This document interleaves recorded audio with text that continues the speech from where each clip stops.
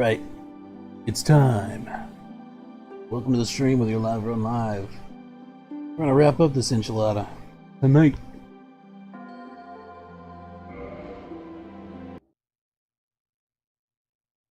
Ciao, there we go. Alright, we got some plans. We got big plans for this stream. First of all, we're gonna try to take a crack at Calamy. This is a boss fight I've never done before.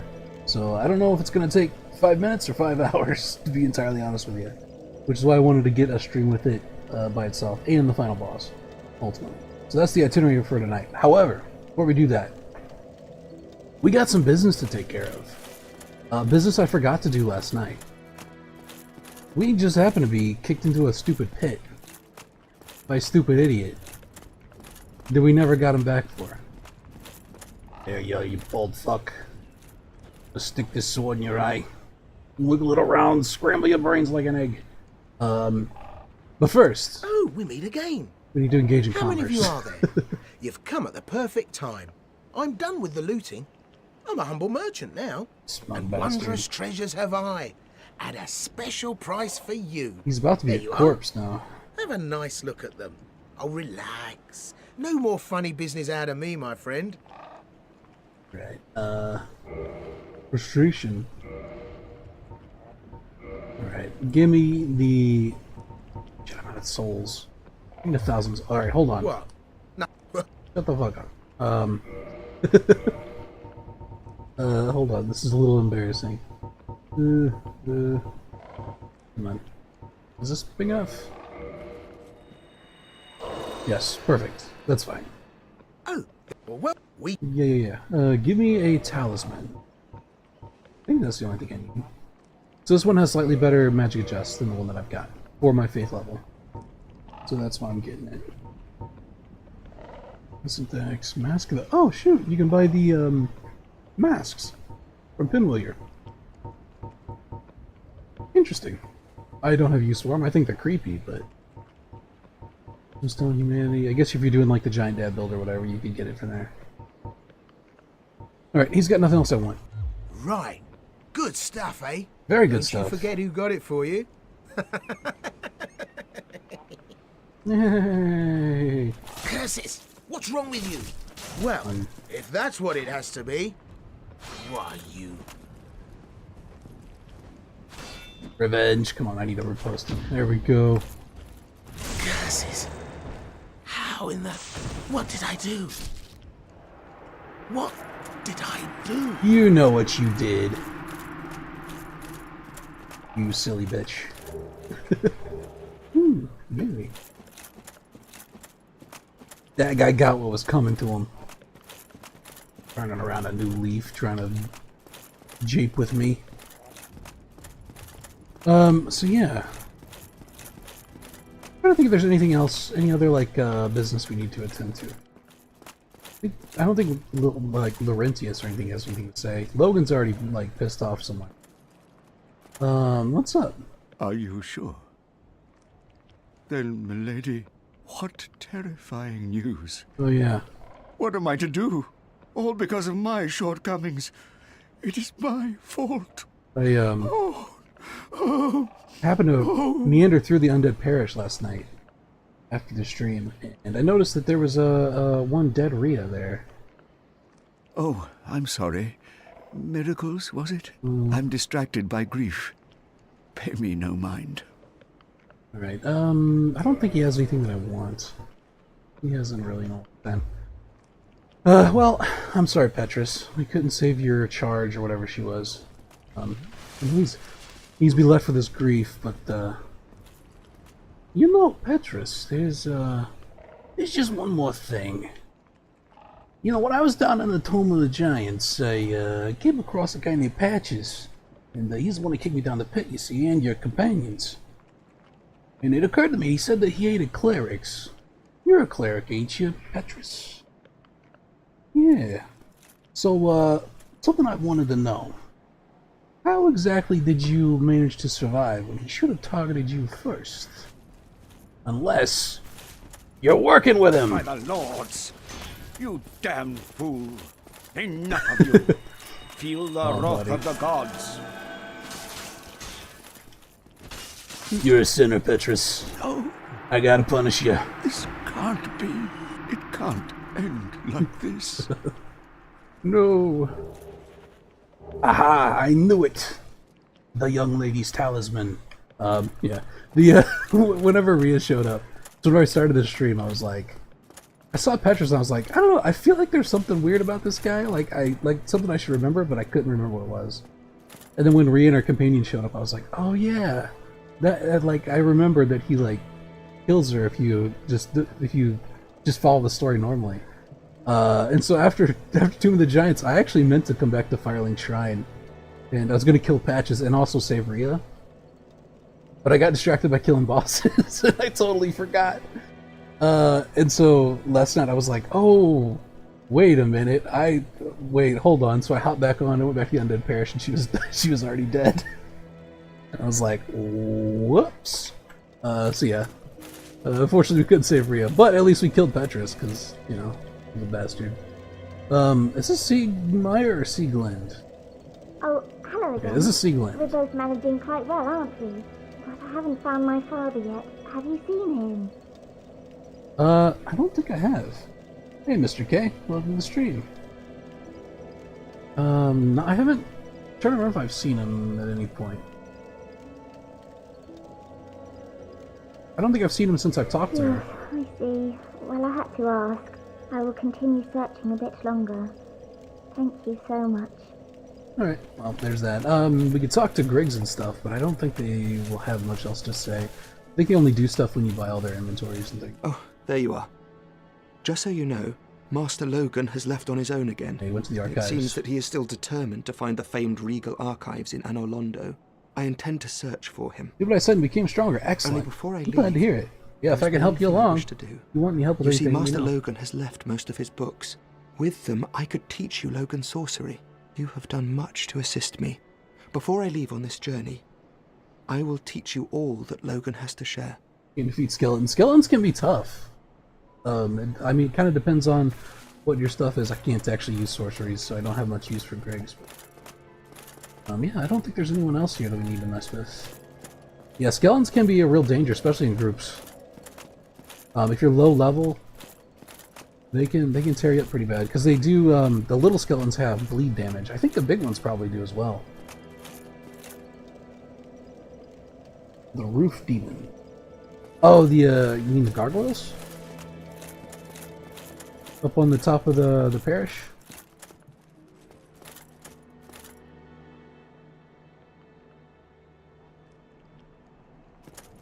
Okay, so Patches has been dispatched. We also dispatched Petrus because he's a filthy lion murderer. So I guess we head back to the DLC land. And go see if we can find Calamite. Where do we want to go? I guess the township? With a big spear? Yeah, I think those are the Belfry gargoyles. They can be pretty tough. If you go into human mode, so if you reverse hollowing at a bonfire, and then you go up there, you can summon an NPC for that fight. You can summon Solaire if you talk to him, and he makes the fight a lot easier. Okay. I need to find a key. So I'm pretty sure in order to get to Calamite, well, you don't have to, but in order to do it the right way, in order to get to Calamite, I need to find a key to the door at the top of the tower, next to where I fought Artorias.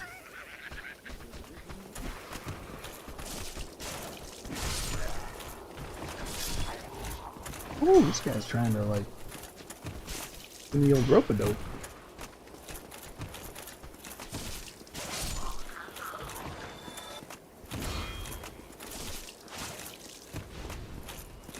Did I finish the game? Not yet.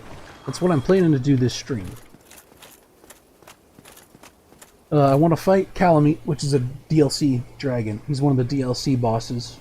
And then next I'm going to go and kill the final boss after that.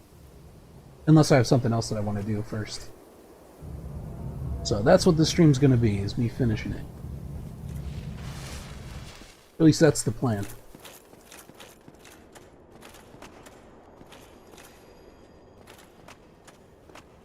Alright, the key should be like back here, I think. I'm pretty sure I missed it coming through.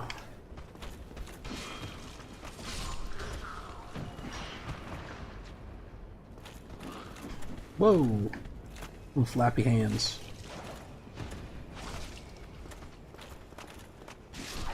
If I finish, I'm going to Dark Souls 2. I am planning on doing Dark Souls 2. I don't know if it'll be immediately after I finish this series of streams. I do want to get some stuff done in Elite Dangerous. Because they've currently got like a big war going on with a bunch of space aliens that I was helping with, and then I kind of got distracted with Dark Souls. But I do want to stream Dark Souls 2, yeah. I'll probably do Dark Souls 2 and eventually 3 as well.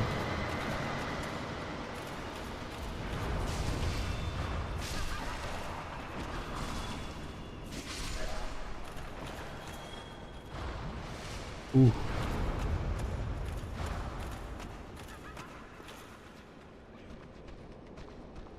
Let's bring this guy out over here. Uh-oh.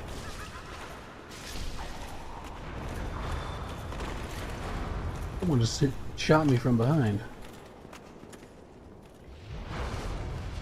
Oh, they're up there. Okay.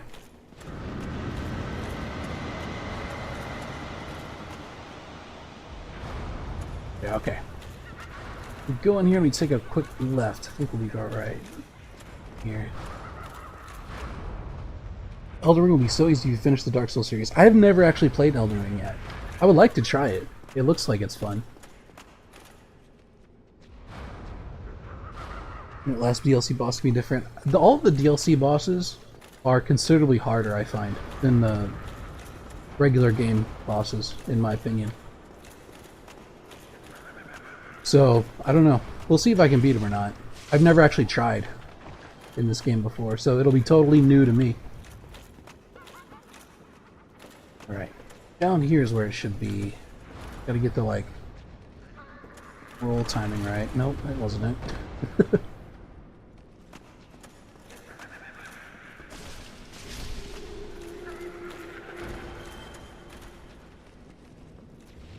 Probably is easier than that because you can summon NPC for it. Ah, I see. Yeah, I'm eager to try it. It looks fun. I've seen like a few people play Elden Ring, doing like PvP and stuff, and it looks interesting. But I've tried to keep myself from getting spoiled too much on it because I would like to do a blind playthrough of it on stream at some point. There we go. That's what I meant to do.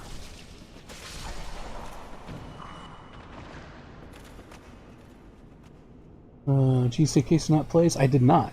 I've not seen any like long form streams. I've seen clips of people doing PvP and stuff. Alright, this is a mimic, I believe. Oh, so here's a tip for you, if you would like it. You died 1,035 times on the last boss. That's a lot of times. He called the therapist. Yeah, it can drive you a little nutty if you're not careful. Alright, so here's a trick for mimics. If you have these items, these Lloyd talismans, I believe this is how it still works. You can use those on the chests, the mimics, like that, and it puts them to sleep. So you can just take their item and you don't have to fight them.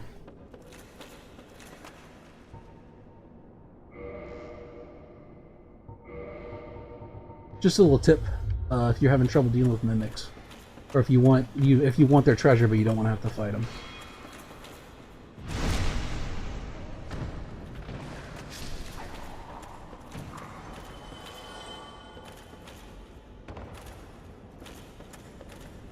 Okay, so we got the key. We need to go back to the place where we fought Artorias.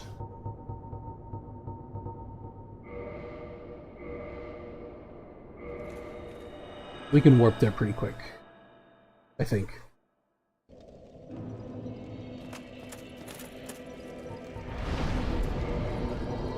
Let's go to, where's the closest? This is Township, isn't it?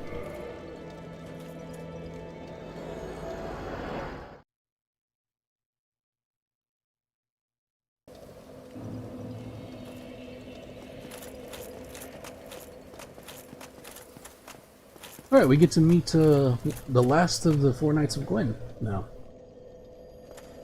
We met Ornstein and Artorias in rather unfortunate circumstances. We met Kiaran, who's probably still mourning in the Coliseum here. Now we get to meet Goff, who's arguably like one of the cooler ones, in my opinion. They're all pretty cool.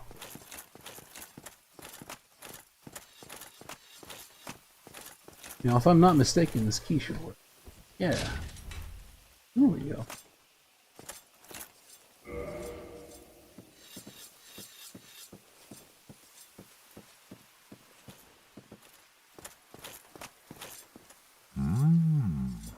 A visitor, have we?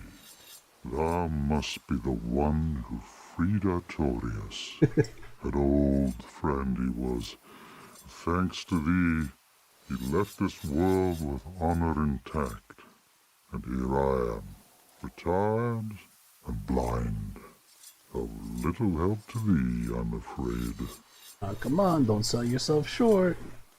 What's he got to sell? Carvings, bones, dung pies. That's a great arrow. I need you to help me kill a dragon, sir.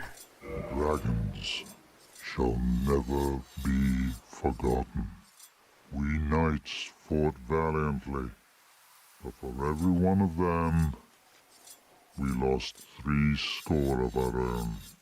Exhilaration, pride, hatred, rage. The dragons teased out our dearest emotions.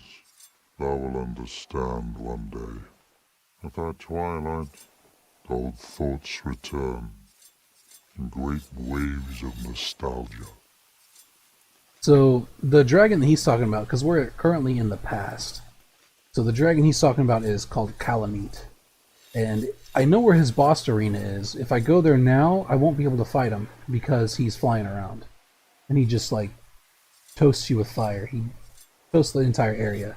So you can't survive it. So I need his help to actually get him grounded. There's very little to be said. What good is a dog with no hairs to hunt? But I'm lucky to be alive, I suppose. Come on. There's very what good is, but I'm lucky. Okay, how do we get him? Lead thy life as thou seest fit.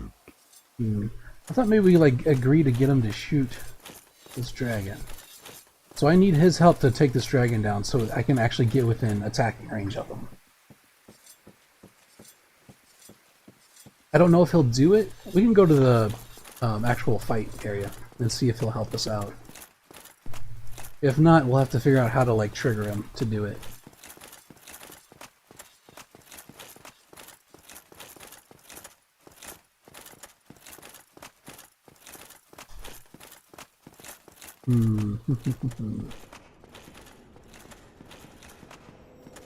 Want something? He didn't really say that he wanted anything in particular.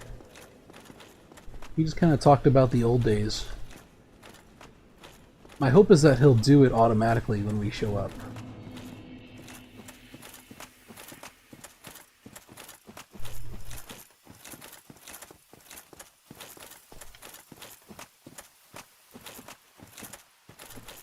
Wait. I think this is the wrong way. Go this way. Right? Yeah, this is it.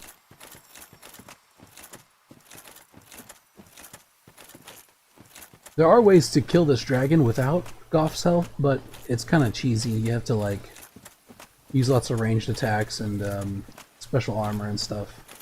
I know a lot of speedrunners do it.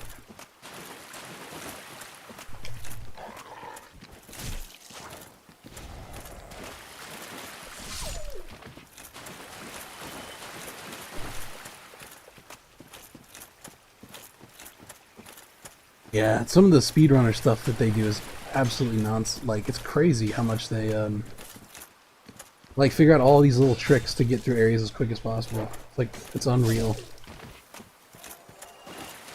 There's, like, entire communities of people just dedicated to figuring out the fastest ways to do it over years. In fact, there's a whole story about how they figured out how to beat Calamite in the quickest time possible.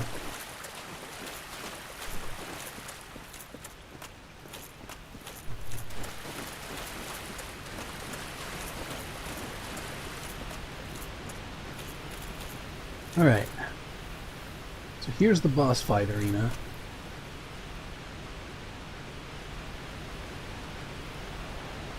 We'll see if Goth helps us out whenever he shows up. I don't know if he will or not, though.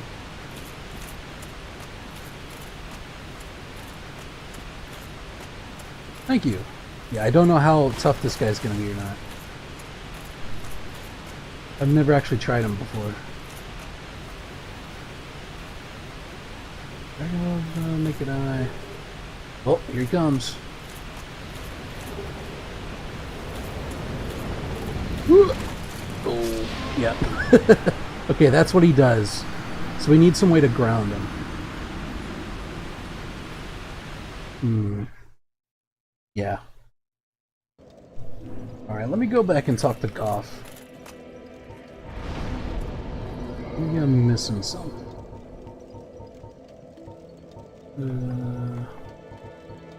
I can't always look it up if I need to.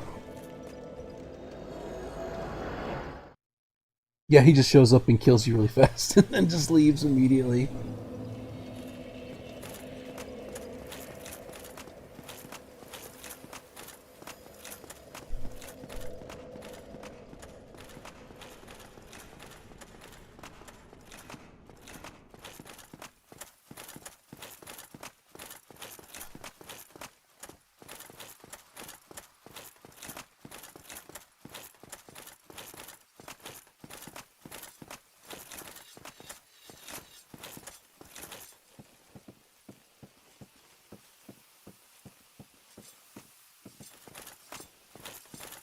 Good morrow. Is the black dragon posing the duress? There we go. Yes, Yes. I need your help. I thought as much. He's called Calamite. Ferocious dragon indeed. Even mighty Anna Londa dared not provoke his ire. I see little good coming from this, but thy intent is to persevere to the bitter end. Yep. Dark Souls is all about. Good, good. What is bravery without a dash of recklessness? I've taken a liking to thee, and I owe thee much for thy service to Artorias. Now, watch, and see how Goth hunts dragons. Oh, here we go.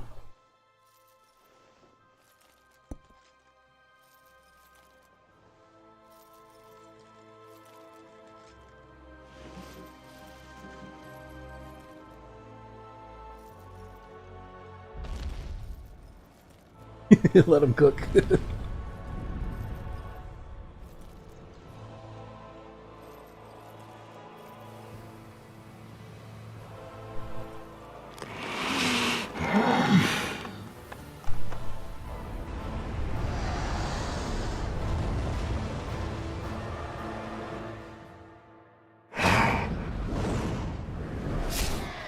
Woo! What a great shot. Pretty good for being blind.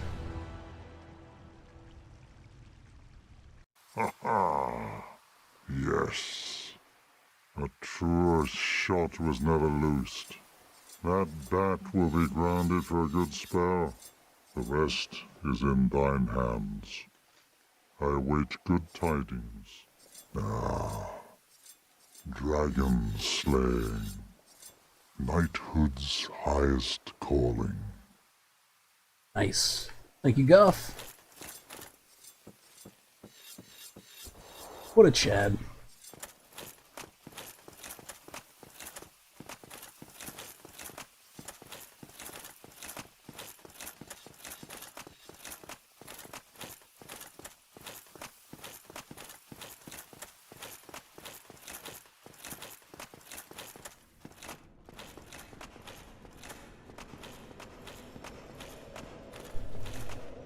Just run through all of Artorias' grape jam there.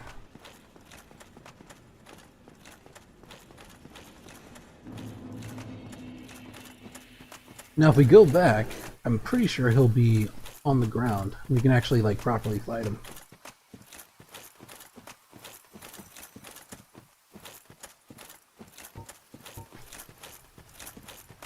Got my lightning bolts. I mean, like, lore-wise, lightning bolts are supposed to be pretty good against dragons. Hopefully those will come in handy. Oh.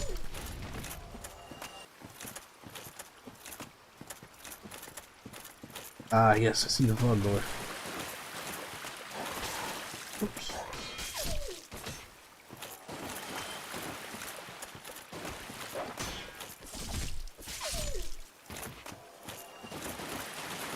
Yep, we'll see.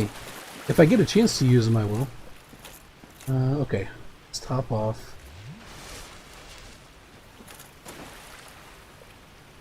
Alright. That's boss time. We gotta figure out, I'm gonna have to figure out his movesets and stuff first. We'll take a good crack at him.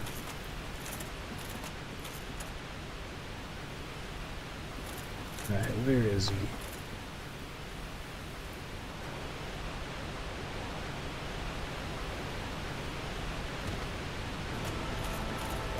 Whoop.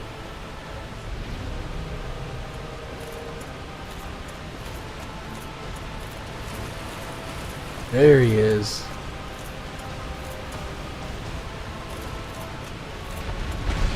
Ooh, okay. That didn't feel good.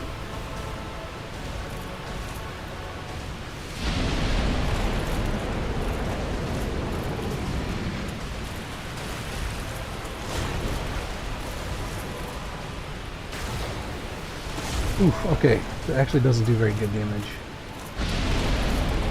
Uh-oh.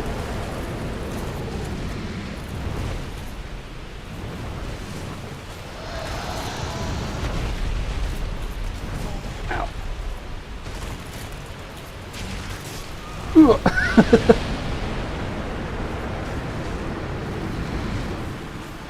Yeah, for one poke I got 103, which is not very good damage if I'm being honest. It's going to take a little bit.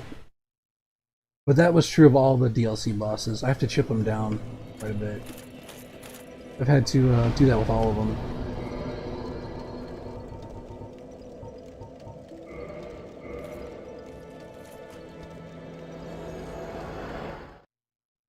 I watched another streamer play this game, and they were using a ultra great sword, the Zweihander. Absolutely decimating stuff. Crazy how busted the Zweihander is. Once I learn his moves, I'll be able to get more openings and stuff for pokes. That's kind of how I have to do things with this build.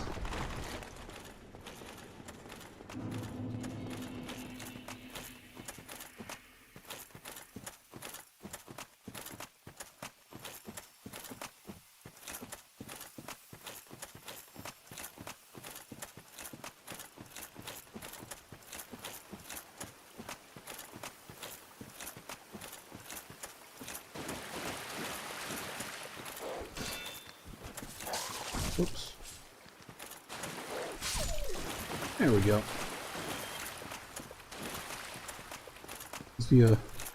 Yeah. The bonfires are sometimes kind of weirdly spaced out. I thought the Lost Izalith one was the worst. The run to the Bed of Chaos.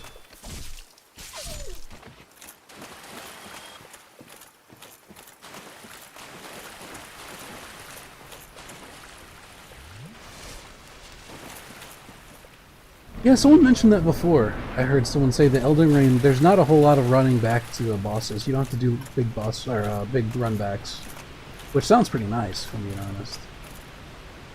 Okay, let's see. Actually, let me switch out this talisman for a better one. The one I bought off of Patches. This one should give me a little bit more damage on my weapon buff.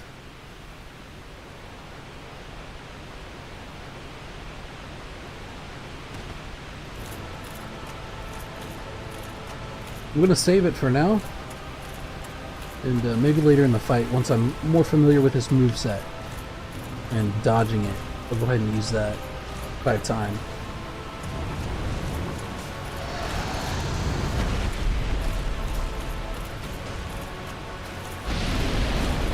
Okay. So that one does have a range, you can stay back away from it.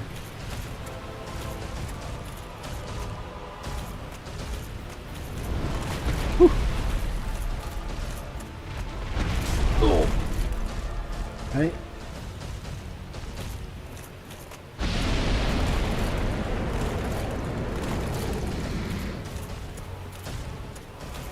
Oh. Camera.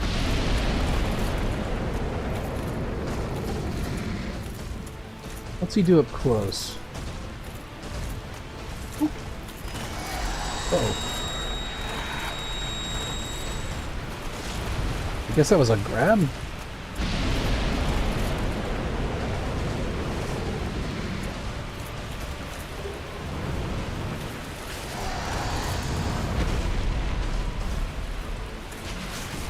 Oh. Oof, okay.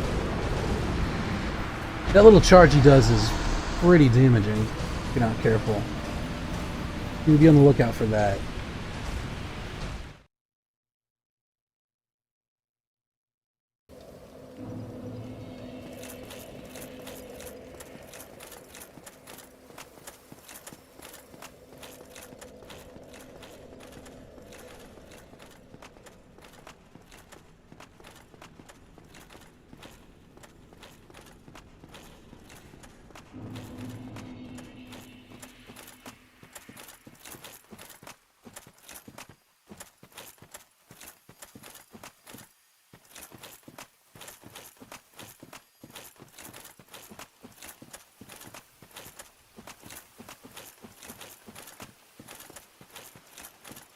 Okay, where's the doggo? There he is.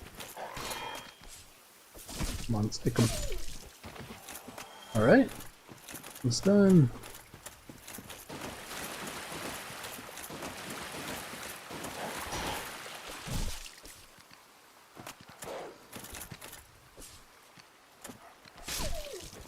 There we go.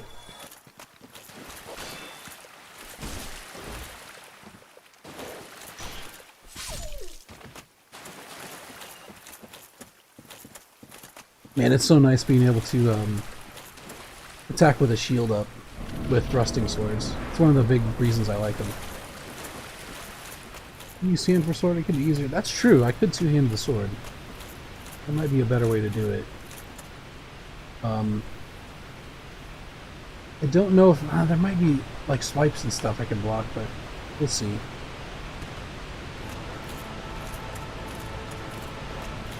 That's what I had to do for Manus.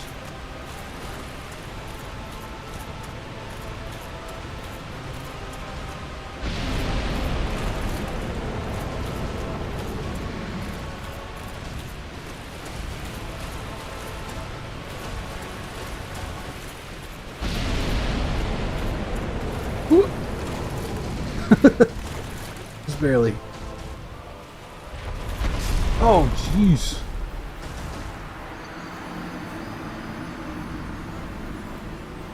Yeah, we were just at the wrong range for that fire. We couldn't quite outrun to the side. We couldn't get back far enough, quick enough.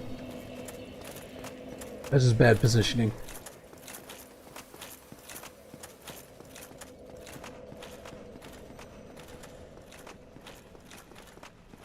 For the build I have, like, it really is kind of important to learn the moves for it, right? Because I don't have the reach of like an ultra great sword or the poke ability.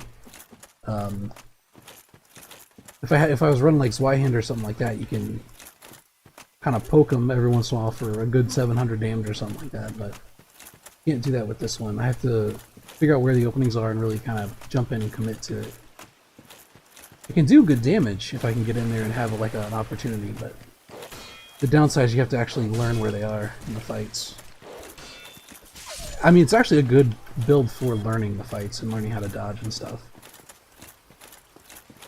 because it forces you to do all that stuff.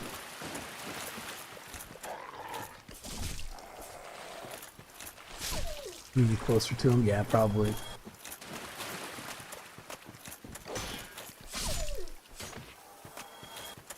My first, like, instinct is just to try to get a feel for what his attacks are and stuff, and then kind of get in closer.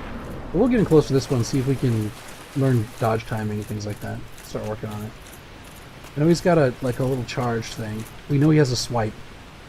But it seems like the ones that he gets me the most with are the ones that he has a little, like, dash. So, we could probably mitigate that somewhat by getting closer.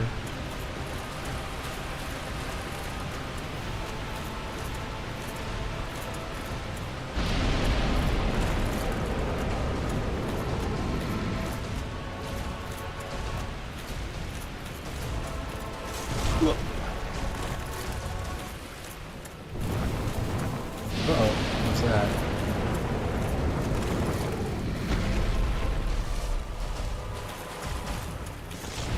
Okay, that was a good dodge. Got that one.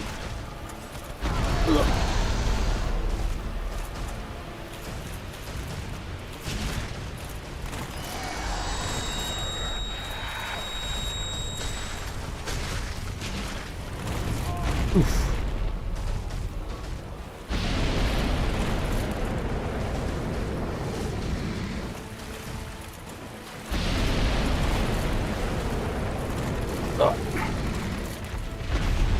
Yeah. He probably would have shot. He probably would have killed me there if I'd been too close.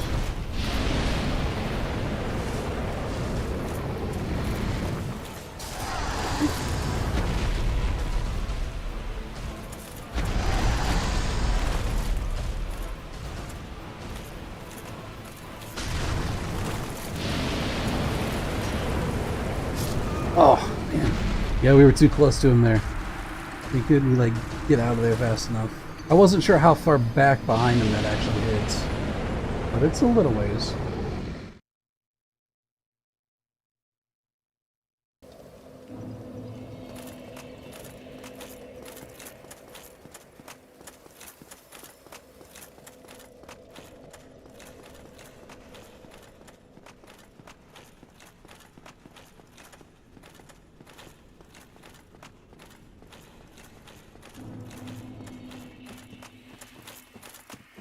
The shield does provide, like, a little bit of cover against fire and things, so I don't know, it might be worth it to have it on hand.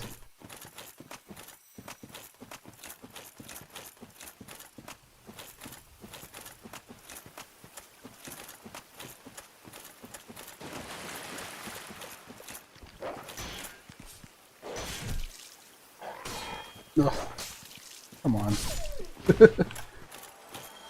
That's one of the downsides to rapiers and thrusting swords, is that sometimes you attack over the top of enemies. Completely miss them.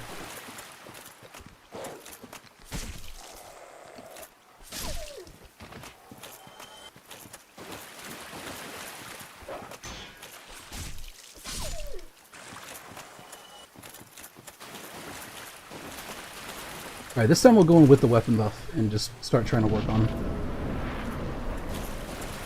We at least have like a preliminary sort of feel how he moves and stuff, so.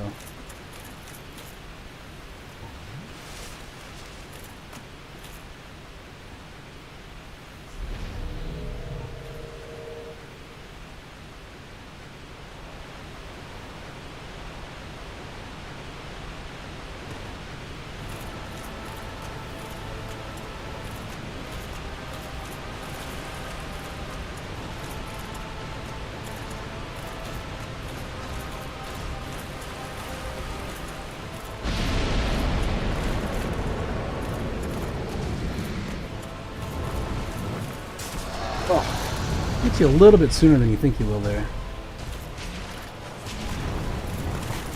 Oh, wait. Shit.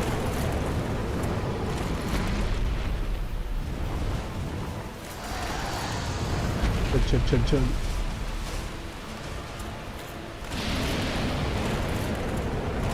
That one's kind of a new one there.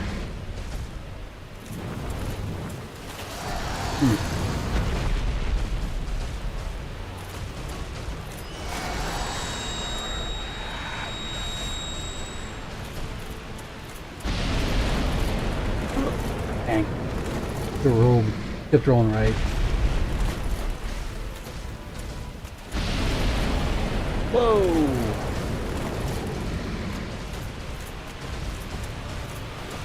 Alright, do something to give me like an opening.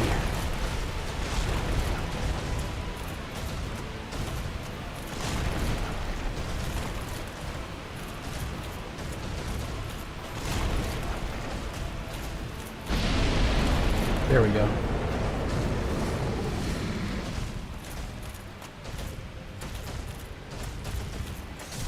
Oop. Ow, shit.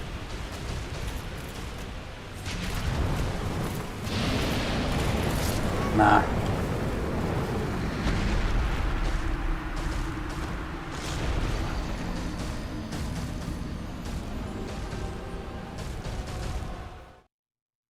That's the first time I've seen him use that little two-hit combo swipe thing.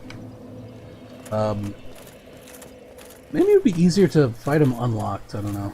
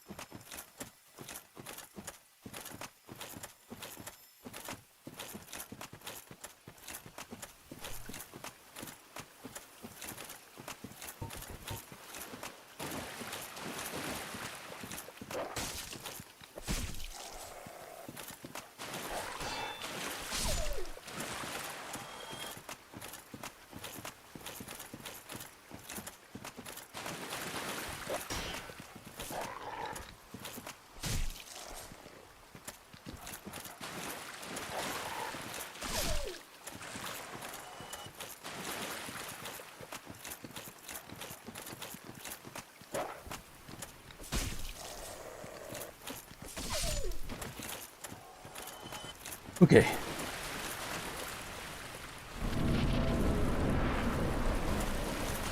So if we get, I think if we get like too far behind him, he does that little jump up where he jumps up, he turns, and he like sprays fire on the ground. When he does that, we need to be cognizant and try to get back behind him when he does that, if at all possible. Or at least see if we can get back far enough away from it to avoid the damage, because it's a really heavy punish when he does that.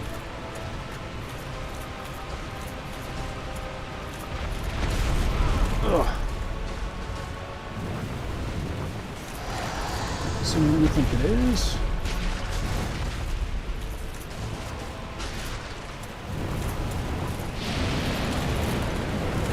Yeah, like that.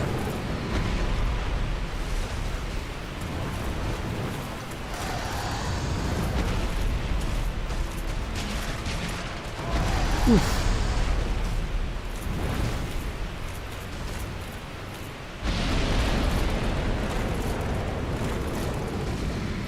Oh, you can't roll out of it. You gotta like actually move proper. Alright, so there's a pretty good... He doesn't have like any real move correction when he does that. That's good to know. So you can dodge pretty early and it's fairly forgiving.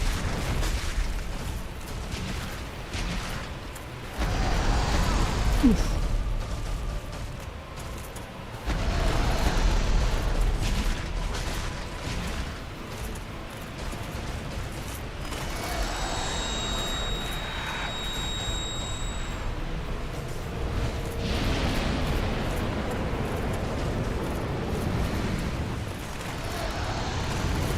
Oops. Only double rolled there.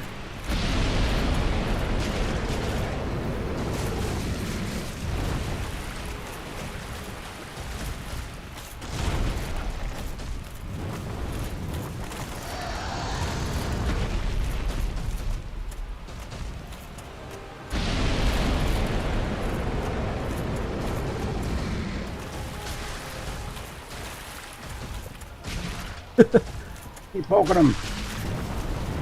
Let's get behind him. Ugh. Oh, the recovery for that is so long too.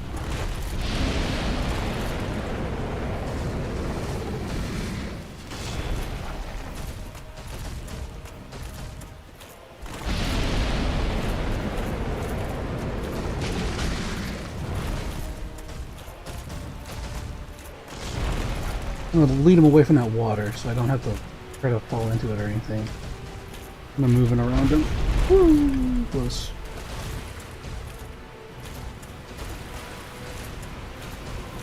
Yeah, come over here. Oh.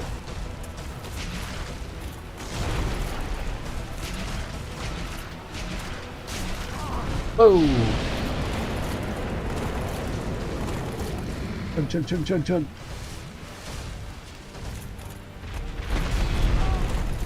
Yeah, there's no blocking that. Oh, man. Just a little off in the timing there. A little too slow in the dodges. But we're getting more used to it. We can kind of get in the pocket. So it seems like it's like just under his front legs around there is where you can kind of just get in there and chip away at him. It's hard for him to hit you there.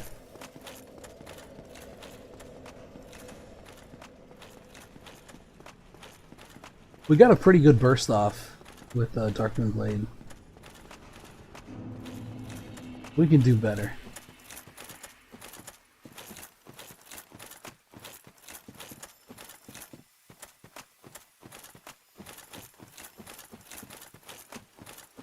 In fact, if I can catch him whenever he's doing that longer flame breath, that'll make the approach considerably easier.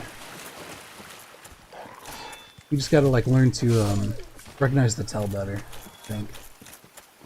I have to learn to recognize the tell better, I should say.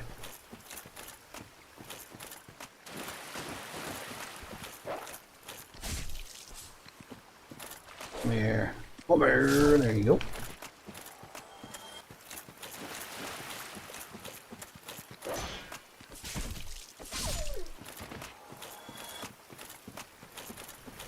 Dogs and rats, they move around a lot.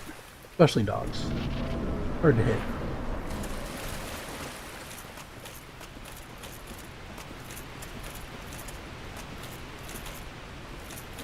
Okay, we should have time to buff once we get down there. That'll maximize the amount of time we have Darkmoon Blade 2.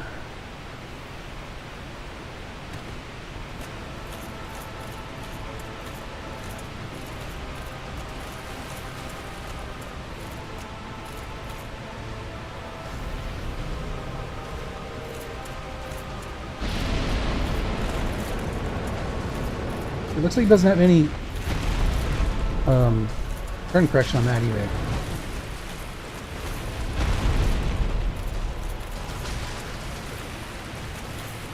Whoop.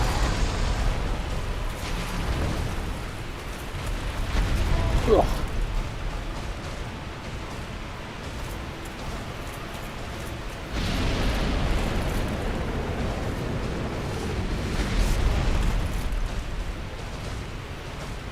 Not quite have as much time as I thought I did there.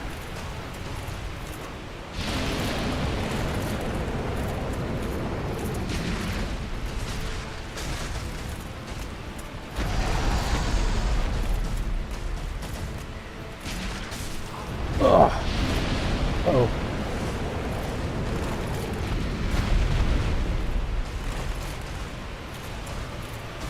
Right. Look for it. Where he won't punish us. I think that's probably good.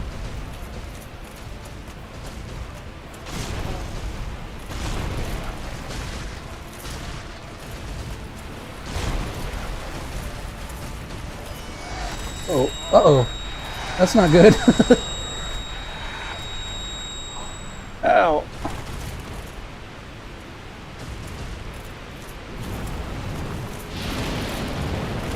Nah.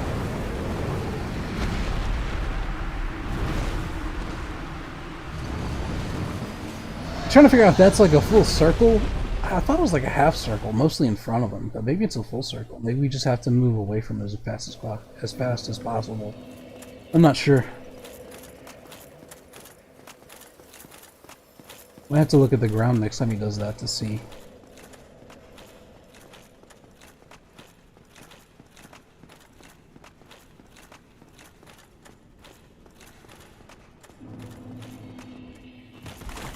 This build's like really based around the R2, like this. So if I can get a full barrage off, especially with weapon buffs, you can do really good damage, but the trick is finding the right openings for it. It works really good on the like normal base game bosses, because they all have pretty decent sized opportunities they give you here and there. But the DLC bosses are just like really frantic, and they don't give you many opportunities. The DLC bosses feel a lot more like a Dark Souls 3 boss than a Dark Souls boss.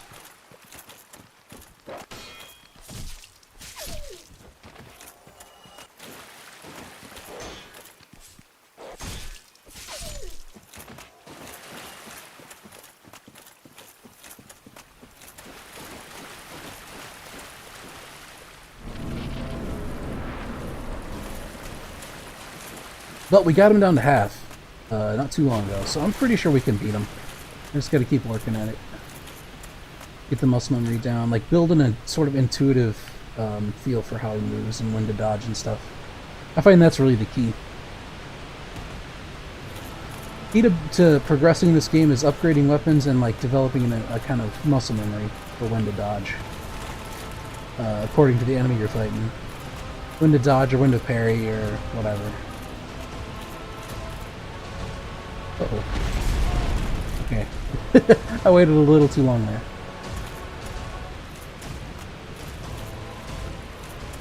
Come on, do something.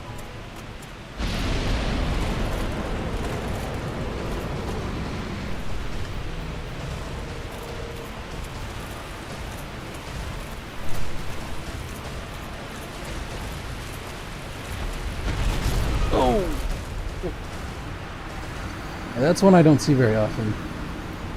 I thought he was going to do his little head swipe, but he didn't. All right.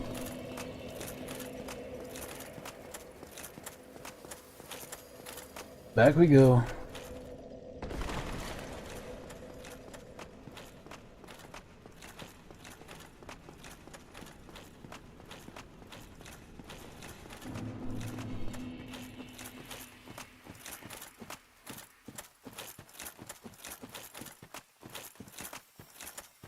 Yeah, my general strategy for fighting bosses is kind of range out a little bit until they do an attack that allows you to get an opening.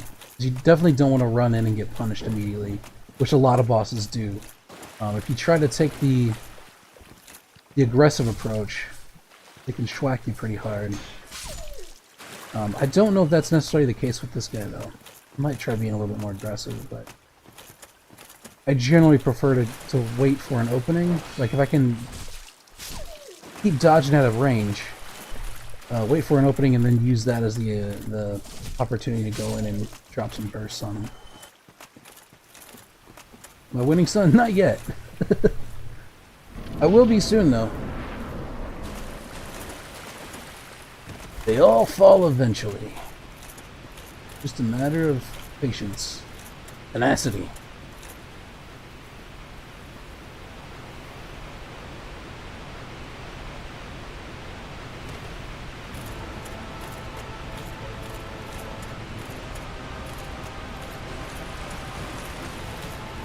We'll wait to use it. You'll probably find a lull in the fight at some point.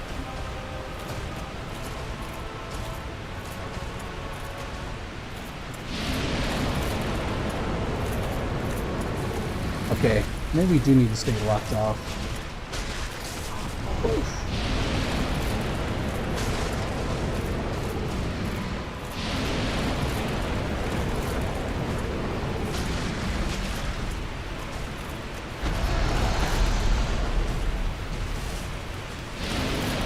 Oh, that's not good. It's not good at all.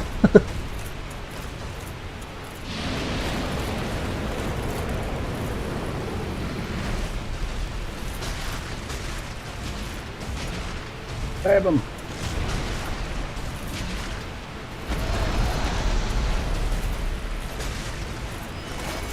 Fuck. You got me. Oh, I don't like that. It makes my ears hurt.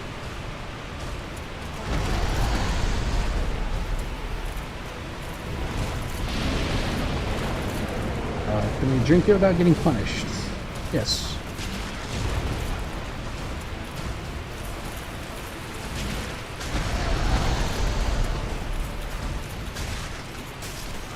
Whoa! That was a lot of damage he just did. That's the first time he's ever done that much damage with that attack on me. That's one of the other gripes I have with Dark Souls. Is that sometimes bosses will just do randomly high damage to you for some reason.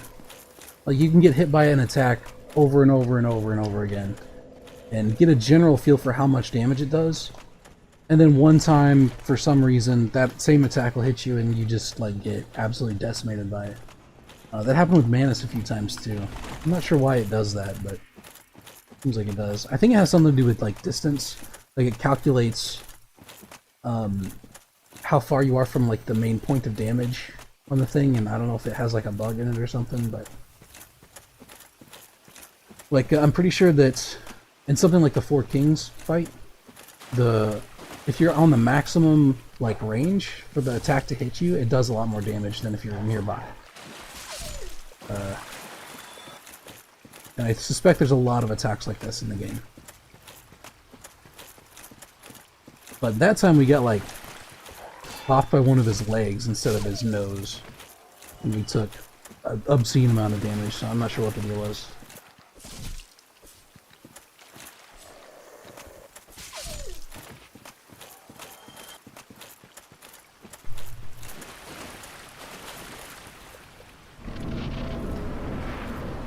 Alright, this is the one. I can feel it.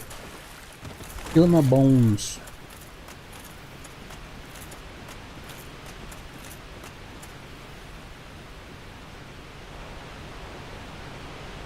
And I'm going to go ahead and use the weapon buff right away too. Because I feel like I've got a decent strategy for getting positioning where to like hit him at. Just a matter of surviving all of his attacks now.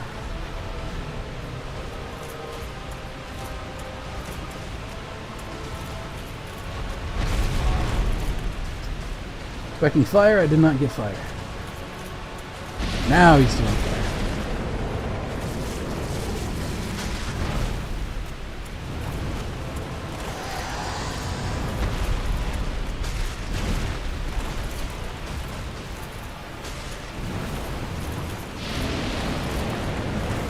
Oh, fuck.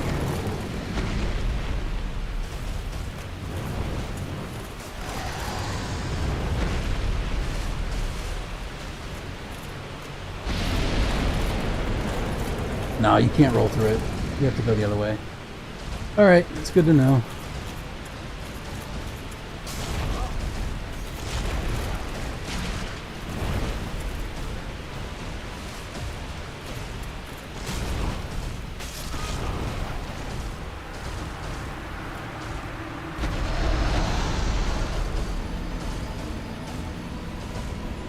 Yeah, we just didn't have iframes when we needed to. That was poor roll timing on that one, I think. Because you can roll through that like I did before, and it gives you a pretty good positioning. But I just had the timing was off on my end. You can kind of roll underneath them if you roll forward with that.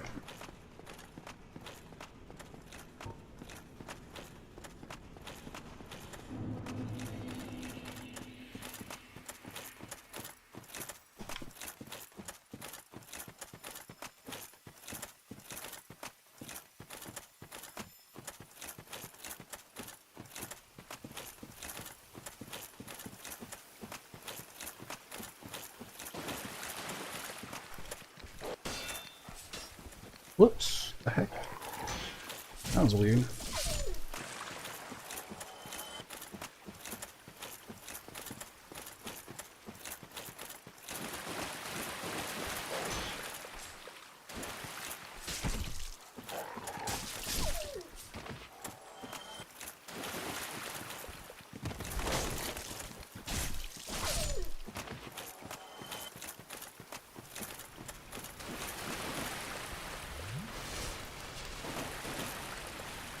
I think of all the DLC bosses, Artorias was probably my favorite. Like, he felt like the most consistent, right? Like, he felt like the one that rewards you the most for, like, learning the fight and learning the attacks and learning when to dodge and stuff. The other ones feel a little bit more, like, frantic and unpredictable, I guess, would be the word. Hey, Napalm, what's up? Look at the stream, man.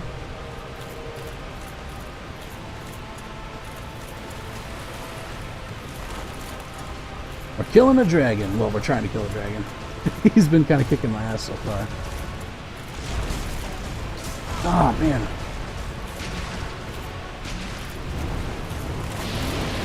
He's gonna kill me, yeah. Yeah, it looks like it might be a full circle. I don't know, there is a place that you can go like that's closer. It's just as fast away from him as possible.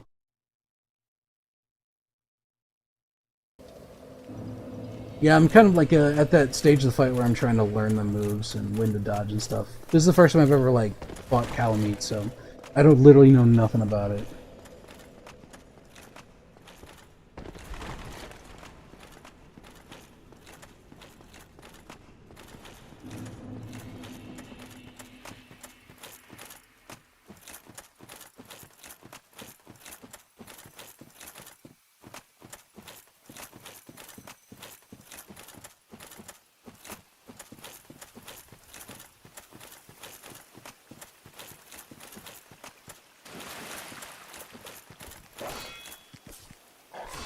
Uh-oh.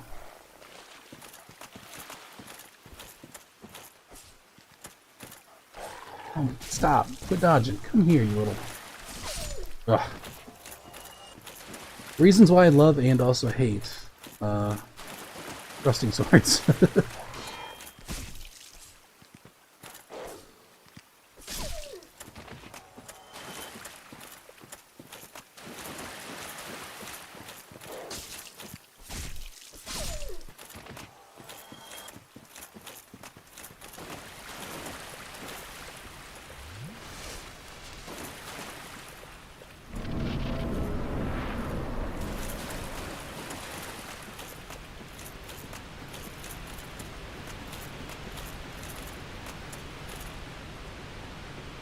Alright, let's try this again.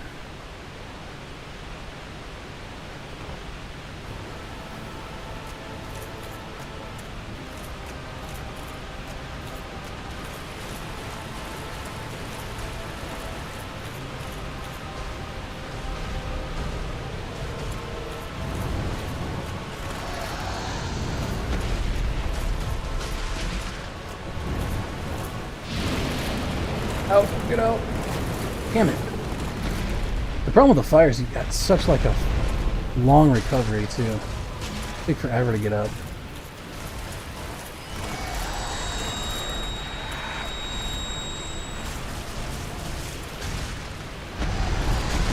Ugh.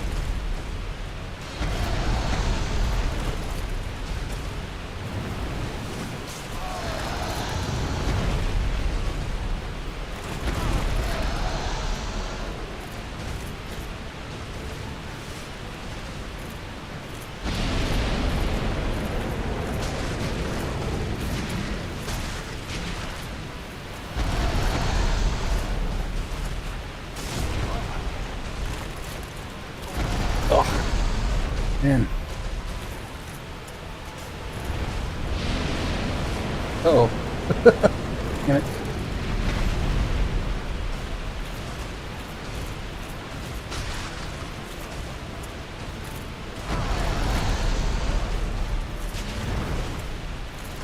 It's so frustrating whenever your hits don't connect.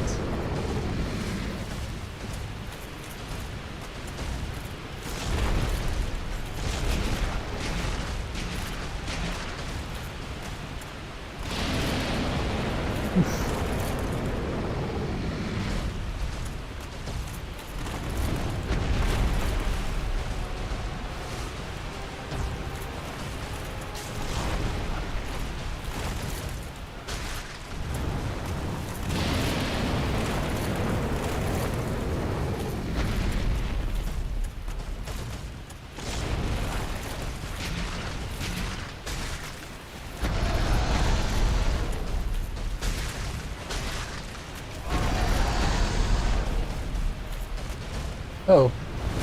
Ugh. That one also feels like a little bit of a crapshoot. Depending on where you end up underneath him whenever he does that little stomp.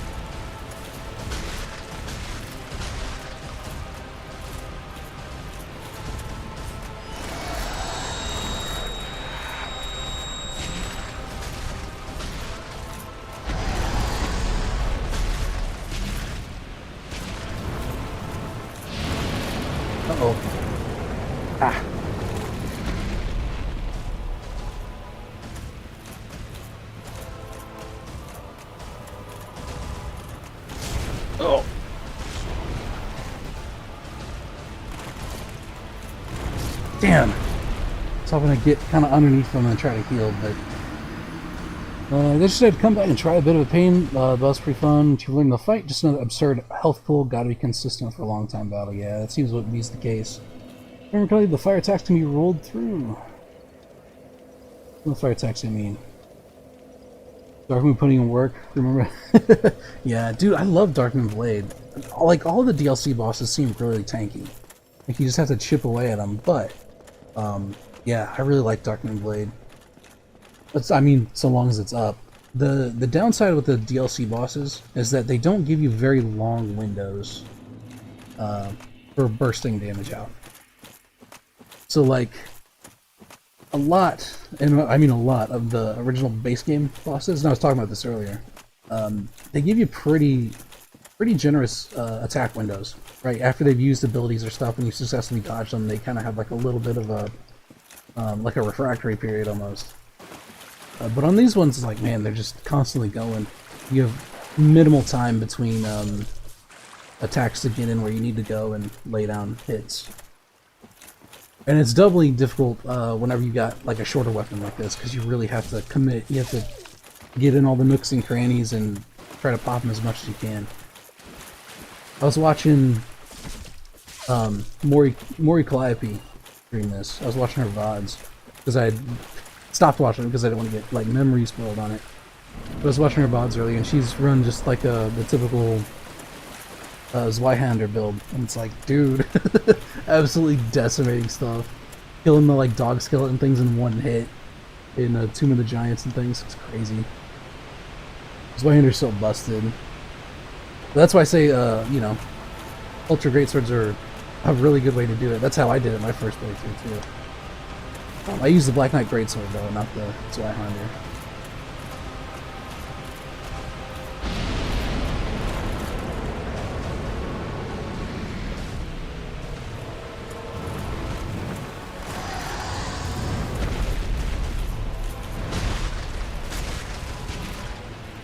Uh-oh.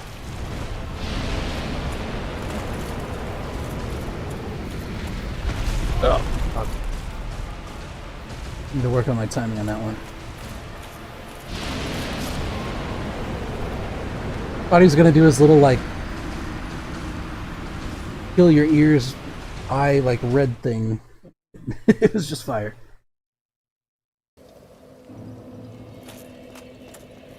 Oops.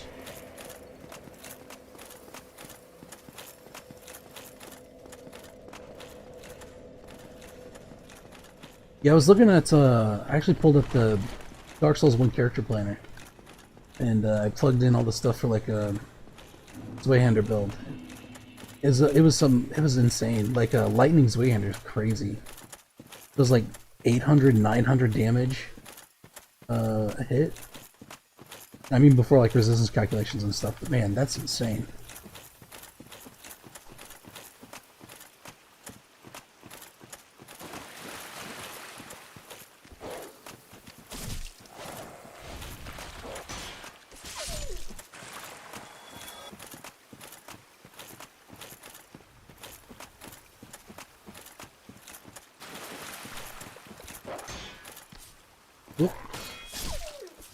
Yes, we're on a slight incline above him. That means we can't hit him.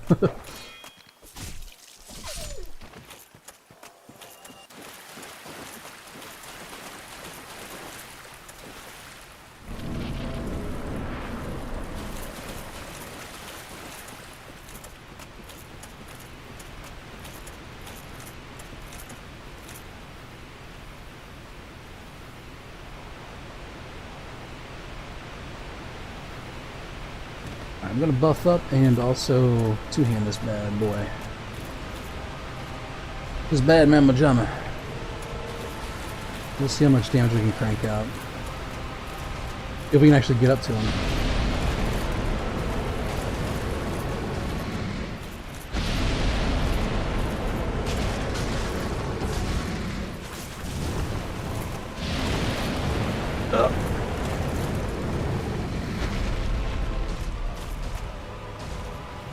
Don't punish, please. Ow.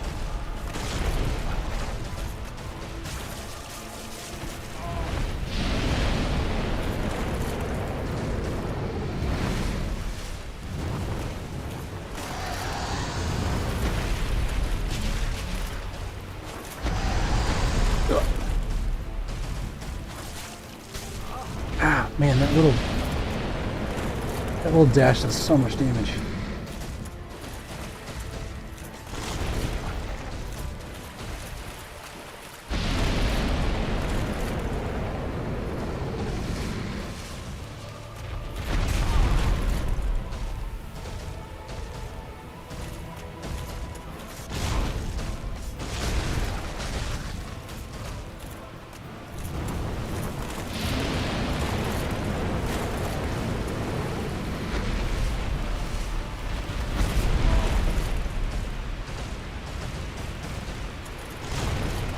Gonna do a second one? No. Okay.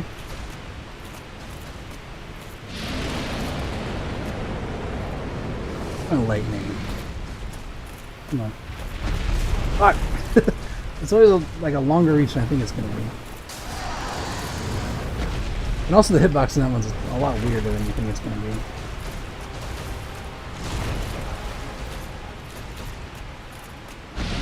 Okay.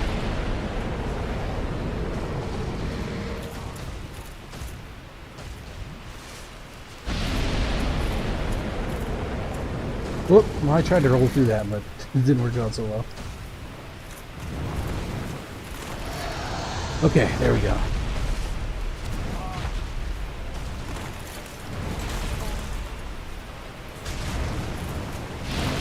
Damn it!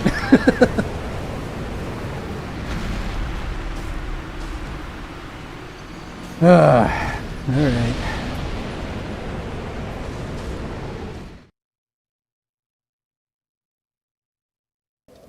Those random, like, those random things where it, like, forces you back out once you close ground, it can be pretty frustrating.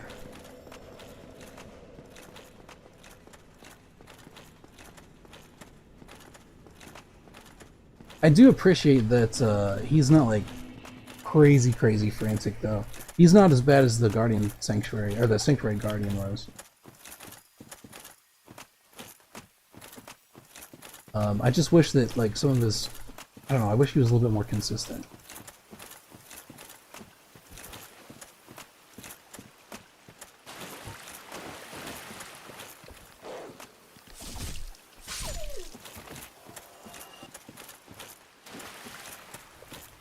At least he's not as bad as Manus, though.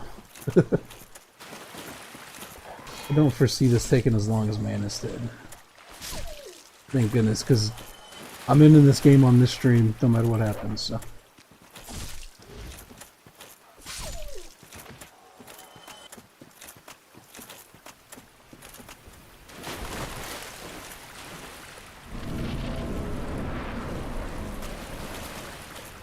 But, you know, this kind of stuff is what makes the victories so satisfying, though. You spend all this time, like, dying and getting your ass kicked. And when you finally beat it, you're like, oh, it's so nice. I never have to do it again, sort of thing. And then you wind up doing it again, like, you know, a few months later, or however long it takes you to want to play it again. A year, whatever.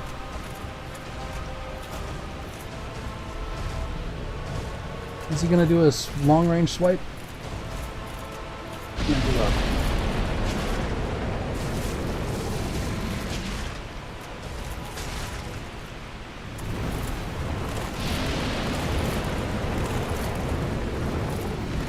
Yeah, it spreads too fast.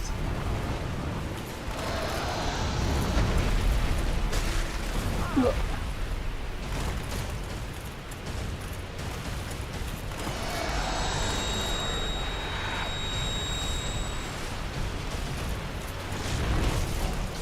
What? Oh, come on. That was weird.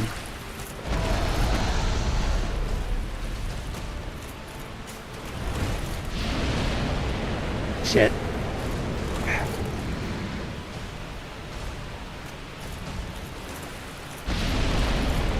Uh-oh. That's another thing that I don't like about a lot of the like hitboxes and stuff in this game is sometimes they just whack you twice for some reason. I remember one time in... This happened on stream. It was in Sen's Fortress or something like that. And I wound up getting hit by one of those boulders like 3 times at once.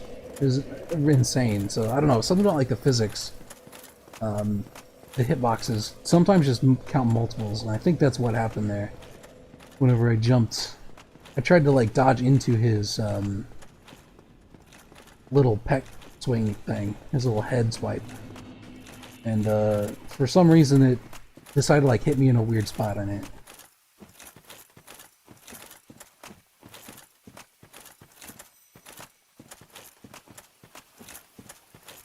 It wouldn't be so bad if it was just the damage, but usually it like kind of stuns you a little bit, right? Which lets you get hit with follow-up attacks. Very annoying. The same thing was happening with Manus. I recall bitching about consistently with his jump attack, where it would like the hitbox would hit you before the slam would.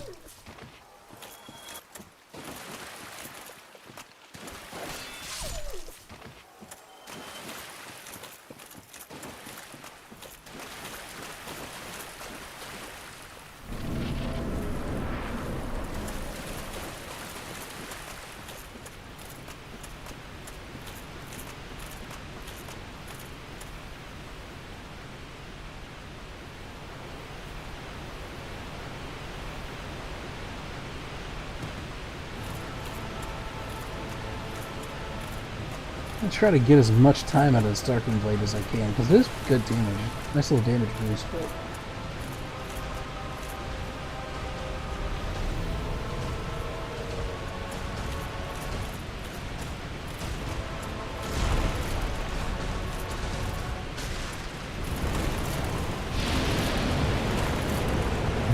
I hate this attack.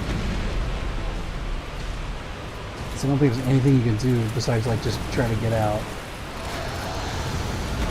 Whoa! Okay, I didn't know that he could like land on you like that. Good to know, I guess.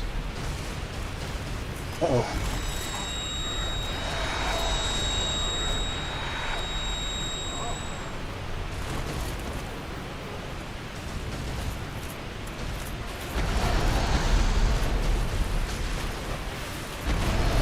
Oh, fuck. Alright, that was just like 80% of my health, cool.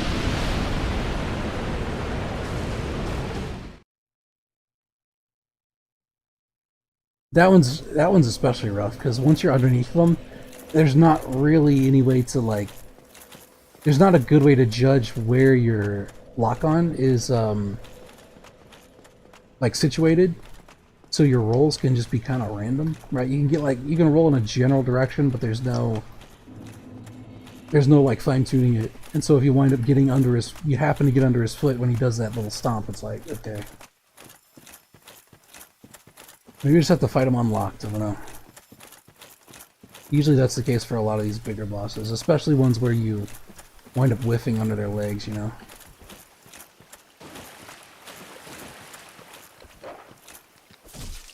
One of the cons of the thrusting swords, as I often say, is you got no arcs. You got no swing arcs.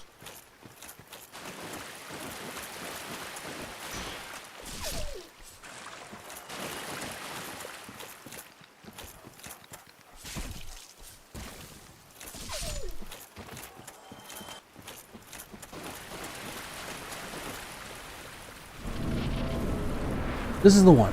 I can feel it.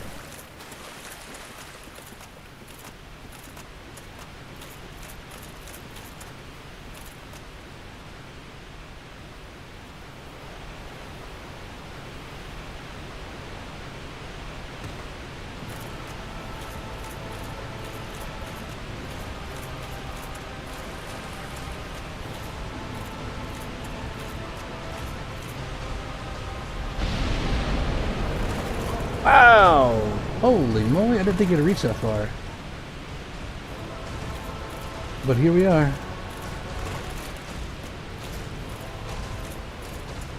Alright. Ah.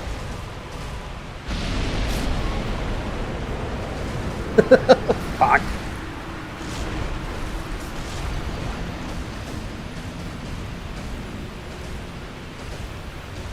That's the other thing that really throws you for loops, is when they do like partial combos and stuff. Because you can't really get used to it, right? Sometimes they fake you out.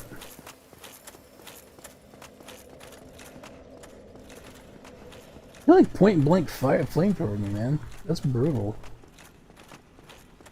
Just as I was getting up too.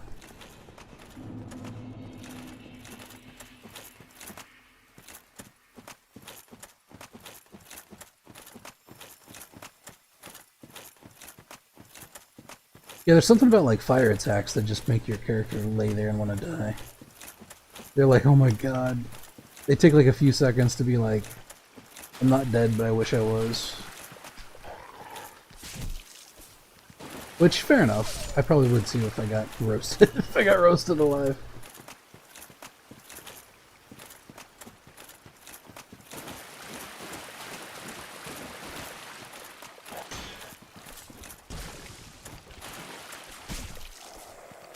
Yeah.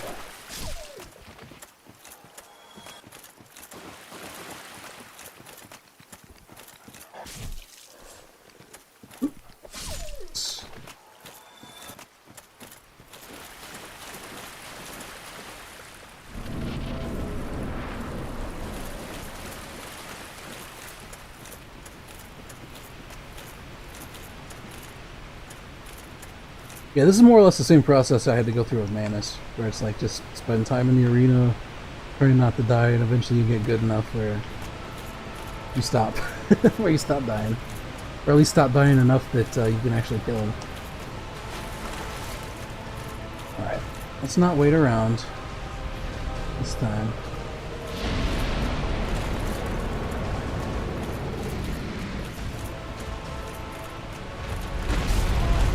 Too early.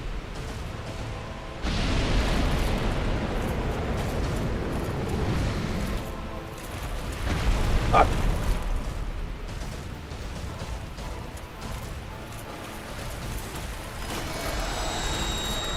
Alright, hold on, let me drink up. Take a look.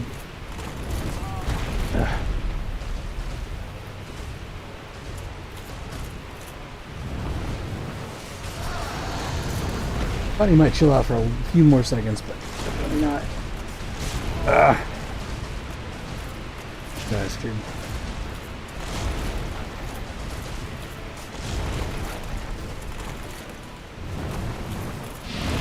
I think we're dead. Yep.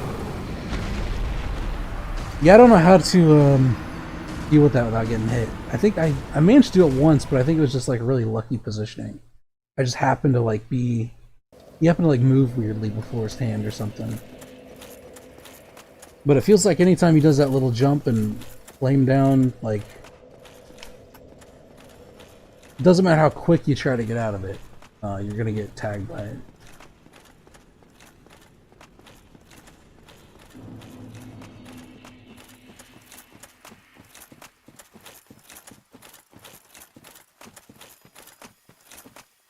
This time I'm gonna try just unlocked. I'm gonna try not to lock on, even though it's like a really bad... Like, my natural instinct is to lock on. I'm gonna try it without. I had to do a ton of locking and unlocking with Manus.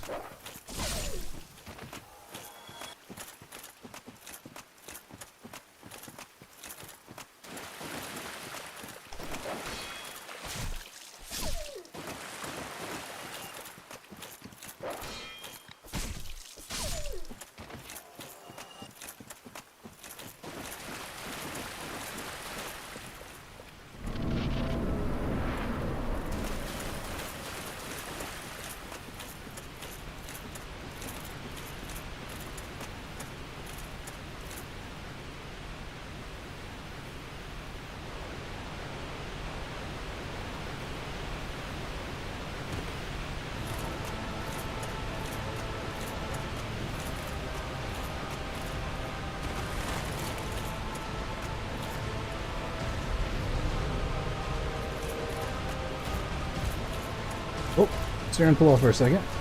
That's fine.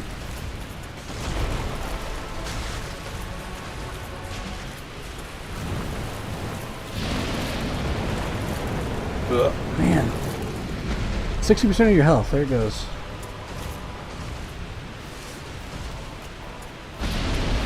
Said I wouldn't lock on, didn't I?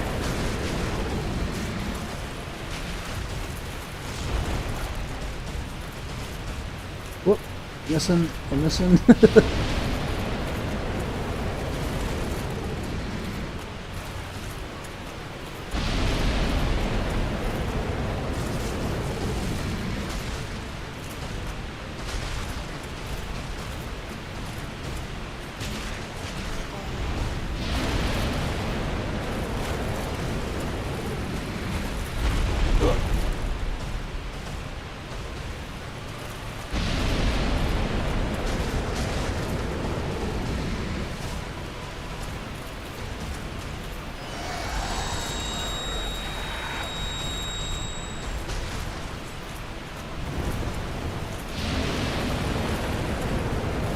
Woo! Okay, so you can't avoid it if you're not locked on.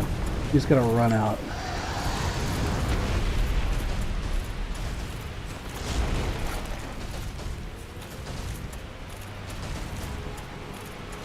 It might actually be harder to hit him. Ah, shit.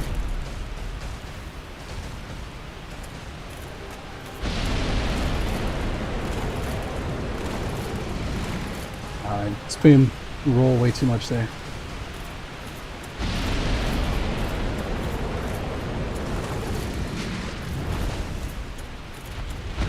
Ah.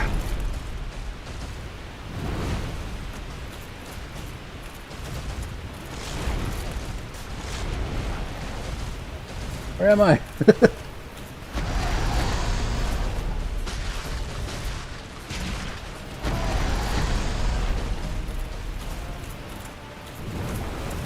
Oh shoot, I think I'm up against this lake. I don't even know if I can go into that. Yeah, I think we'd have to toggle lock on this guy consistently. That seems to be the best way to, like, snap to places to hit him. Pretty much essentially what I had to do with Manus too. Which is a giant pain in the ass.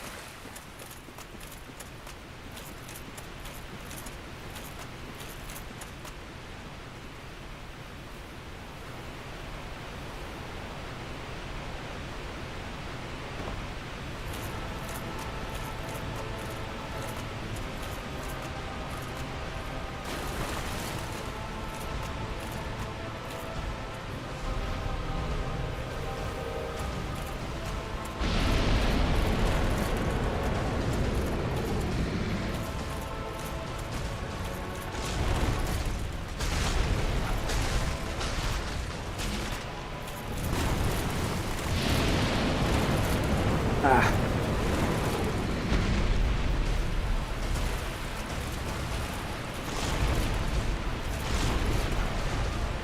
Alright, we can dodge that somewhat now.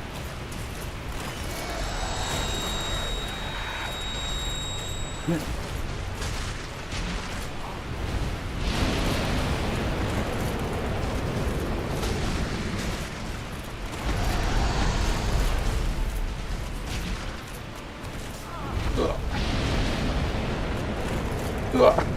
Fuck.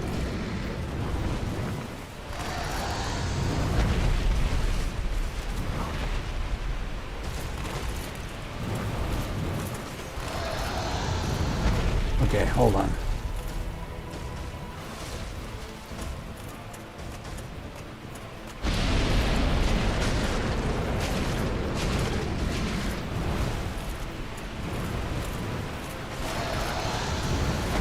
Oh yeah, I keep forgetting he can land on you.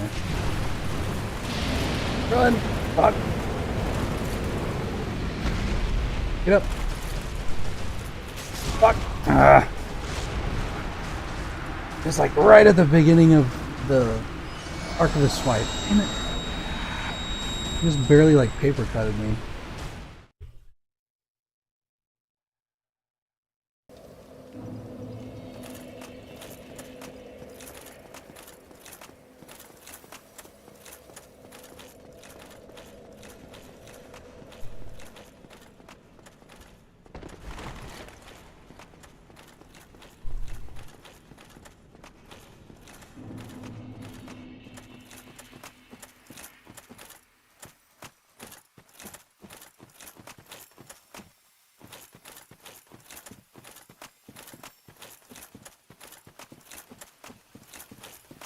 Alright, you stupid doggos. The worst part of putting doggos between bonfire and a boss gate is they can outrun you. You can't really just run past them.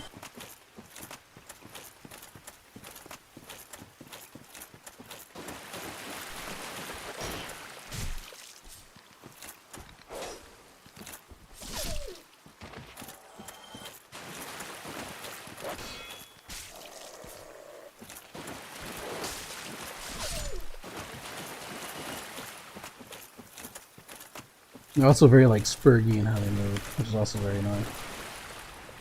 You can jump around and dodge and stuff. Like a dog, no less.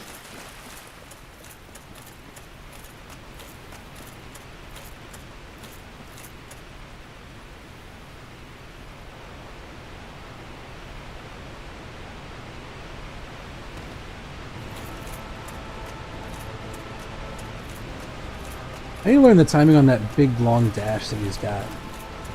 The big swipe. The long range one.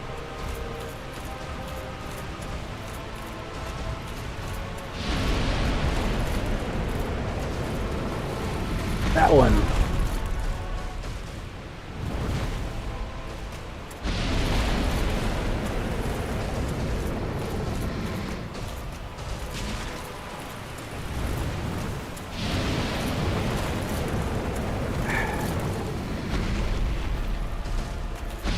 Nope.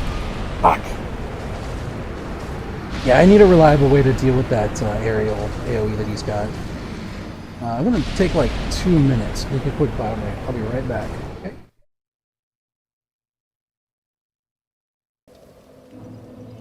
Give me just a second.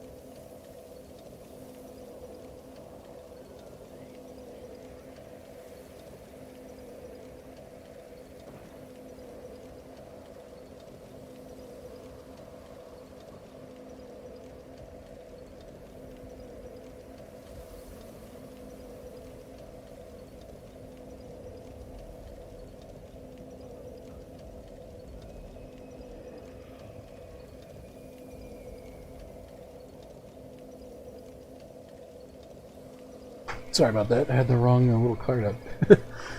So I went to take a leak, and I had an epiphany. What if I can get like better roll? Because I'm currently medium rolling. Is that enough? No.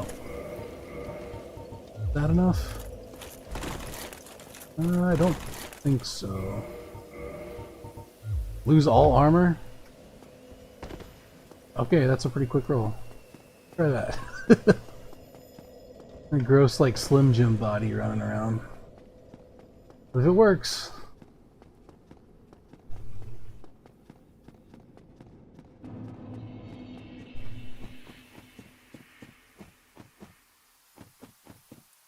I just have to be really careful not getting hit. But I think if I can get, like, if I can squeeze up more iframes and also get faster rolls, then I can probably deal with...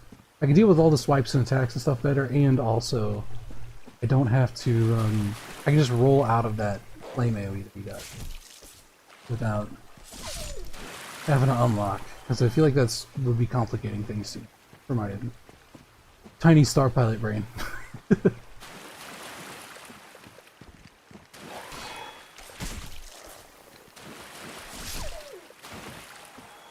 The helmet stays, though. We always rock with the helmet, except for the times when we don't, and we have to take it off to get a light source. But that was an exception to it.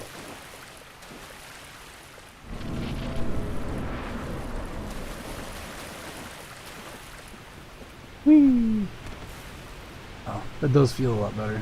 It's way more nippy. I'll just die in one hit. Unironically, probably what's gonna happen, yes.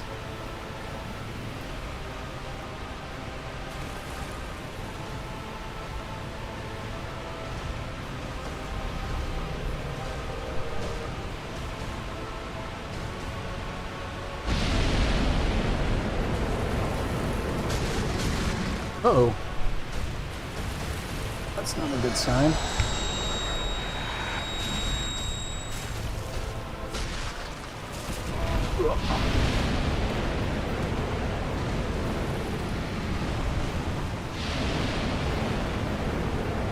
I mean, it's a good distance you have to get away from him when he does that.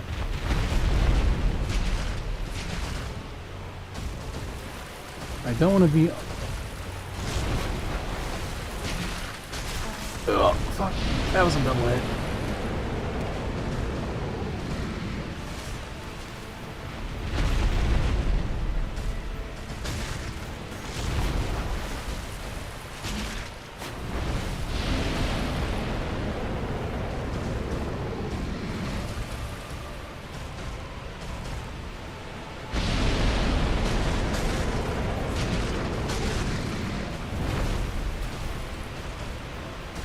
Come on, lead it back in. Ow, ow, ow, ow, ow, ow, ow, ow, ow, ow.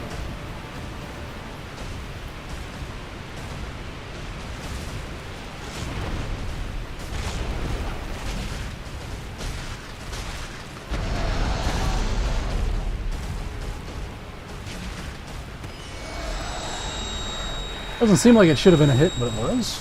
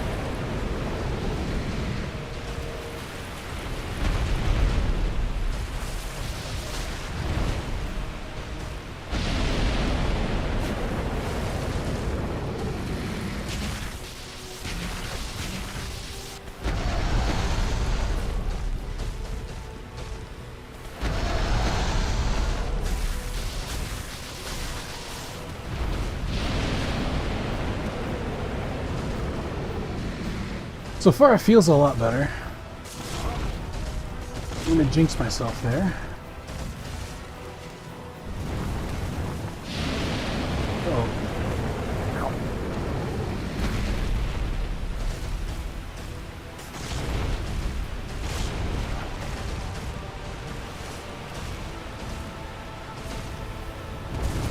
Oof. Okay, I need to figure out that one.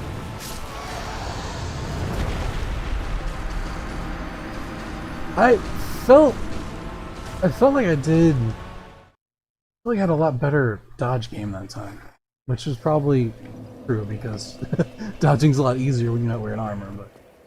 But let me repair this stuff. Let me go back out there. But I think that might be the trick. I'm gonna keep it lower. Yeah, these the lower equipment load. Oh, damn it. Stop. There we go.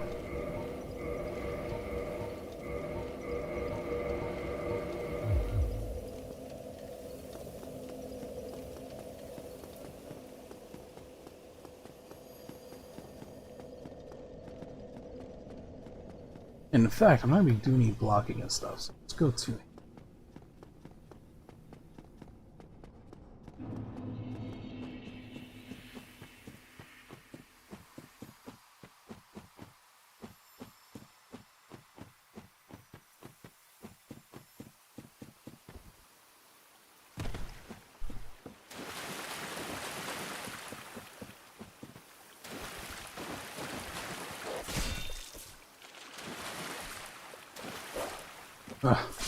okay.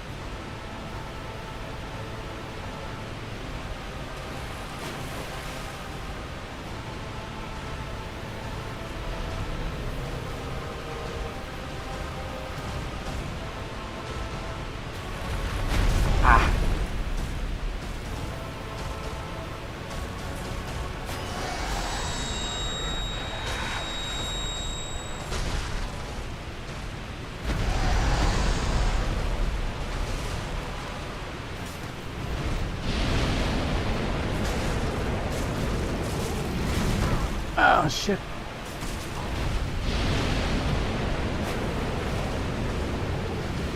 Whew. That's a close one.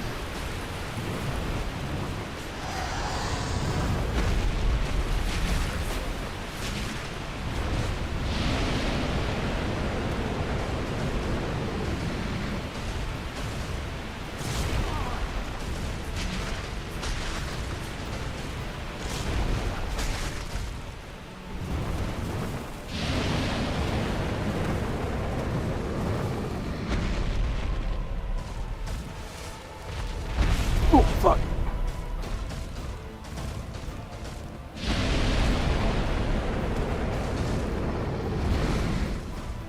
You haven't missed a whole lot, Mystic. You missed me dying a lot, that's about it.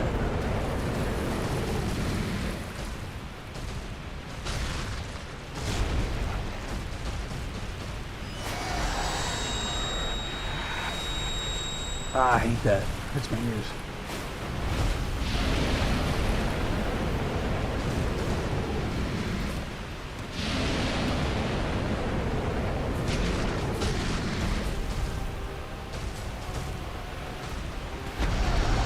Ah, shit.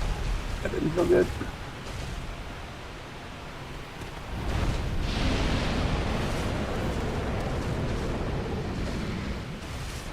The fire contained Cosmos in it? It seems kind of like it, but not really. So yes, but no.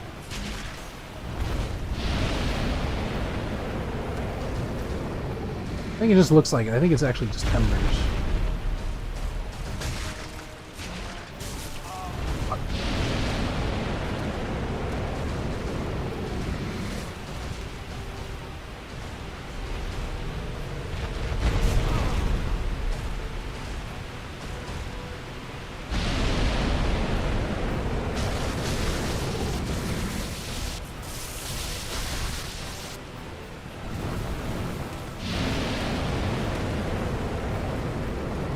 Alright, roll out.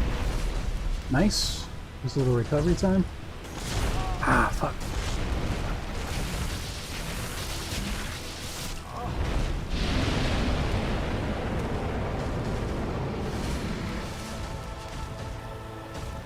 Might be the one, boys.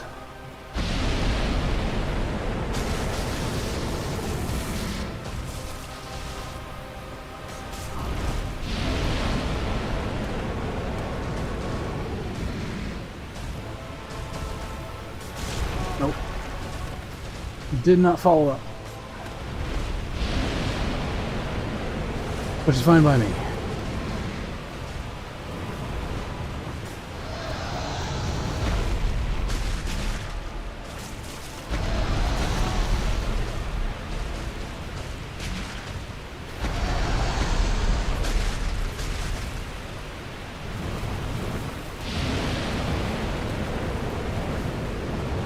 Oh yeah, that fast roll is so much better for that.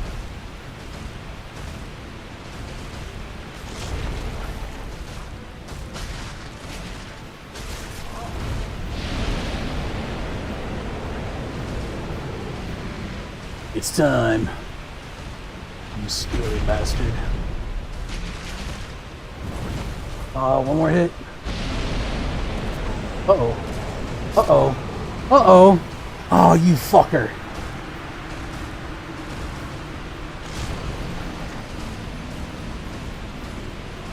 To be fair, that's a very Richter Graves finish.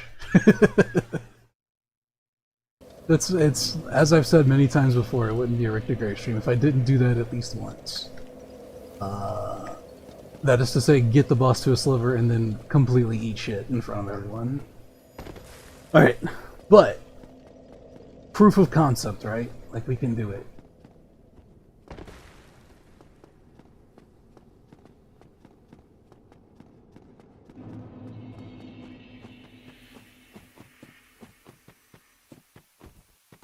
I like how I run.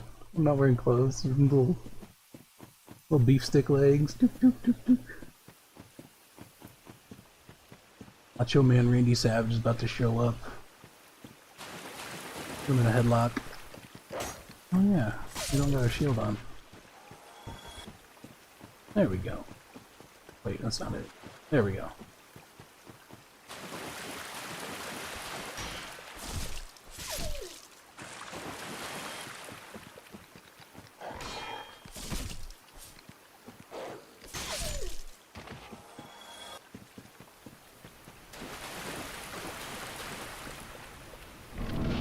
Alright, this is the one. This is the one. This is the one. This is the one. I can feel it. I can actually feel it this time. Like, super for real.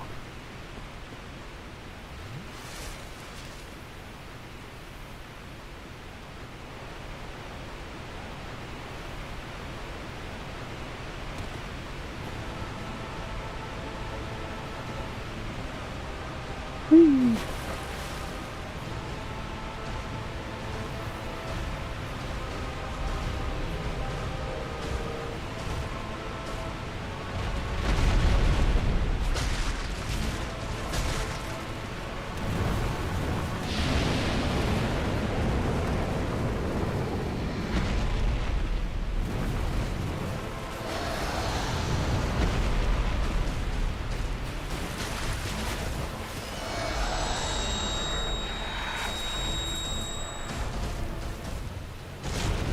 Ow. Uh-oh. Alright, well, that one didn't count. Completely nullified my Estus Flask there.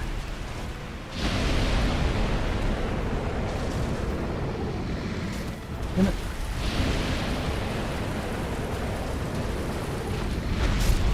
Whoa! Holy shit!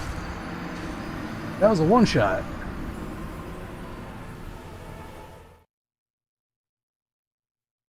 Alright.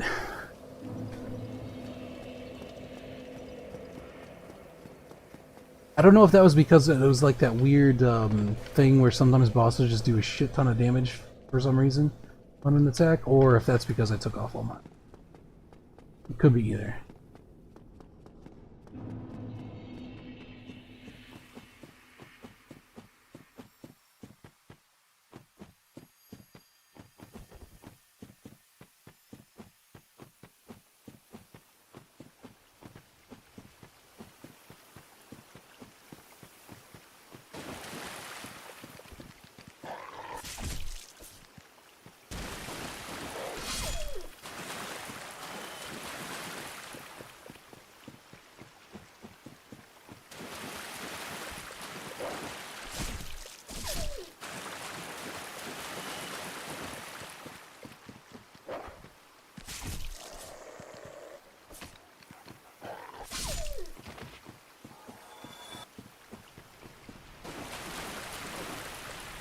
Okay.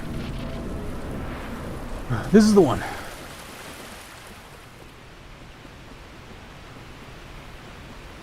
Okay. Down the ladder.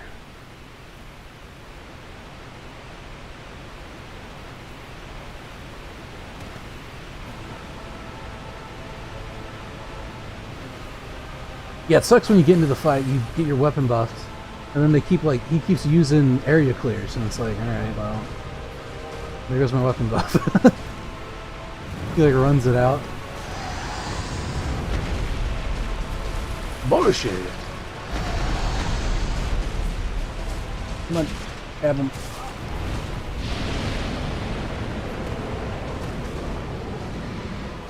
Hop off real quick. Ow. I'm not entirely sure how to dodge that one still.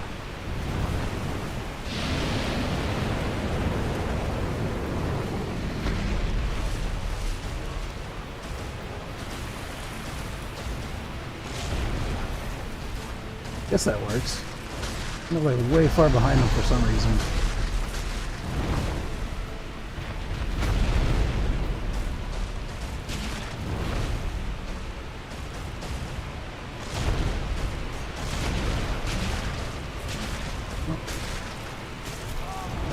That was the weapon buff, unfortunately.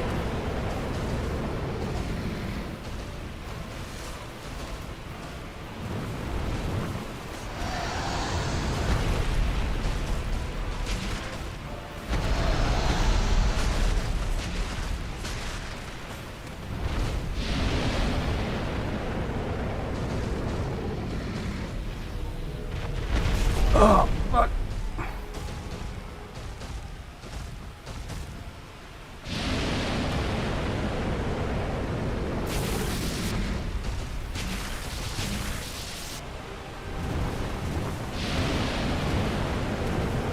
You know, now that I can light roll, it's actually kind of nice when he does that. It gives me a free healing chance.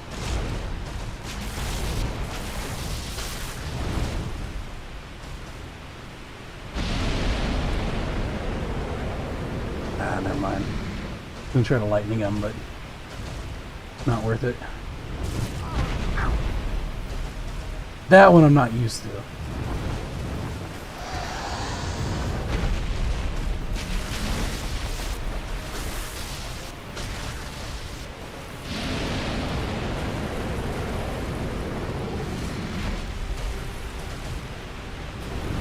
Whew.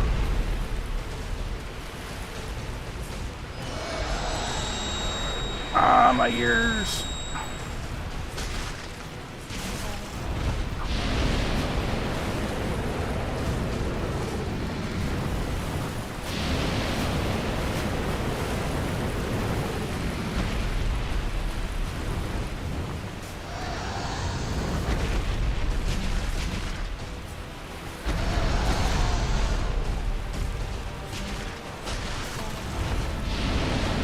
Uh-oh. Shit. Dude, why did I roll weird?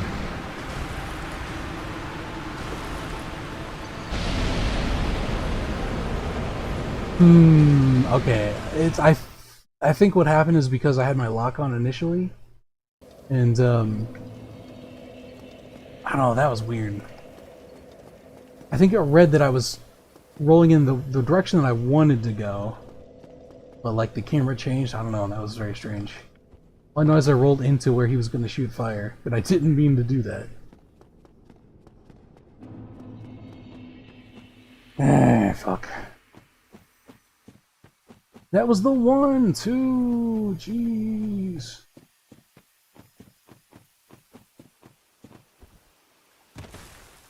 That was the false one. This is the real one. The actual one. The true one. The chosen one.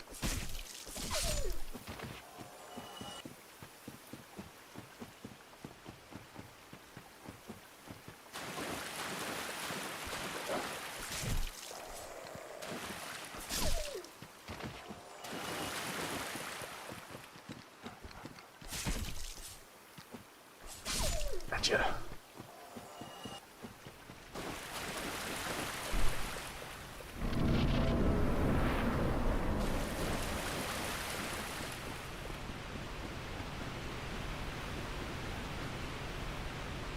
I will say that you're bad about spamming rolls, which I sometimes am.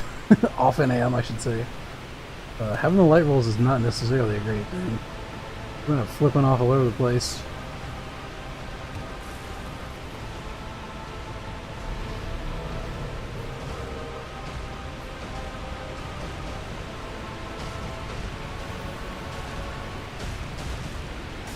Oh. Woo! Boy, he almost got me there.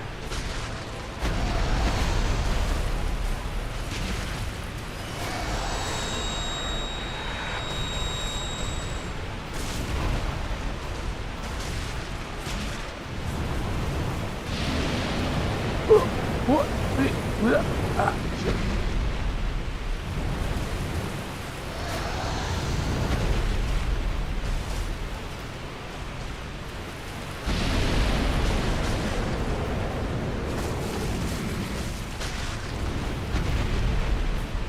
Oh, where's he at?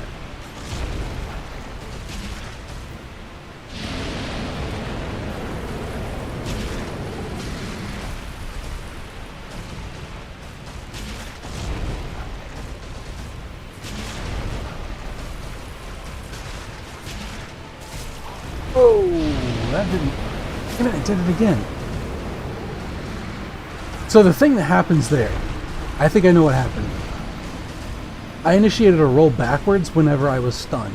So the initial hit, it hit me, staggered me. I was initiating a roll backwards from there, which probably shouldn't have been a good idea.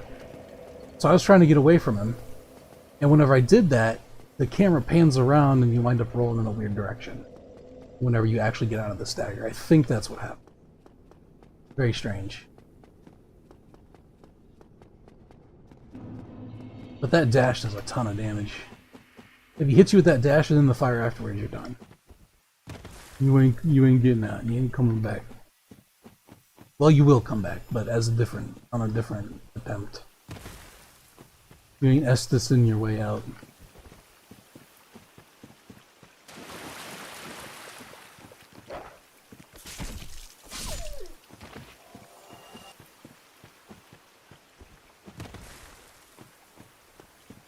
I keep wanting to be impatient and be like, surely I can outrun 3 dogs.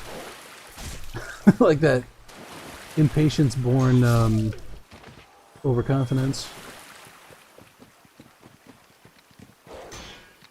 You ever ask yourself, can you outrun 3 dogs? The answer is always no.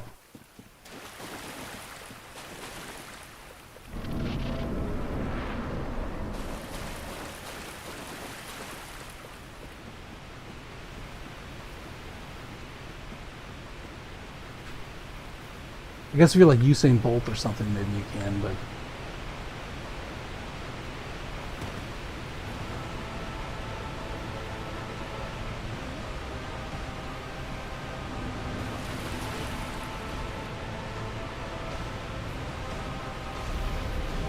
Alright, you big idiot.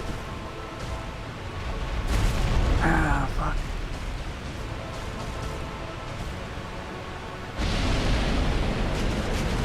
Let me feel a little bit, yeah.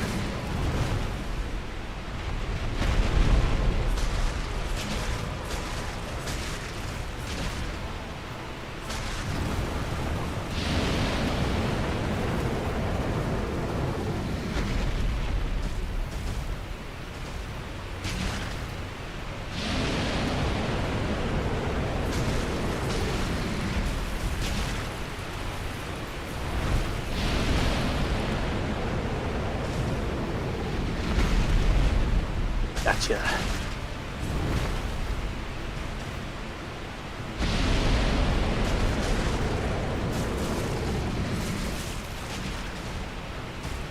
Alright.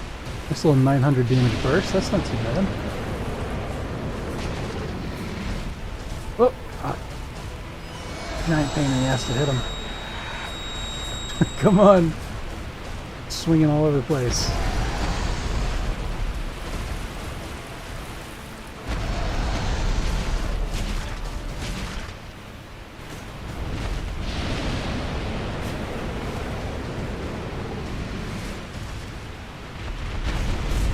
Whoa, okay, cool. That was fair.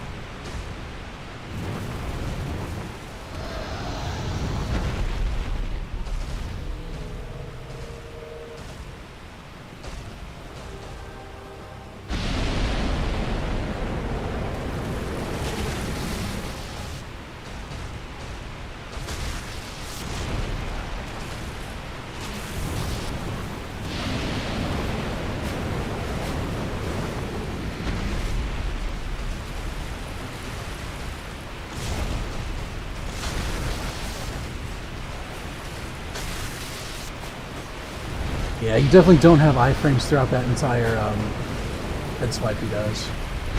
Unless you're like rolling against it, I think.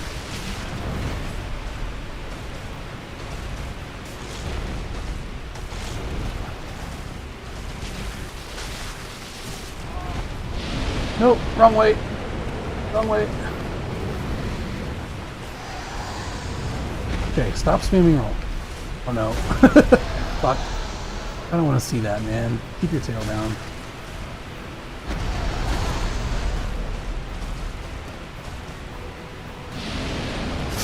Fuck! Unreal. Like, sometimes you just wind up in bad spots. I hate that. Ugh. So yeah, I don't... Feels like I don't have enough iframes to, like, directionally move into him whenever he does the head swipe. I need to do it laterally. Even with fast rolling, I don't have enough. Can't believe it. So close to.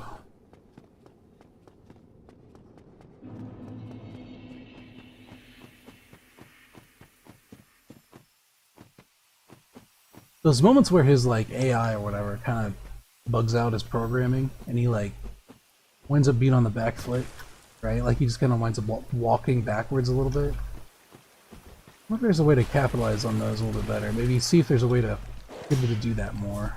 Because he can crank out quite a bit of damage whenever he does that. Dodging the like long range swipes that he does, the big lunge, that also creates a pretty good opening to make use of. So that's something I want to work on more. In fact, I don't know if there's a way to bait those or not, but it would be a good way to, as like an opener. Like a close, well, I just said an opener and a closer, but you know what I mean, like to close distance. To initiate like an engagement. The long Fire Blast also is a pretty good one, because you can just run around it, but... Alright. We've got them pretty much figured out, it's just like a matter of putting the pieces together, I think. We're so close. We come so close a couple times now. Like any minute, any one of these. In fact, this is the one. This is literally the one that we're gonna be on. I can already tell you, guaranteed. Just gonna look at the wall a little bit. Okay, when I said that this was the one, I meant the next one. Because obviously, like this is like a dry run, I was running through the plans in my head. And specifically, like I wanted to show you, that was the move I was talking about. You see the move that he just did? That was it. That was the one that we need to learn how to dodge it. Once we could dodge into it, which I could have done, but I didn't, because I wanted you to see it. But once we dodge into it, we're already like in the perfect position to stab him. So anyway, I'm going to run back, and then this will be the one.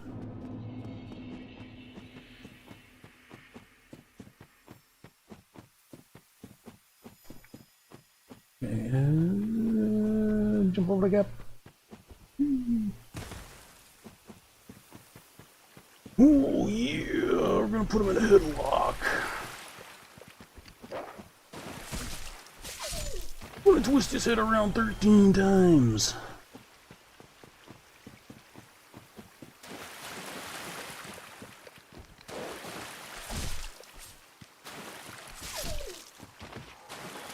Cause I am the cream of the crop. Come here.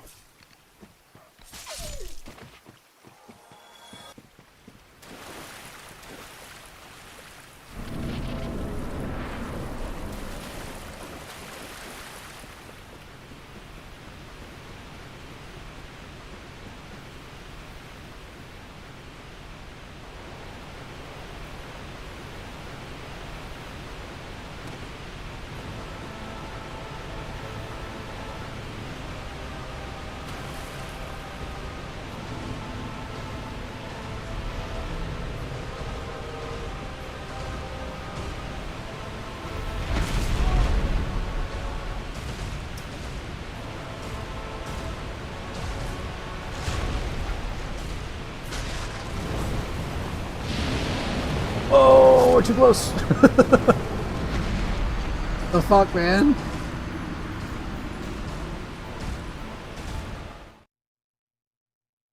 What that happened? That was weird.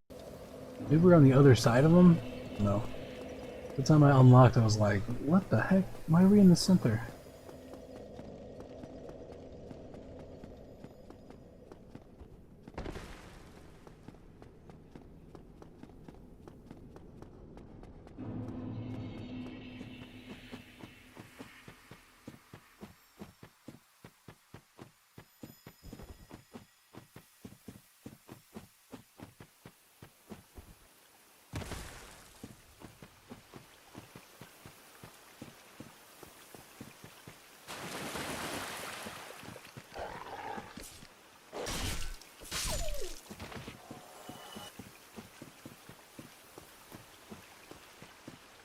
Yeah, I don't know if the actual triggers for abilities that bosses use, like I don't know how they're programmed or whatever.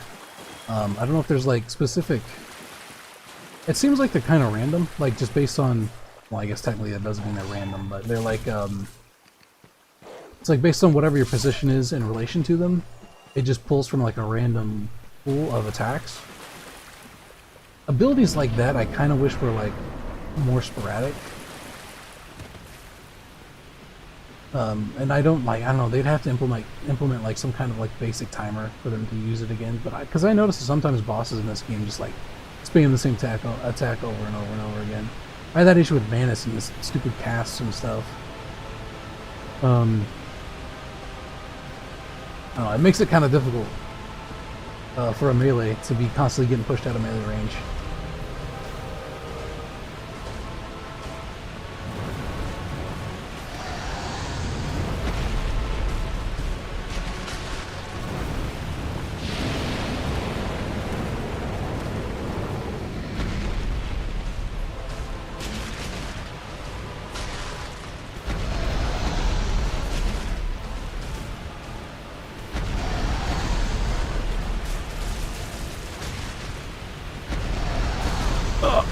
Alright, well, I don't feel like I was anywhere near that, but okay.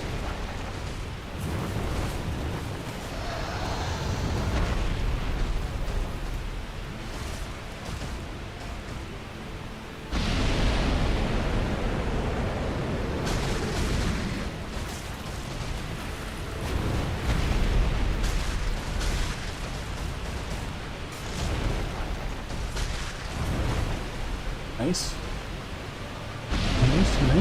Nice.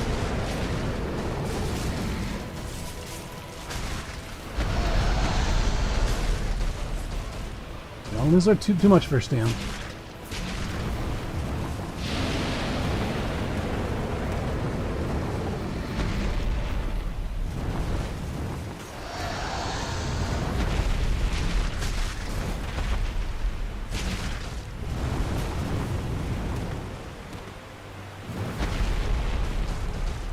I was going to do this fire thing, but I don't know.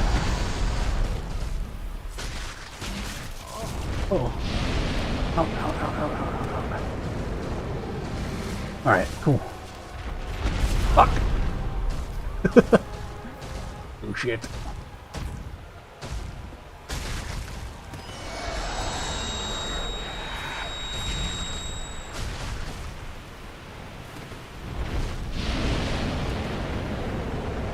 We're good. We don't need a weapon buff. We can finish him off without it.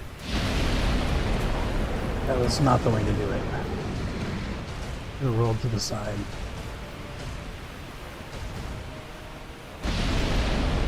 Uh-oh. Wait, can I roll back far enough? Yes, evidently.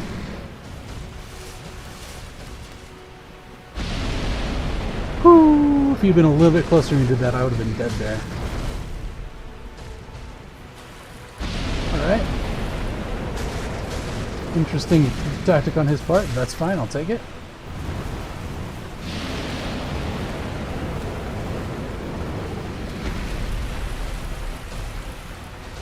Swear to God, if he one-shots me with some bullshit, I'm gonna be pissed. I'm gonna be so angry. Alright, we're good. That was exactly one of the moves that could have bullshit one-shotted me if I wasn't careful. Die.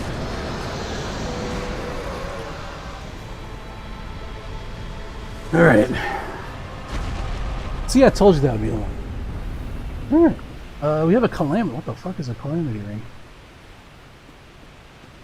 Alright, this little yaller, this valley is pleasantly dragonless now.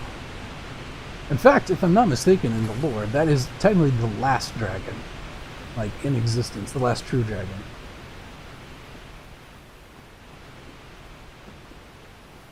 Alright, what's over here? What you got to say? Only Hawkeye were here. Yeah, I see. So it's like a hint that tells you where to go. To, how to ground the dragon, but we already did that. Alright, cool. So that one's down. The only thing that I have left to do... I already killed Patches.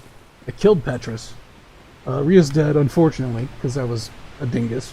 And forgot to go save her. Before I started, like, going nuts killing bosses in the last stream. Solaire saved... I don't know where the hell Stigmeyer and Seekland are going to. I figure I'll just let them, like, live their lives or whatever. I don't think there's anything else I want to do before I fight the last boss. Maybe the Drake? The Bridge Drake? I had a heck of a time with him before, but we might be able to do it now. We're considerably stronger than we were at the time. So I'll go give that a shot. Maybe we can fight Havel. I think that he would also probably be a bit of a pushover at this point, but maybe not. We can maybe try to fight him without doing backstab cheese or something. Actually, in fact, I'm just gonna I'm gonna bone out. Where are my bones? There they are.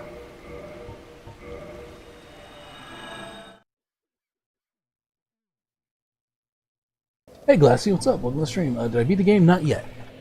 I just beat Calamine. So, at this point, like, we don't have a whole lot left to do. At this point, I think I'm probably going to go try to... Where's the Sunlight Altar? I'm going to try to go beat the Drake on the bridge. Right now I'm just like trying to clear up any fights that I want to do before I finish the game. And then I'll go fight the last boss. Because we have everything we need to do it now. I'm at the Four Kings right now. Nice! Yeah, go beat them down. Remember they're a DPS check. Just do everything you can to maximize DPS. Okay, let me put my armor back on. So people aren't subject to seeing this horrific jerky man. Oh, there we go. I suppose we can keep those. Is Solaire back yet? He's not. I thought he like winds up here at some point, but maybe not. Well, he'll be fine too. We saved him, so it's fine. Okay. Let's see if we can do this.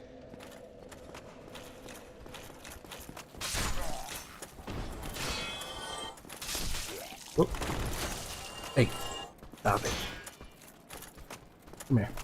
Come here. Come here. Come here. Come here. Come here. Come. There we go.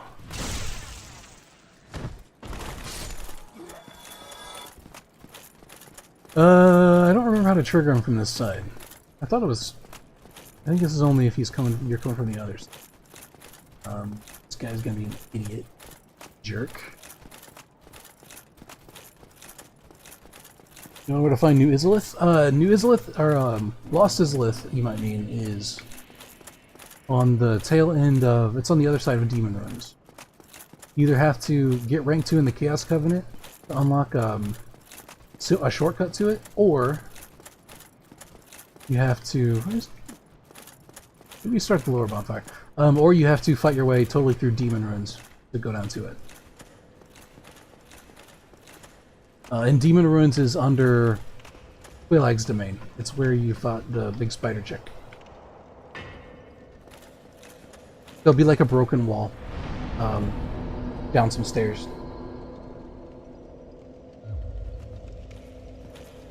Actually, I might have to reload a second. Well, actually, maybe not. Hold on.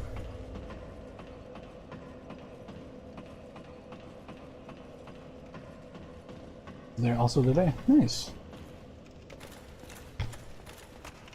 Yeah, once you get the like Lord Vessel, the game really opens up.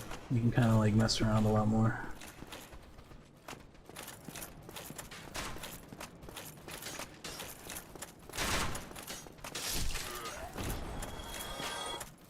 Oh, okay, hold on.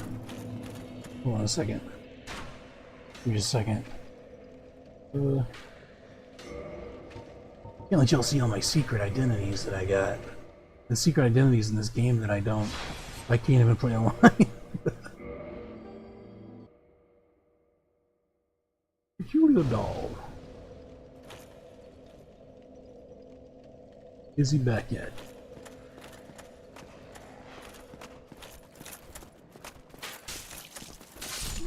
Like, surely he doesn't just disappear, right? I hate these stupid shield bastards. Screw you. I don't want to play with that guy anymore. I thought he, like, reappears when you come down here. Yeah, there he is. That'll do it. And we make it to a safe spot first. Sort of? Question mark? I think that counts. Right.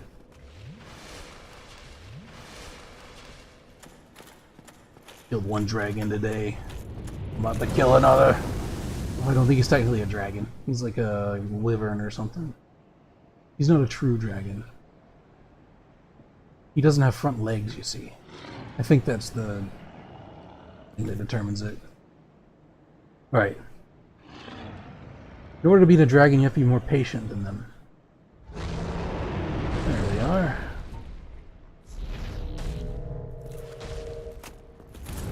Uh-oh. What the Dog! Why is this guy still impossible to beat? I'm like level 80 or whatever.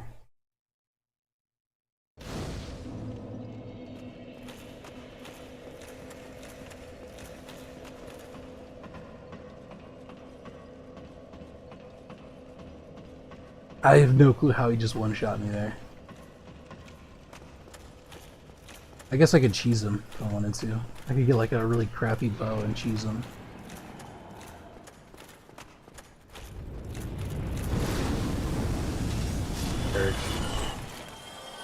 Come on, round 2. That's 2 out of 3.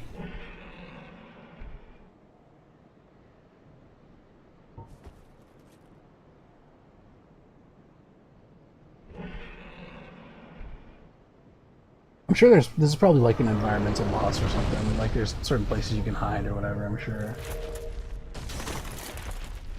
That was a bit strange.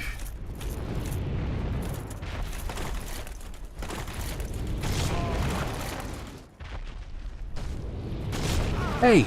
Let me actually move, you jerk.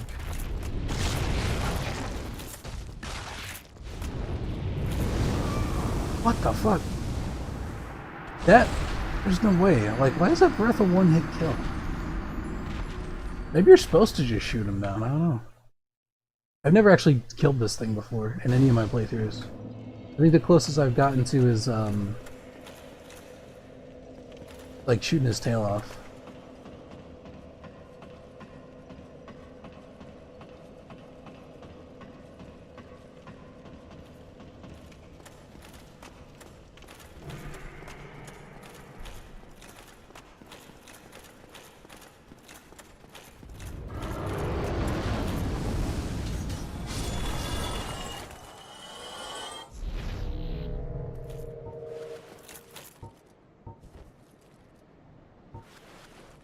Seath the Scales as well, he was kind of easy. Yeah, he's not too bad. It depends on what build you have, obviously, but yeah, I just kind of like got down into his little nooks and crannies and he eventually keeled over easily. Fuck, man. Can we hide like here? You just spam that Insta breath over and over and just gave up, ended up using the Dragon Slayer Great Bow to shoot off his tail and took like 20. Dude, it's insane. I can't even hit him. Like he's too tall. Like I don't even think I can actually hit him with my sword. Or if I can, it's... Yeah. I don't think this is how you're supposed to do this. The game's usually pretty good about giving you, like, red flags about when you're doing something stupid, and I feel like I'm doing something stupid right now. Let me get my stuff. Let me find something. Weapons. Do I have any, like, cool bows I can use? Don't you have to shoot off the tail first? I didn't think you did. I know that people often do at very low levels because it gives you a decent, like, low-level weapon, but I can try it. This probably takes too much. Whoops.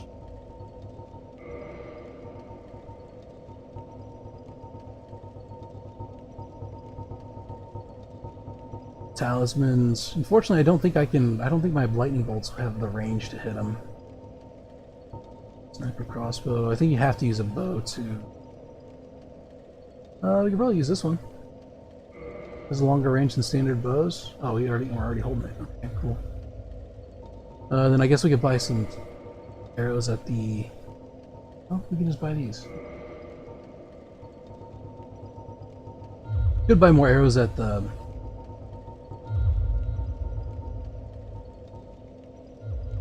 merchant.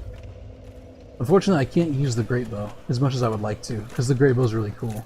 There have been times where I've played around with the idea of trying to make a build based around great bows, but it seemed like they're so clunky, and I don't know how fun it would be. But it would be cool to have like a dude that just runs around with a giant bow, doing big damage on stuff.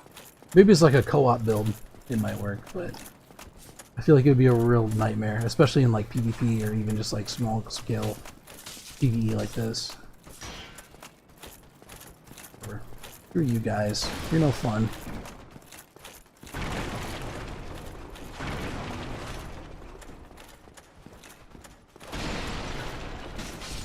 See, this guy knows how to have fun.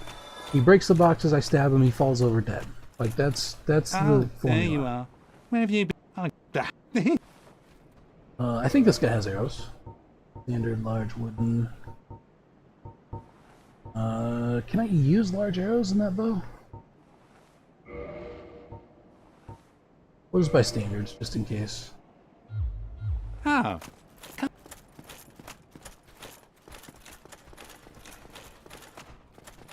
Yeah, I never knew that little flying breath attack that he does is a one-hit kill. That really surprises me. Which tells me that obviously you're probably not meant to shoot him or fight him like that. So what I plan on streaming after this, I would like to get into Dark Souls 2 because I really miss online play. That's probably one of my favorite aspects of the Dark Souls games. And obviously I don't have access to it on this one. So I do want to get into Dark Souls 2 at some point. However, I've got... Before I was doing this, I actually had... I was doing a lot of... I was doing a lot of Elite Dangerous. Because right now, Elite Dangerous, they've got like a Thargoid War thing going on. And they're kind of like wrapping that up.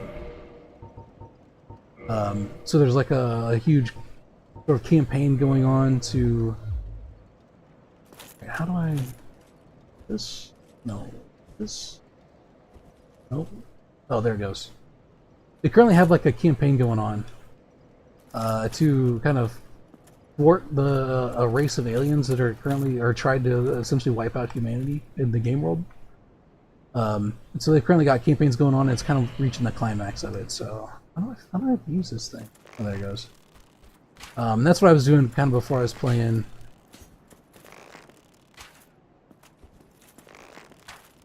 Dark Souls. Whoop. Okay, well, that was interesting.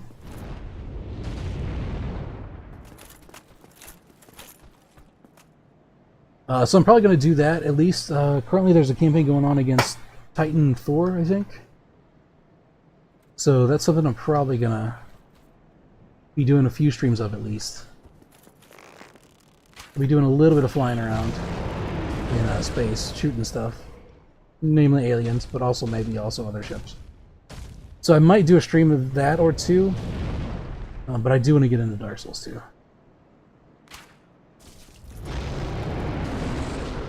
Helldivers? I've never played Helldivers. It's not something I own. I've heard good things about it though.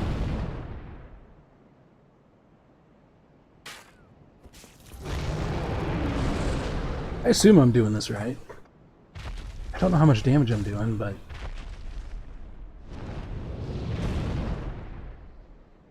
I never use bows in this game, so...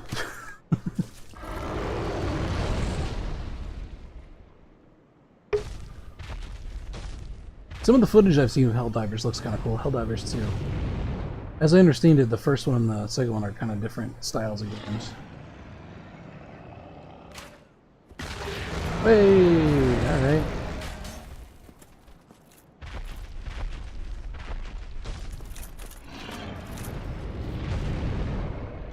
Will he actually like chill out now, I wonder? Or does he still have the one-hit kill and stuff? Whoops.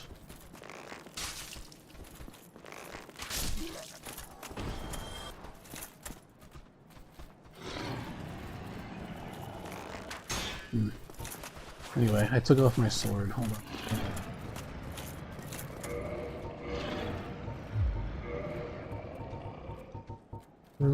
Where's that?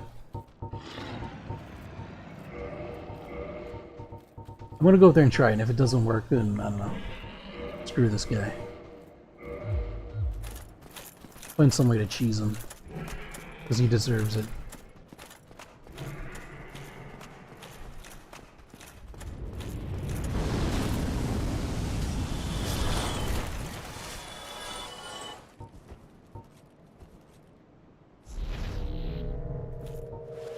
Yeah, magic in Dark Souls 1 is kind of meh, in my opinion. It gets a little boring. There are a few like switch-ups, like with pyromancies and stuff, like flame whip and things, but I think the other Dark Souls games do it much better. Uh-oh.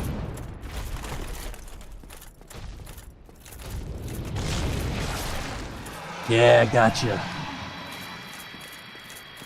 Jerk. Okay, yeah, evidently you shoot off his tail. I mean, that's not proof, right? Because maybe I just got lucky, but he didn't do his, like, insta-kill. One breath thing. Maybe that's how you're intended to do it. I don't know. Okay, what else do I want to do before we go? Maybe fight Havel? I'd say I wanted to have a cool anime fight with Havel. And he's pretty close by.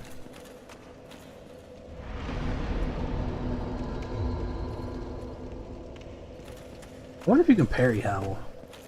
Probably not. I think his weapon's probably too big.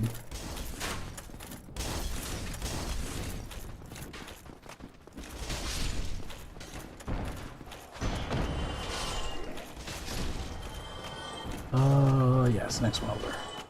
That's right.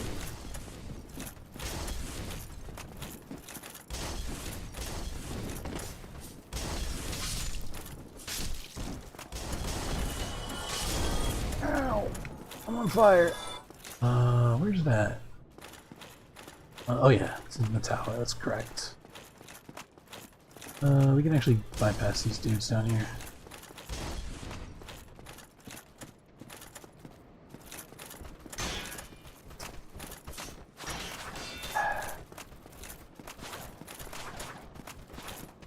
Shield boys. Away.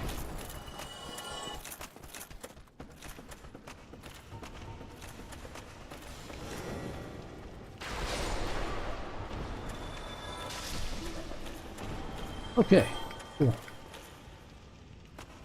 Oh, Havel. Or I should say, it's a random person inspired by Havel. I don't think Havel's alive anymore in the lore.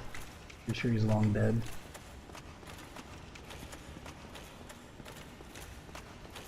Where you at, big boy? There he is. I should have buffed up first, huh?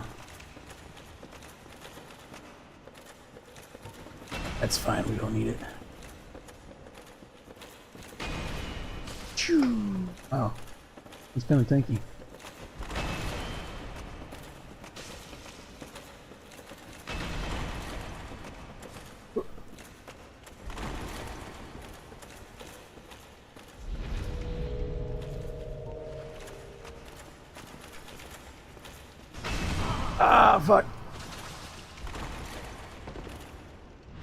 Uh-oh.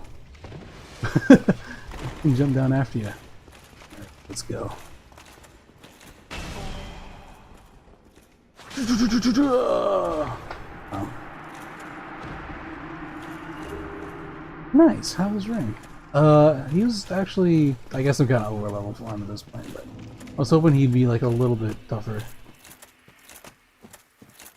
Then again, the little poke flurry that I got with Darkmoon Blade is really good damage. You spin fireballs at him, yeah. Sometimes, like, I don't know. It feels like sometimes I get like, what's the word? Sometimes I feel bad for like cheesing bosses and stuff, and then I remember that like this game makes you fight the fucking Capra demon and 2 dogs at the same time, and I'm like, oh yeah, like screw this boss. Like, why do I care? You know? What else do I want to do? Is there anything else? Any other tourist attractions that I need to do? I don't think so. Like that boss, dude. Oh, it's awful. Like at low level, because when you're low enough level to actually fight the Capra demon, right? When you're supposed to do it, you just don't have a whole lot of tools in your tool chest yet. So yeah, it can be pretty rough.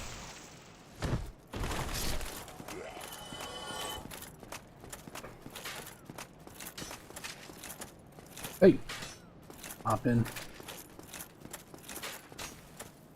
I don't think there's any like loot I'm specifically wanting to get. I've already killed all the NPCs I want to kill. So yeah, I think we're probably good to go. This boss sure as hell don't mind cheesing you exactly. This game will absolutely cheese the crap out of you if you let it. And I feel like that's the thing about this game though, is that the bosses will cheese you, but it's like the game that kind of also expects you to cheese bosses. Like the Drake on the bridge is a perfect example of that, right?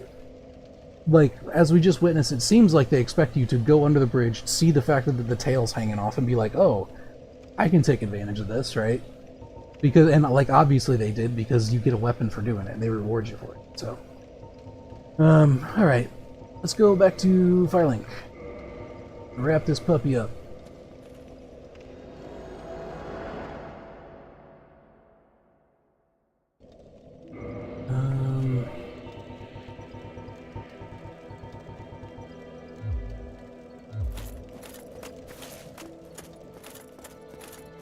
Well, front. Hey, wake up. No, I'm fine. I'm fine. Well and wide awake. Do not treat me like an old withering snake. Yeah, cool. I need you to take me to the thing, unfortunately. I am pleased to see you well. Is it something urgent? I wouldn't say urgent, but... Very well. Then stay still for a moment.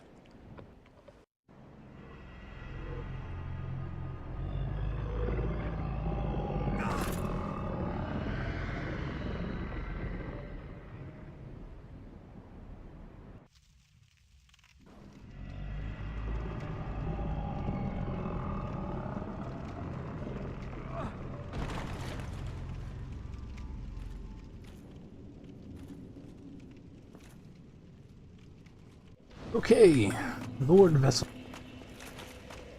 Excuse me. Offer souls. Just throw them all in there.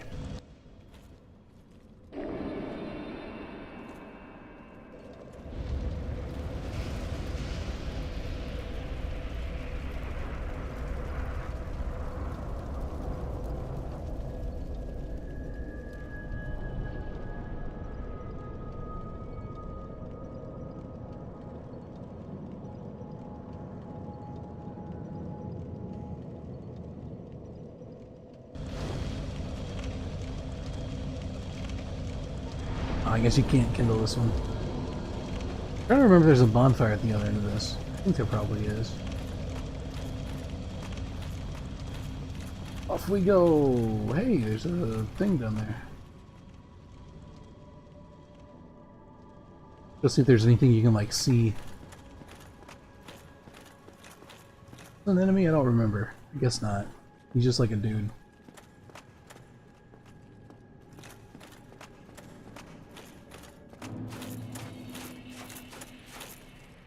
There it is! It's the kiln!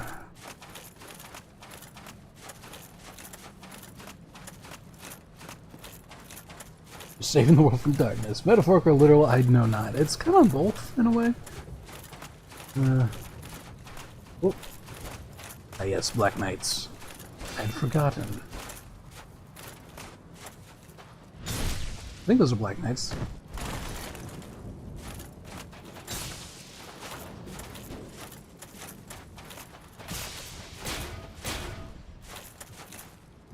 Alright, come on.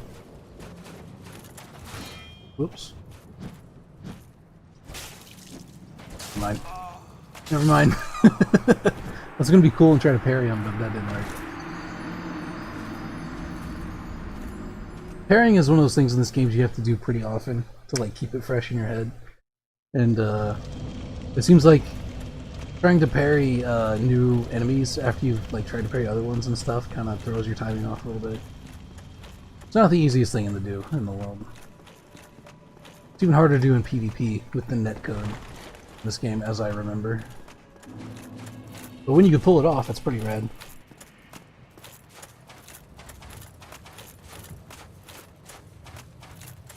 Okay. I'm fooling around.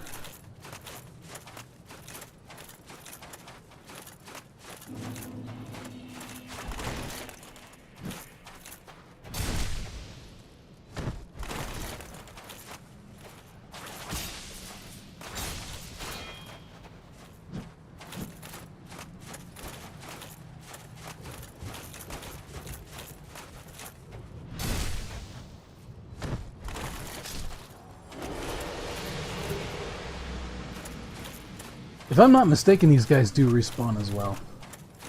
They don't elsewhere in the game, but they do respawn in the kiln.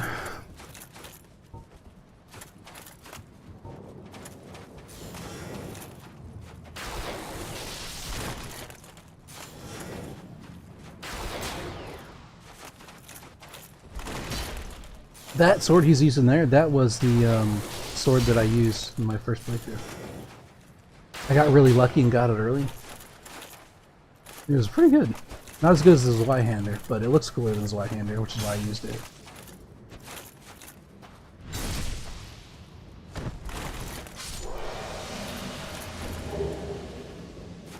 Although I think it probably is better against demons. I think all the Black Knight weapons do better, do more damage against demons. If I'm not mistaken. Silver Knight Sword, yeah. All the like knight weapons are pretty cool. They have cool aesthetics and things.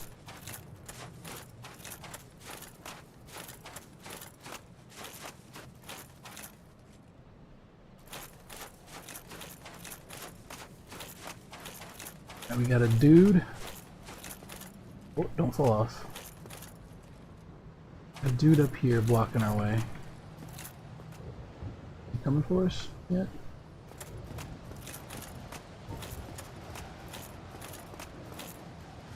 There's an item there.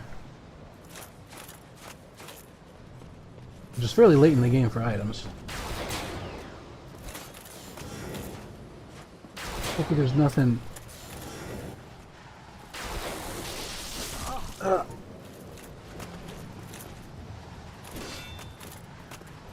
nothing behind me.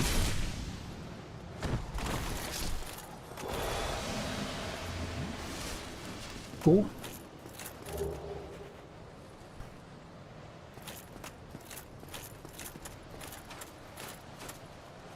What's this then? Oh, nice. Black Knight. What's that?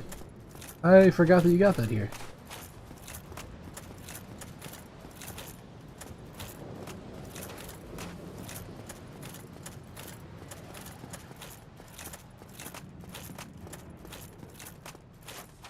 Okay. I see a fog gate. I believe this is it. I don't think there's any more knights. Never mind. There's literally another knight.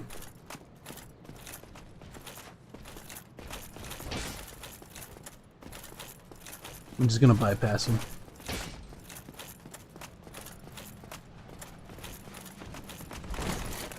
As with this one as well. And we go!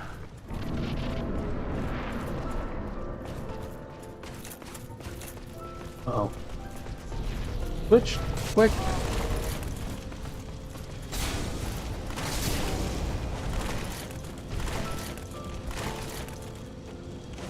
Shit! He's spry for an old guy. Kinda late in the game, yeah. I like how they're giving me like second tier upgrade materials just outside the kill.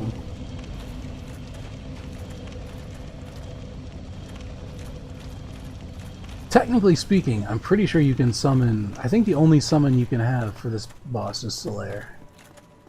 But I'm gonna try to solo. He's actually not that difficult, I'm just an idiot and decided to buff my weapon at a really stupid time. Santa Claus looks like Gwen. Yeah, kinda.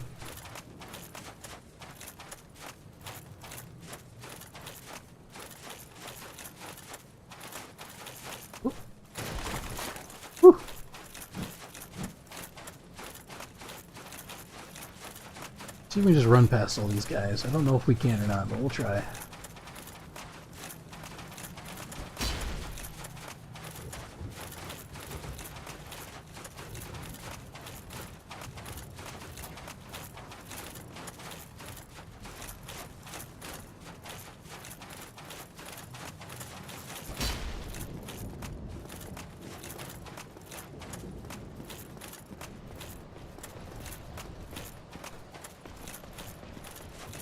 Yeet. One more. Ow.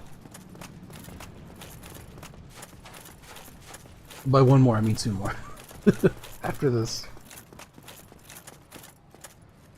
Oh, they're still coming.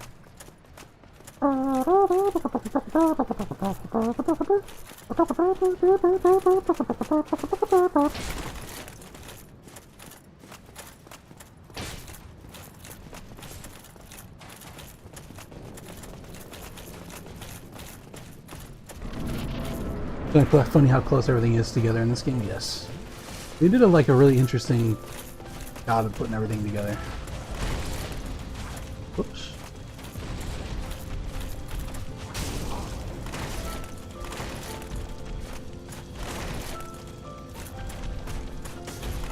Yeah, he's not gonna give me enough time to really mess with this, I don't think. I think he runs kind of funny. If I'm not mistaken, you can actually... Never mind. I tried to parry a grab, which was really dumb.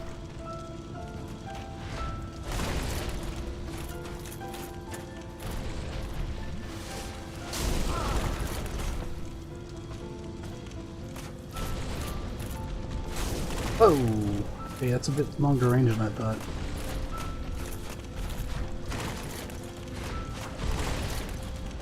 I'd like to find an opening where I can buff up, but the sad part is I think that I'll have to do it outside. Unless I can parry him. Which I cannot. Well, I probably can, but I couldn't then. So, fine. I'll stop being impatient. I'll just kill the knight so I can buff outside, and then we can blast him. I can blast him once we walk in.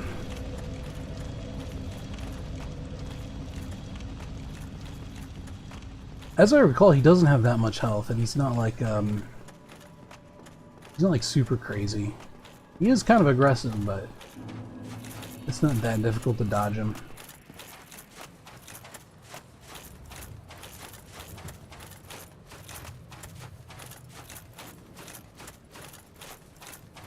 We'll be a good Dark Souls player and finish our plate. Come on, idiot. Come here.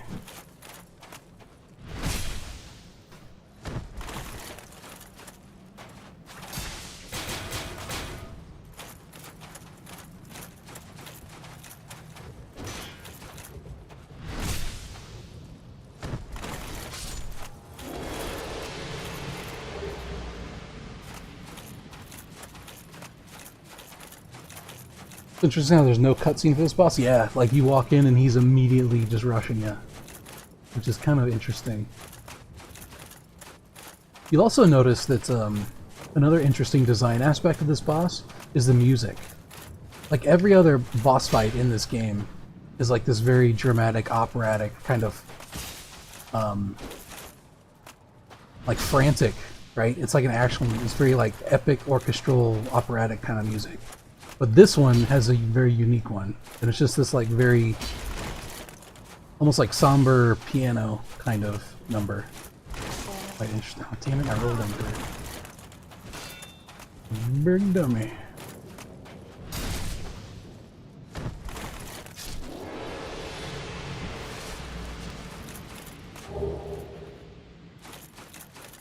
BKGS. If you get the BKGS, you can actually do that little move that he just did to me, where you like slam it down and then knock him up in the air. It's pretty cool. It looks cool. It's not that useful, but it wins for style points.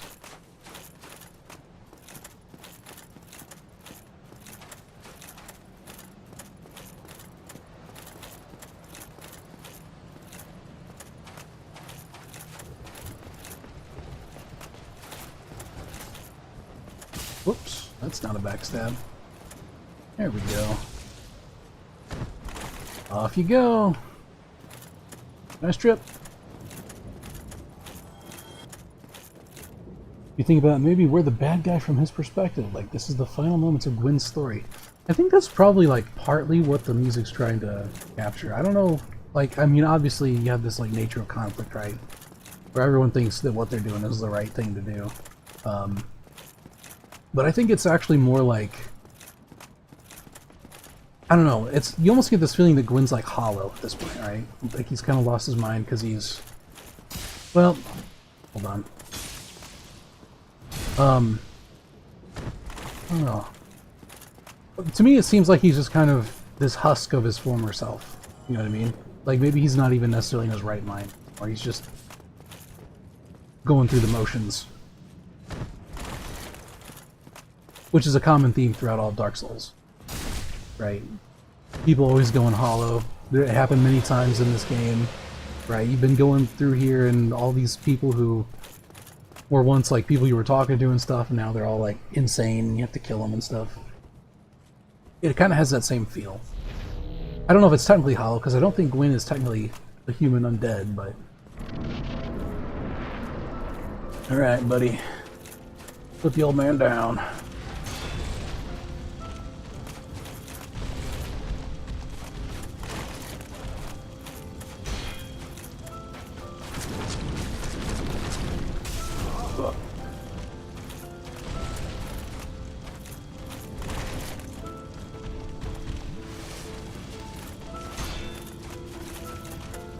I don't know if you can backstab him or not.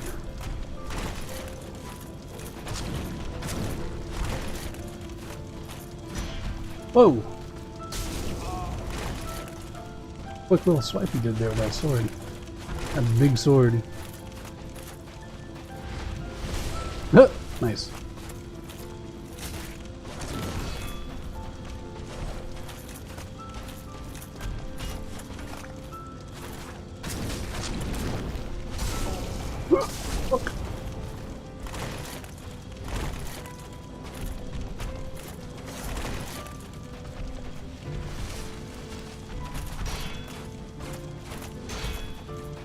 Wow, he's got some crazy turn correction on that.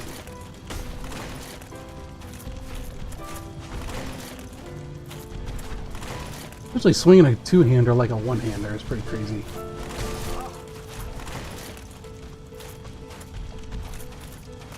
Can you backstab him? Evidently not.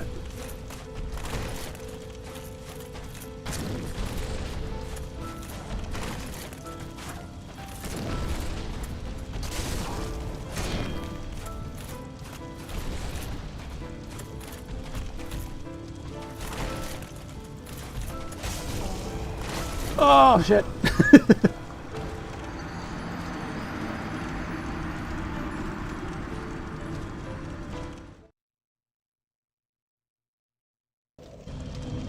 Yeah, it's weird because he moves very similar to like an actual player, like an actual like human fight, right?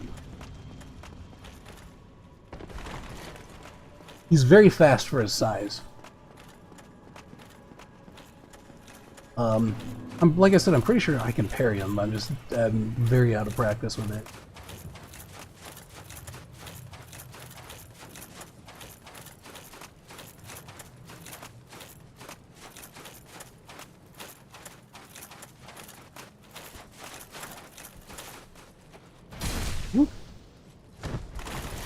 It was a little wrong to continue to violate these knights and so, but the game's gonna make me do it. It's gonna make me do it.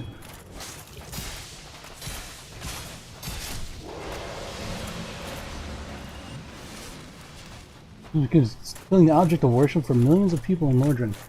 Yeah, I think the idea though is that by this point Gwyn's already like technically gone. And I mean, if I'm not mistaken, like pretty much everyone in, I mean, like Anor Londo's pretty much abandoned. There's no one left in it, lore-wise. I mean, so there are like the whole thing with the Age of Fire coming to an end is that like there's so few people, and they're all just kind of going on this old myth about the guy. I'm trying to remember if there's any like lore exposition after the fight. Because I don't want to spoil anything if no one's done it yet. Or if they want to see it in the stream or whatever.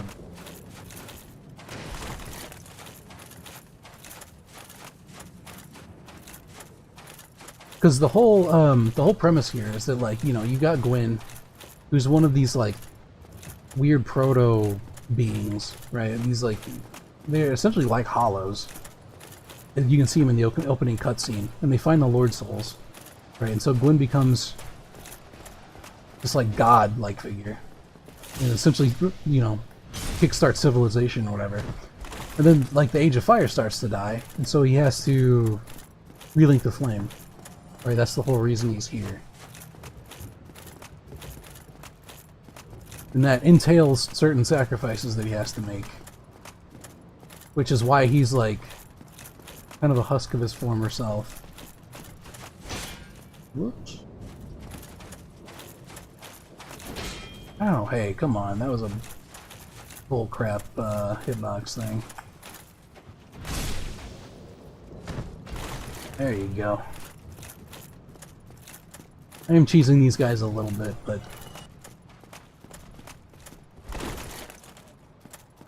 I kind of want to just get to the boss. This is one of the gripes I have about Dark Souls, is sometimes they like to put an annoying amount of stuff in between you and the boss.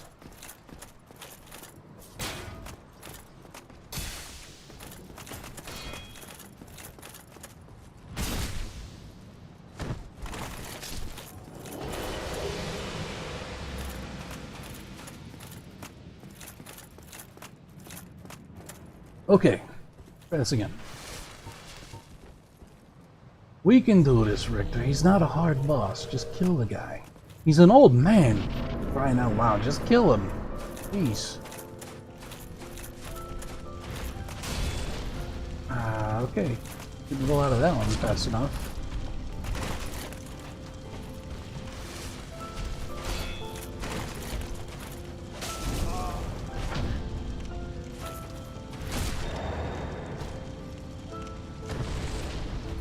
Yeah, so you can parry him. You cannot parry that one. Fuck.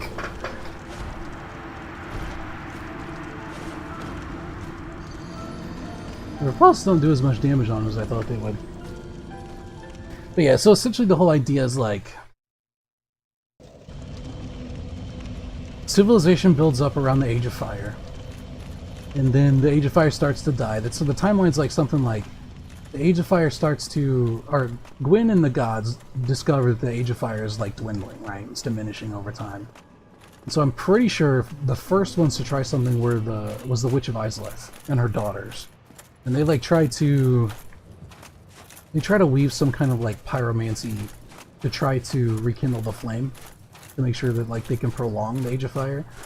And the disastrous consequences of that, of their failure, is actually what causes them to become the Beta Chaos, and also is what spawns all of the demons in the world. So there like wasn't demons before the Witch of Isola tried to prolong the Age of Fire through magic. So it like messed her up and most of her daughters up. That's why Quelaag and Quelana are both like weird spider chicks and stuff. I think there's only like one or two or something like that. A very minimal amount of them managed to escape relatively unscathed or unmutated and stuff. So when that didn't work, Gwyn then had to do something about it himself. And so that's why you have the Kiln of the First Flame, and he's actually the first one to link the flame. And that entitles him having to sacrifice himself and all of his power as like fuel for it in order to prolong it. Which turns him into this like husk, this weird hollow husk that just kind of nuts in there. Because I mean, if he was still in his right mind, then he would actually, you'd think that he'd be like wanting you to do it. And that's the whole reason that Frampt is there, right? Because you have all of these undead who are coming to Lordran, because that's where they get exiled to from all these different lands. And Frampt is there, who's trying to orchestrate one of them, or multiples of them, into relinking the flame, like Gwyn did. Which is why he sends you after the Lord Vessel and all that stuff.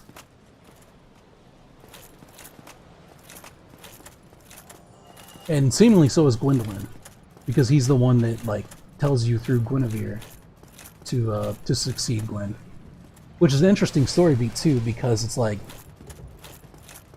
you know, you're talking to Frampt, you finally meet Frampt before you get the Lord Vessel, and he's talking about all like, oh, you know, you're the chosen one and stuff, and you've got Guinevere who's talking about how you're going to succeed Lord Gwyn, and she's got her, you know, she's got her melons in your face, and she's like, oh, don't you want to succeed Lord Gwyn? You know, it's like this whole, you could misunderstand that to mean like, oh, it's like, I'm going to be a god king, you mean?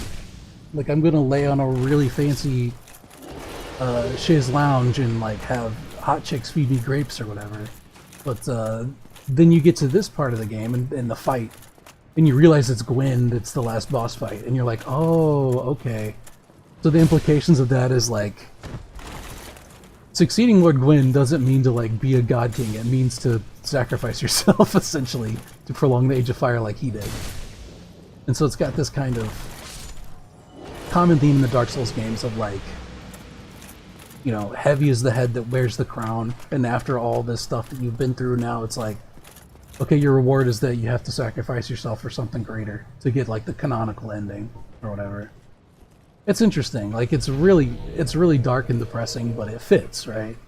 Because there's not really any happy endings in Dark Souls.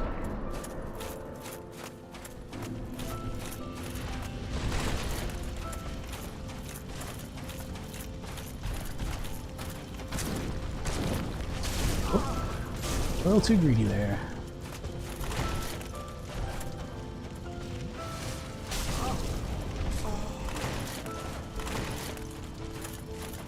Fuck. Dude. He'll punish you, man. He doesn't want you healing. He also gives you a hit list, exactly, right? Frampt knows he's like the manager. Because, I mean, he says it himself. And Frampt is a really interesting character. Because there's actually a... I don't know if you know this or not, but there's actually a secondary ending that you can get in this game. Depending on what you do after you beat Gwyn. Frampt is a really interesting character because he's like this primordial serpent, right? And the whole idea behind something primordial is that they're like, they've been there since the beginning. And so you have these beings who are primordial serpents who presumably have been around since before Gwyn and all of them became like these godlike beings. And so the question is like, what's their whole game? Because there's another primordial serpent you can meet in this game called Cave, who is the master for the Dark Wraith Covenant. And their whole thing is they want to do the opposite. So Frampt is like, okay, he has some sort of association with Gwyn and the gods, and he has a vested interest in making sure that the fire is linked. Whereas Cave is another primordial serpent who is working with the Covenant and leads a Covenant that has a vested interest in making sure that the flame is not linked. And so it's interesting because in the secondary ending, you can essentially the flame doesn't get linked and the entire world's plunged into darkness. And one of the many primordial serpents that actually exist in the cutscenes you get after that is Frampt, and he's like, you know, he's like showing his respect to her or whatever. And so there's, I don't know, the primordial serpents I find really interesting because it's like, okay, they've been around since before the gods, so like why are they like even bothering with all this stuff, you know? And like why do they have different agendas and stuff? What do they get out of it? So there's like a lot of question about whose side is who's actually on and like why are they actually doing it and stuff. Interesting. But yeah, Frampt is like, he's like Gwyn's handler, you know? He's like, okay, I've got all the deets. I'm going to give you all the details and you just go do it, essentially. For the canonical ending, anyway.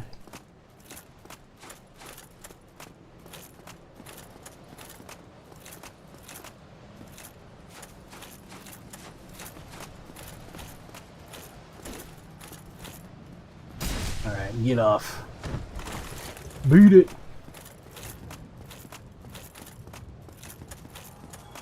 They don't seem 100% honest, the serpents. They definitely seem almost like they're playing both sides, in a lot of ways.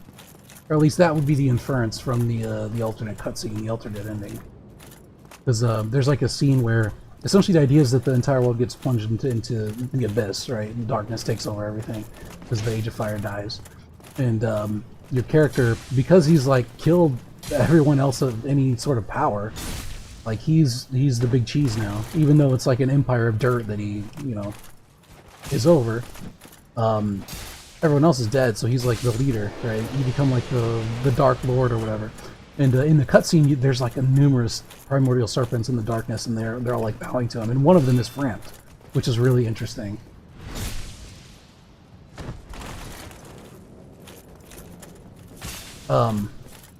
Another interesting thing is I don't recall Frampt showing up in Dark Souls 3 at all. I could be wrong about that. Maybe I'm misremembering.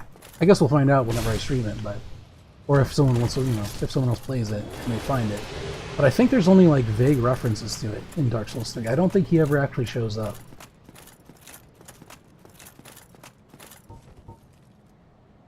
Okay, let's try this again.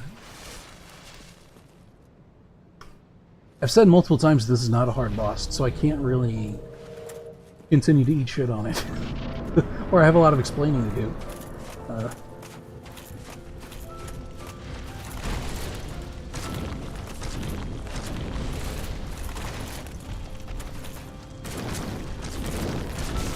Oh, don't get cocky.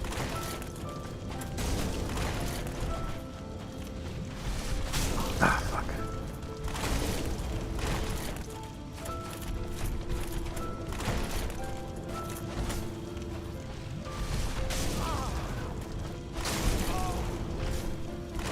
Fuck, stop swinging! Shit.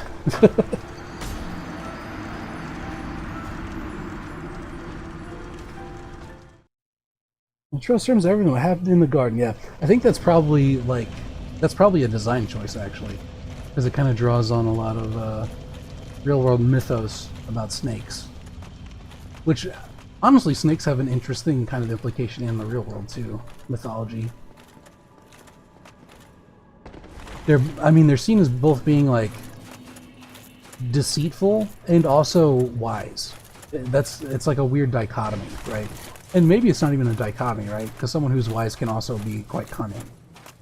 But it's interesting, the whole thing.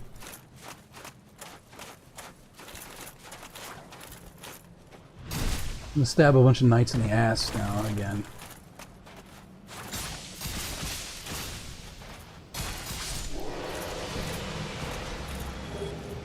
And take their chunks. Why not?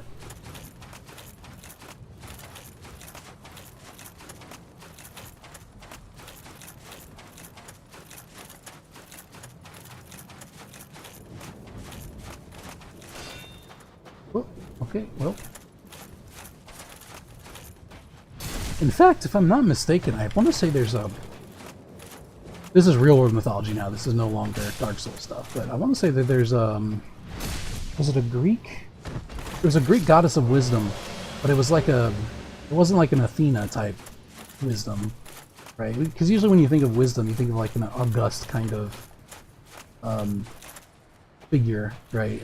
But this was like cunning wisdom, right? This was like strategy or something. So like even in mythology, there's a certain association with wisdom and being very cunning, which is kind of cool. And that sort of has a similar vibe with the primordial serpents, I guess. The other read to it could be that Framped is just like, doesn't really have a choice at this point. Like maybe he was cool with, or he was trying to link the fire, and now it's like, all right, that's done, right? The fire was not linked, and there's no going back to it. So like, just make the best of the situation you can, and try not to get killed by the Dark Lord now. You know, that's also a possibility.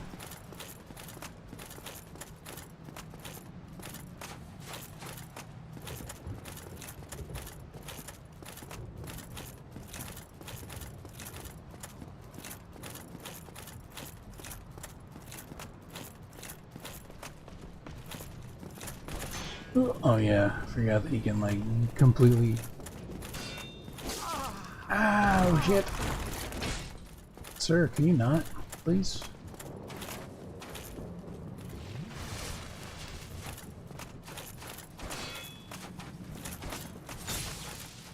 I hate the guys with wide swings because it's so hard to tell where they are, like behind them. It's phenomenally annoying.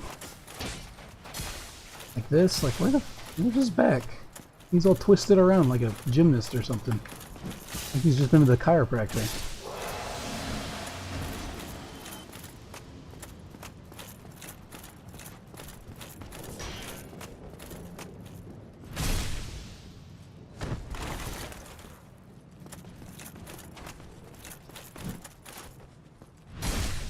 All right. One more time.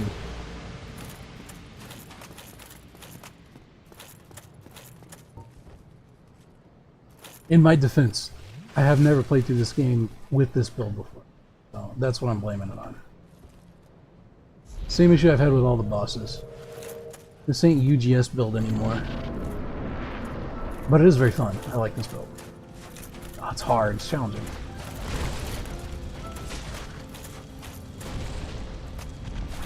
Ow. Fuck.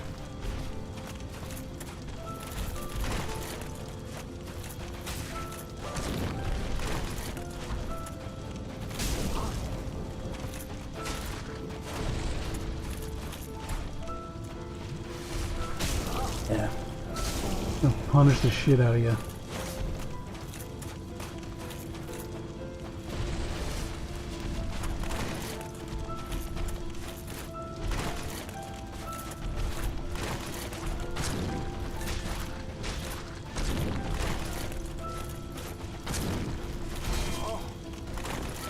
Oh, there's a thing there. Oh, you don't want to be in a wall.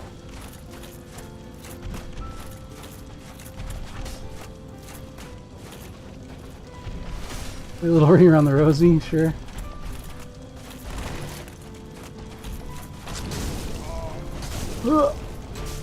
Wow. You don't have a chance to like block after that combo, it just stuns you.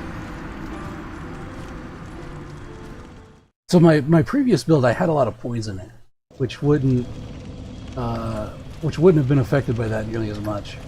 The stat poise in this game, essentially, the higher your poise, the more damage you have to take. Sort of. That's not really how it works, but it's like, as I understand it, there's like a certain weapons and attacks have like a poise break rating on it. So the higher your poise is, the more your poise it has to eat through before it staggers you. And so if you have a build that has a lot of poise, which is mainly an armor stat, but you can also get it like on rings and stuff, then you can continue your attack animations through getting hit by enemies and things. Or like in that case, I could have blocked better, right? Because I could have put my shield up, or I could have rolled out, or something like that, right? Poise is actually really useful in this game. Unfortunately, this build has very little poise because it's all dex build. I guess I could put on like the wolf ring or something, which would help a little bit. But in fact, I might try that. The problem is I'm not really built as a tank. Usually tanks have a lot of poise. Quarantine ring? Yeah. Let me try putting on the...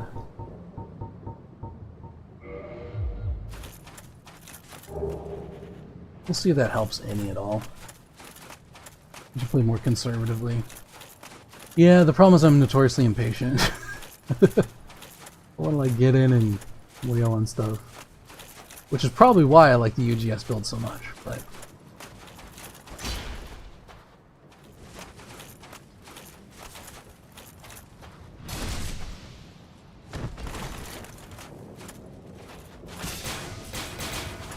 Ugh. Eat shield users. Correct. I say that as a shield user.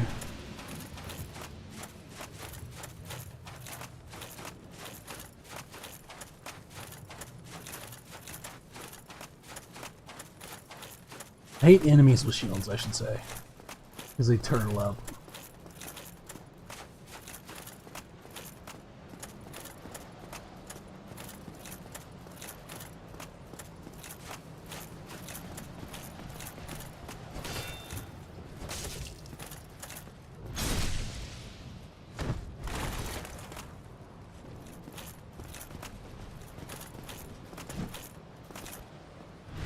Try not to fall off here. There we go.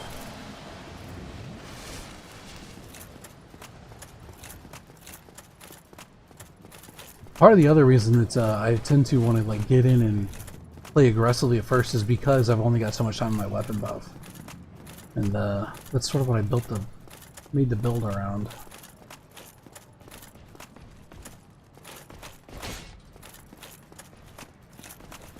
Oops. Come on, backstab him. For God's sake, come on. Show me your ass! Come on. There we go. Good lord.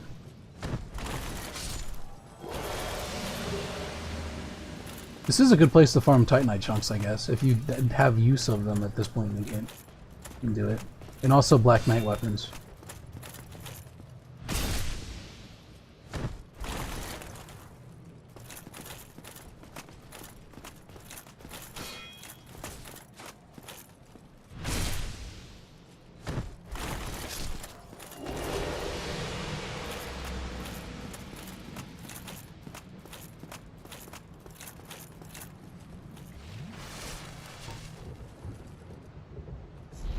Alright.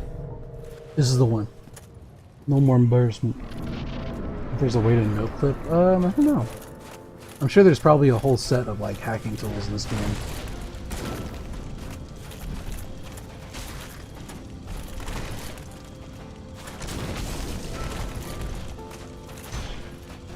Fuck. Oh. It. I got stuck on those rocks. Got some crazy range. Actually, you know what? I think I'm playing too conservatively, probably. I need to be like up closer to him, I think. Just trying to dodge at the end of his swings and stuff is pretty crazy. Like, that's a pretty big area I'm trying to move around in without getting hit.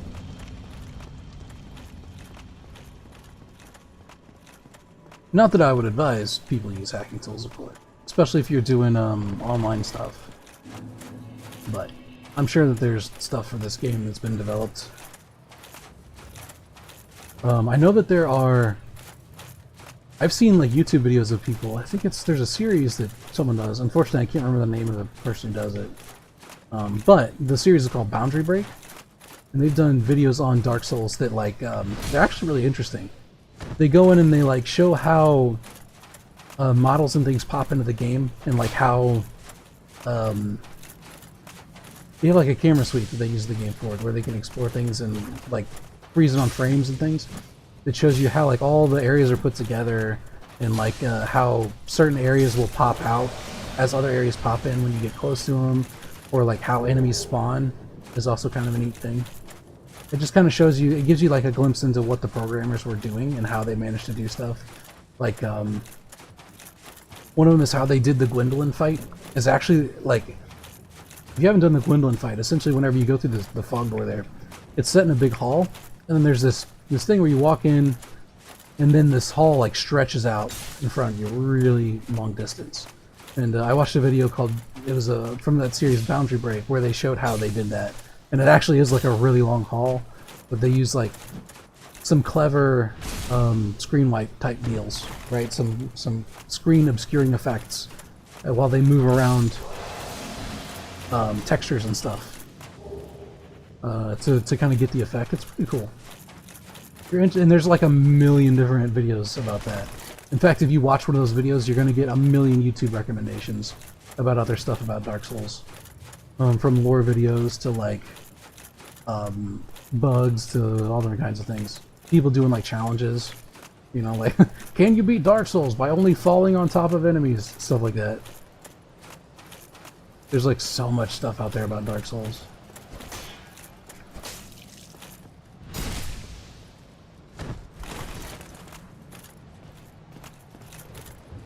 Uh-oh.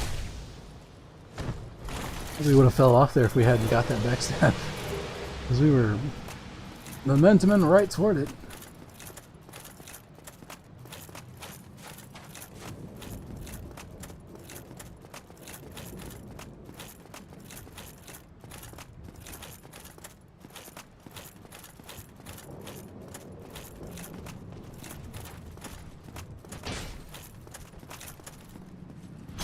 Yeah, I don't guess you can backstab Glenn. He's pretty aggressive. I don't even know if you can get behind him or not.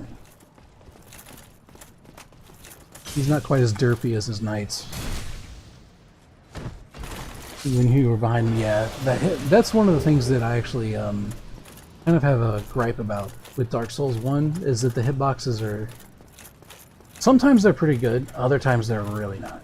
And they have really weird, like, hitboxes. Things that shouldn't hit you do, sometimes things that should hit you don't. Right? And you go, oh, that should have hit me, you know? But it just is what it is.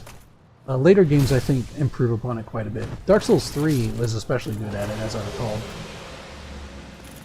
In fact, they had I want to say they had an entire subreddit dedicated to, like, hitbox porn, where it was, like, showing videos and stuff of how, like, very narrow misses from weapons of enemies and stuff, and dodging and things.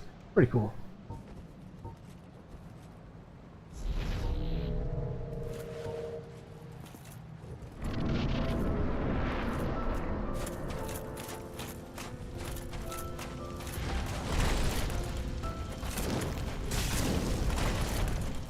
Little swipes he does are pretty crazy. Ow.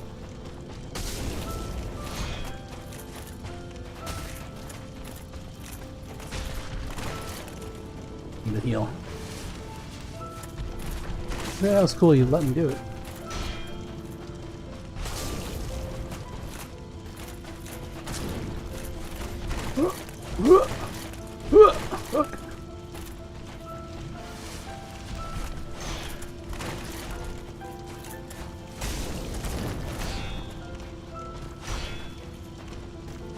Stop! Fuck, he keeps spamming it. God damn it. You can see there, though, there was a point in there where I managed to tank a hit with that extra poise. It wasn't very much, though. I don't have a whole lot of poise in this guy.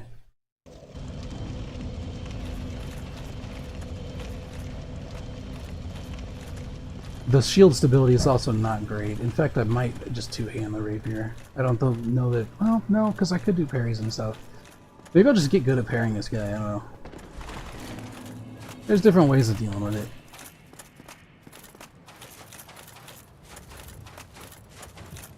And this is I mean, the shield is designed for parrying.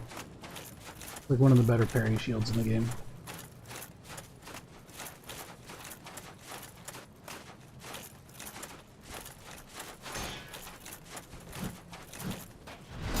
If I wanted to do like a proper block game, I'd go with a bigger shield, obviously. Oh, okay, we cannot kill him before he can get an attack off. Very annoying.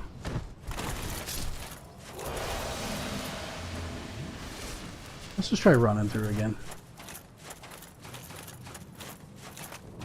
Maybe we don't even need Darkmoon Blade. We'll just get good. At the very least, it'll give us get us back there sooner. Oh shit, flippy. It'll get us back there sooner so we can actually practice a little bit.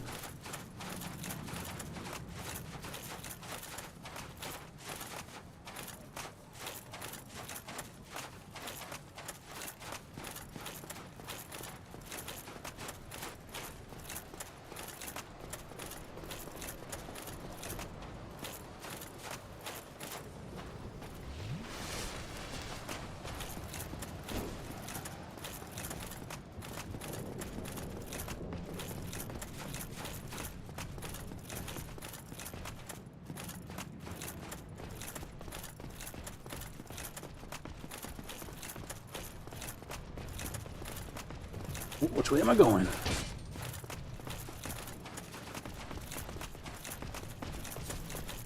Whoop. Yeah, let's do it. Gonna jump.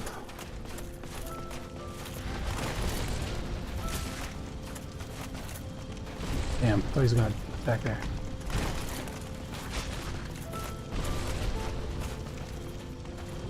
Man, that first swipe is crazy. It's so fast. Right? That's one. Heal up.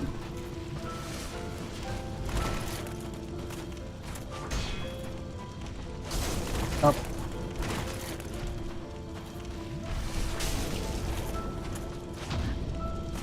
There's two.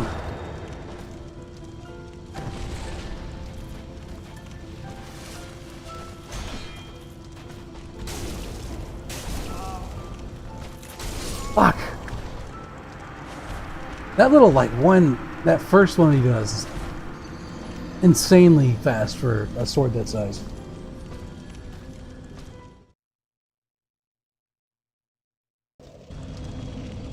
Yeah, that's probably how I'll beat him. Is just do, parries.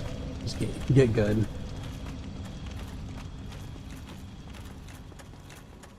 That's the strategy we'll go for. I don't know if it's wise or not, but what we'll do.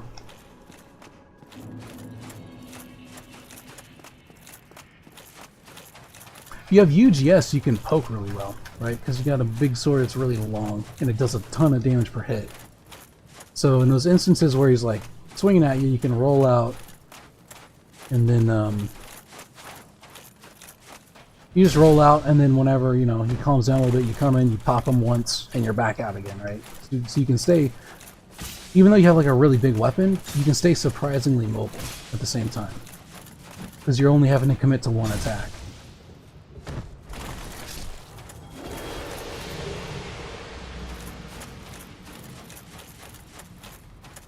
Plus there's also a really good chance that you can stagger stuff. Which is also very helpful, because it gives you that much more time to react to things. That should not have hit. That was off to the side. That also should have been a backstab. Come on.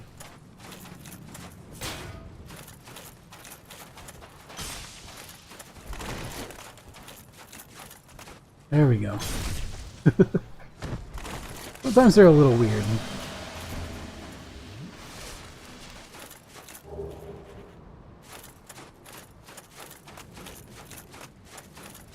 Definitely want to try to get Blade up this time. What?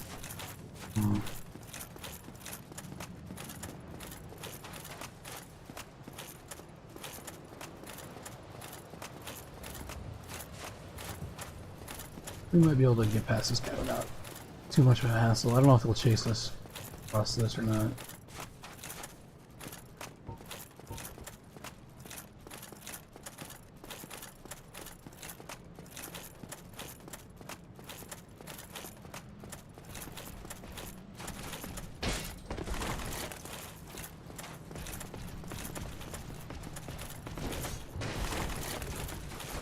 Oh, hey man, come on.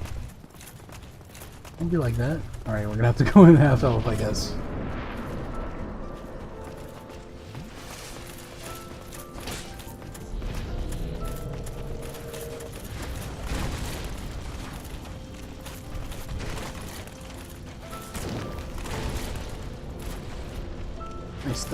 Nice double jump.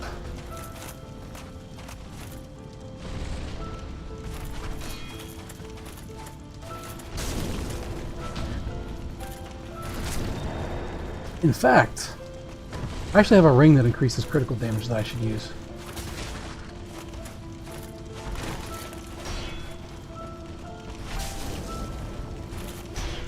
Oh, I think we might be dead. Yeah. I should switch to that. I don't know why I'm not using it. I should drop the poise ring. There's no reason for me to use it if that's what I'm doing.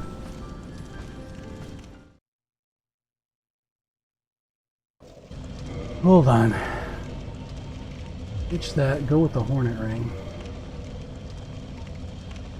I don't think there's anything else that I should use. Ideally, I don't want my health to be low. So the red tier stone is probably not the best idea. Ring, hornet ring.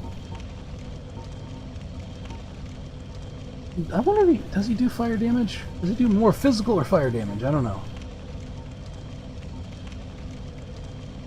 Let's try putting on the fire ring. See if that helps any. As 10 fingers can only use 2 rings, right?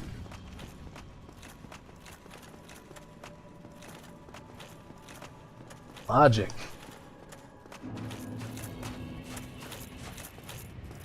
So we managed to get off the, managed to get off a heal and a weapon buff at the very start of that without having to stop outside. So, I'm gonna run past these guys again, and then again. Hornet ring should give me quite a bit more damage on my, criticals. Riposte and backstabs. In fact,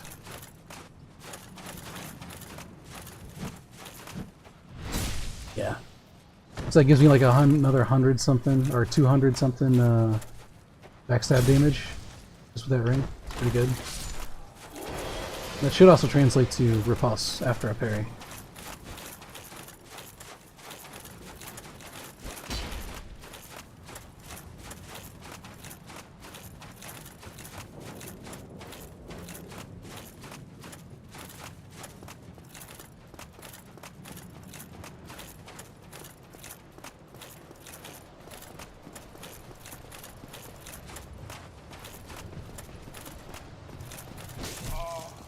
Fuck. So, my whole thing is like, I'm trying to think. I feel like it's gonna be really... I think it's gonna be really unreliable to try to parry his first, like, swipe in his combo. So maybe, if I can tank the first swipe, we can use that as a, indicator for timing the second swipe for a parry. So maybe that's what I should do. Instead of trying to parry the first, because if you parry the first and you miss it, then you're stuck in an animation, and you're probably staggered, and you're going to get hit by the second one. And then probably also the third one and the fourth. And he's already shown that he can just, like, stun lock you. Stun lock you to death with a full combo, so... maybe I'll do that. I don't know. We'll see. I'm just trying to formulate some sort of plan here.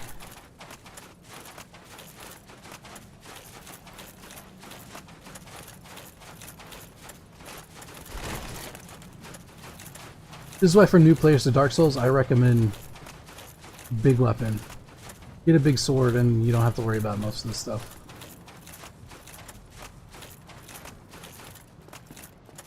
And also Zweihander's like really easy to get early on. And it'll pretty much carry you through the whole game if you wanted to.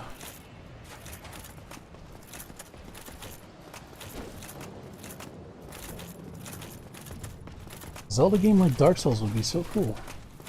I actually haven't played many Zelda games over the years. I don't think the last Zelda game that I played. I guess it was Link to the Past. Not Link to the Past. I guess it was Ocarina of Time, actually.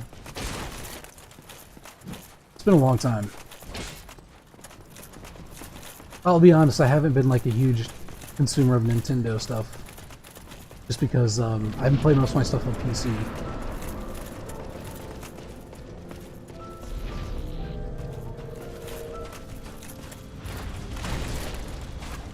Yep, cool.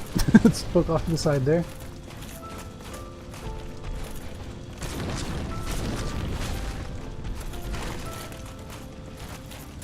It's almost 1500 damage, that little flurry.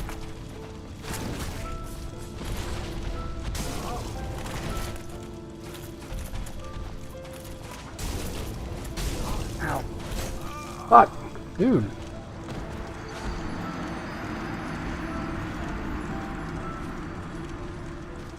We can do plenty of damage to him, but he can also do a lot of damage to us, is the problem. Play Twilight Princess is really good. Can you play it on PC? Unfortunately, I don't have any Nintendo hardware. The only piece of Nintendo hardware I have around is a Super Nintendo from, like, 1996 or something. In fact, I'm not even sure where it is. It's sitting around somewhere.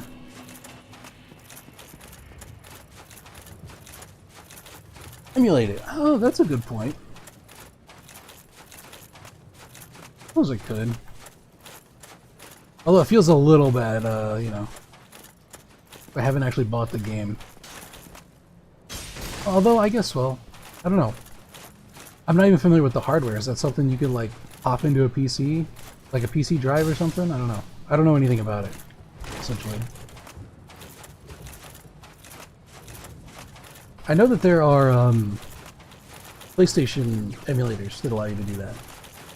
In fact, I thought about maybe streaming some of the games that I have on some of the old PlayStation games I have.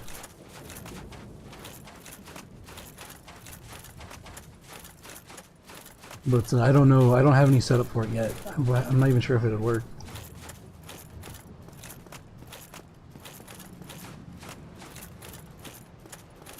But I've got like Champions of Norath, I got Red Faction, the original, and stuff like that.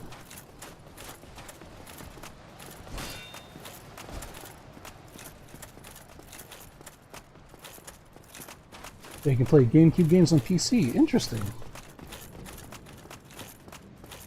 Huh. I might have to give that a shot. I'll have to look into that.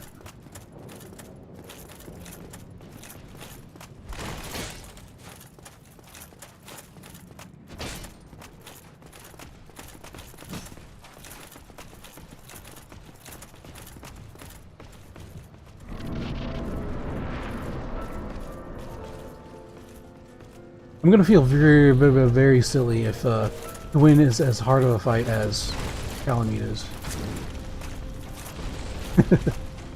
Like if it gives me the same amount of trouble.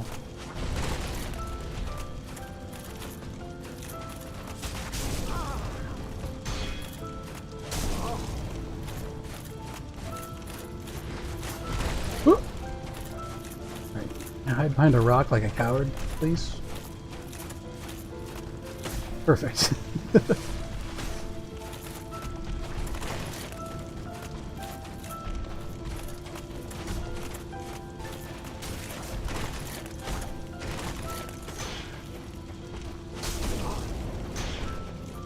Hey, that was not a parry.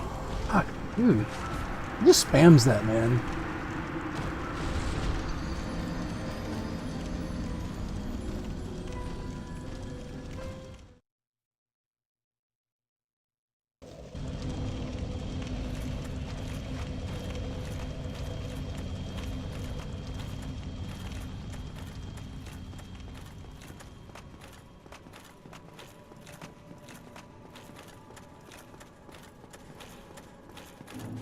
Although it is good to know you can cheese him behind the rocks. In fact, I'm going to make more use of that. Because if he's going to stand over me and like spam light attacks, then I'm just going to cheese him right back.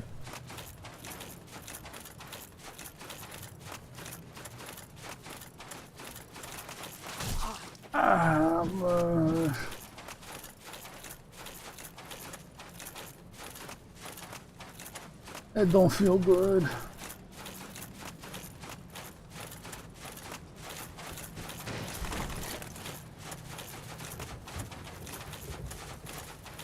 I noticed that some enemy attacks also have some crazy turn correction on them. They like turn an immense amount, like right in the middle of the attack animation. It's kind of crazy. Gwyn can do that too, some of his attacks. He takes a swing at you and you think you dodge it and he's like, nope. Turns 90 degrees.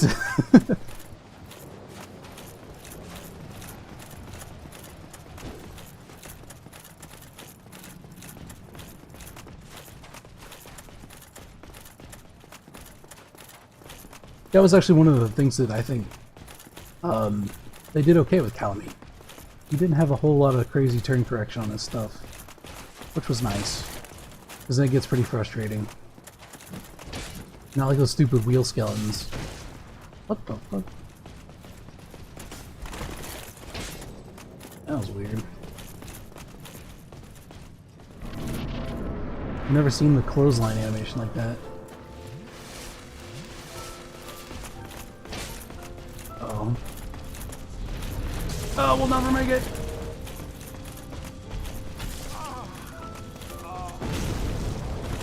Cheesy mother...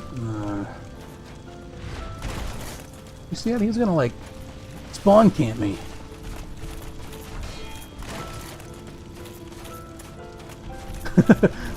Bro, let me up! Jeez! I'm unsportsmanlike. Hold on. There we go.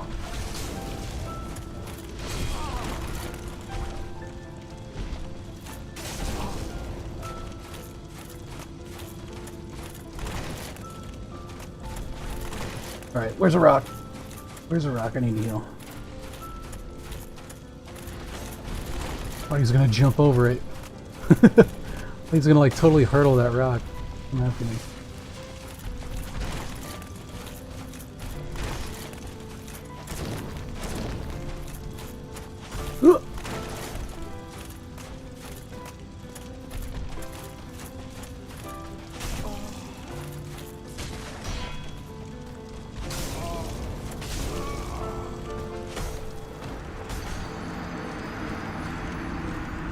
Watch video after someone plays Gwyn against other bosses in this game.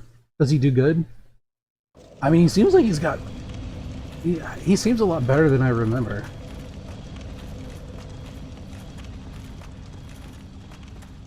I was chalking up to the fact that my build sucks, and also I'm like 10 years older and don't have the same reflexes and stuff that I used to, but he seems pretty good.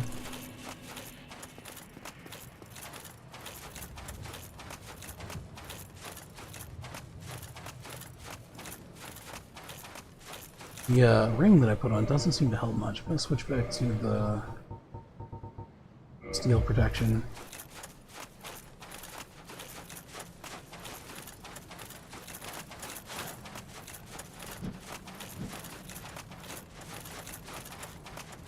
His parry windows are kind of crazy, right? Because I don't think you can parry his big swipes with the two hand. You can only do it when he does swipes with the one hand. But trying to parry the first one's pretty much impossible. Because it's so quick. It doesn't give you any, like, indication that he's going to do it. It's essentially a one-handed slash, or it's like essentially a one-handed sword slash with a great sword.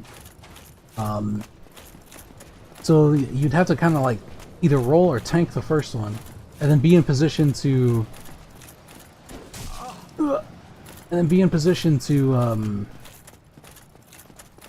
parry the second one. And hope that your timing is right, which is not so easy to do after you've been knocked around.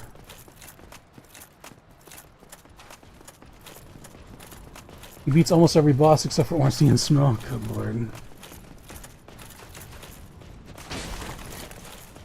I mean, yeah, like I said, he seems pretty good. He seems a lot better than I remember him being.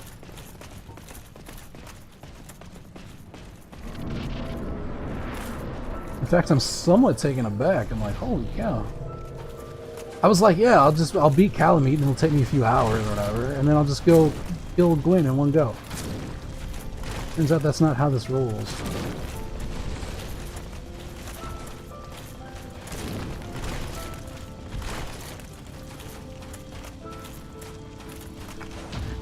Oh, I guess you can parry his two-handed swipes. Alright, well.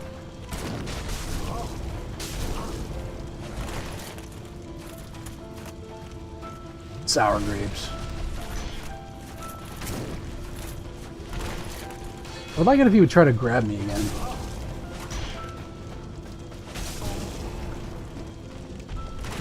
There you go. Nope, couldn't parry him. Damn. That was close though. Okay, that's good to know. For some reason I was thinking you can't parry any two-handed attacks in this game, but I guess that's not true. Yeah, man. Alright. It's like any boss that I've ever fought in this game. You just like get in there and familiarize yourself with it until you can beat it. It's pretty much the only way to do it, I find. At least that's my process. There's probably other people who are way more skilled and smarter than me. They can go in and wreck bosses easily, but...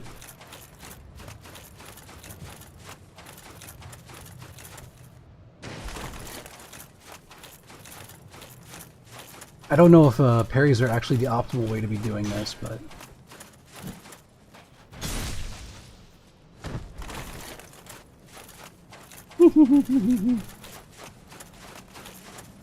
Eat ash, loser.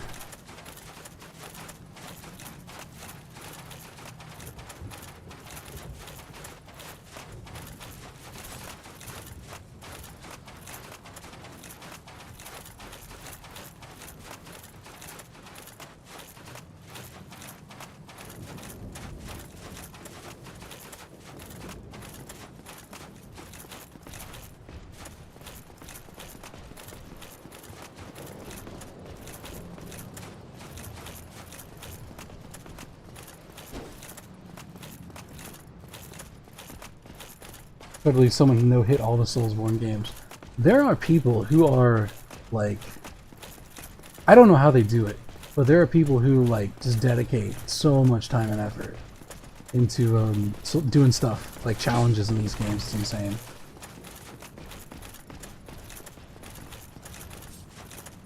I think in Dark Souls 2, there's, if you can beat the game without dying, you get, like, a special ring.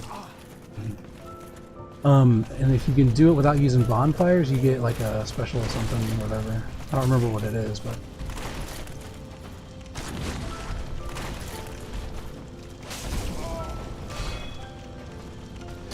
No.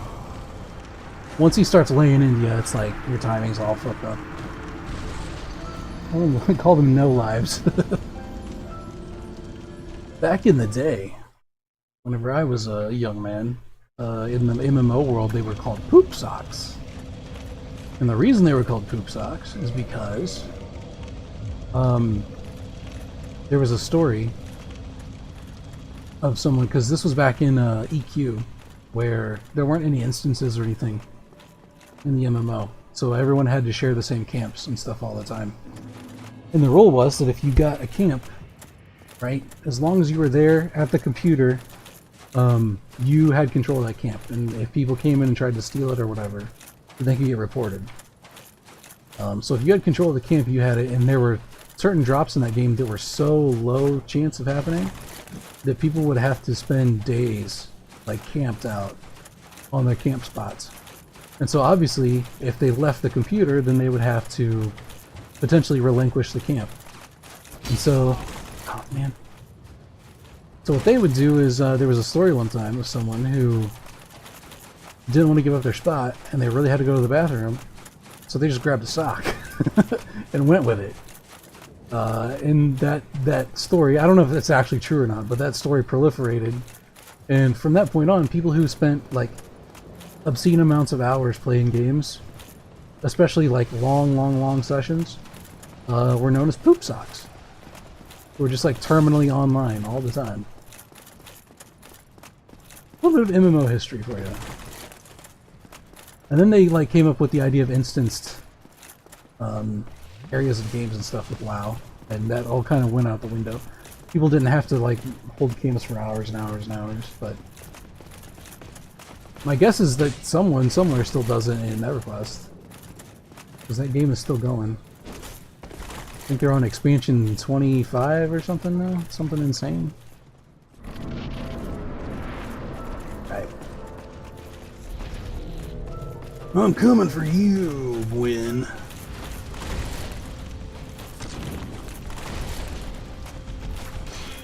Whoops. I need to stop blocking. Okay, that evidently wasn't a parry. Even though I felt like it should have been.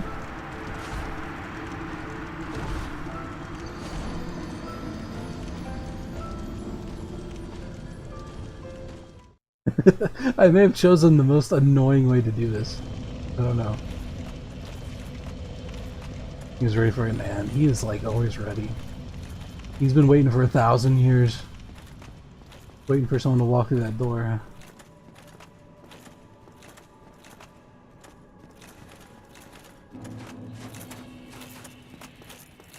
If I can get like 4 parries off, he'll die.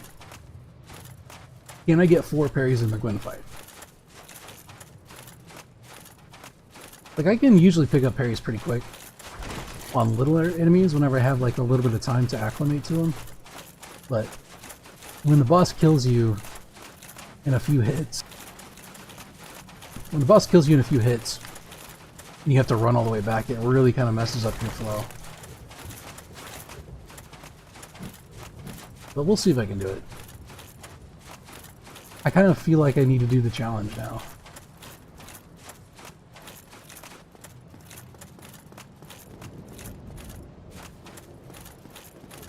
I wonder if we can parry his thrust. We might try.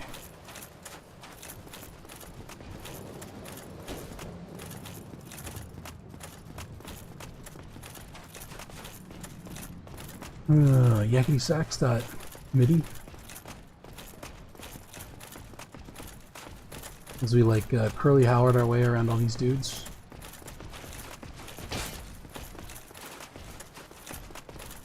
That's got some pretty crazy ups for being a dude in full armor.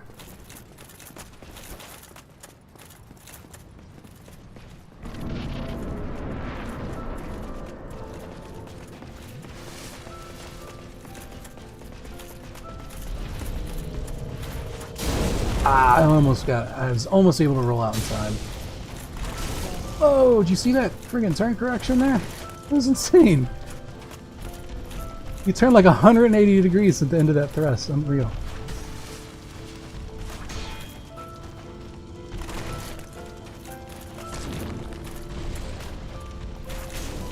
Whoop, that was too late. You can parry that too! Oh, actually, it might only need like 3.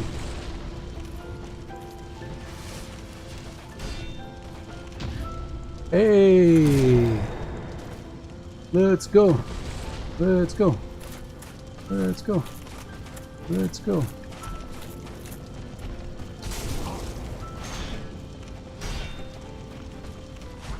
No! Shit! He's like getting the attacks off just before I can hit it. That little combo he does is crazy. It's so fast.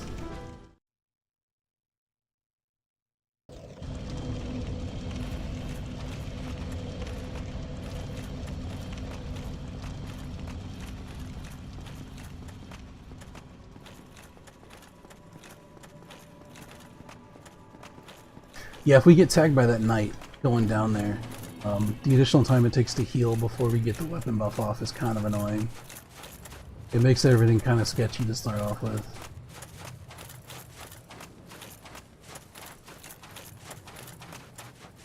Don't hit me. Do not.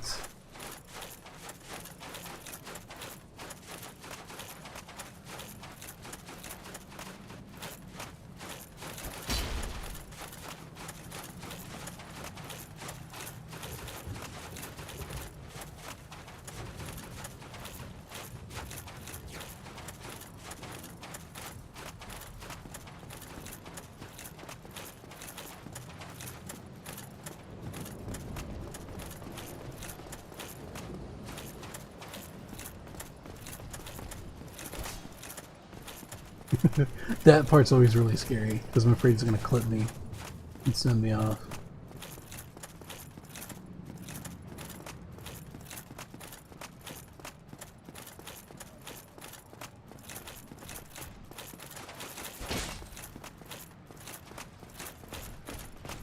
Oh, which way am I going to go? This way. switch before we go in. That'll save us a little bit of time.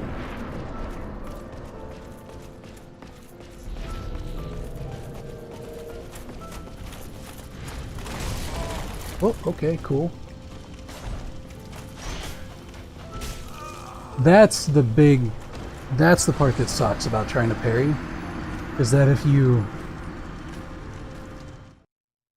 are, why don't you kill their employer? You'd think they would, so they wouldn't have to stand around in this stupid place for all eternity. But the thing that sucks about the parries is that if you get a partial parry, so if you're just close but not quite, it counts as a block.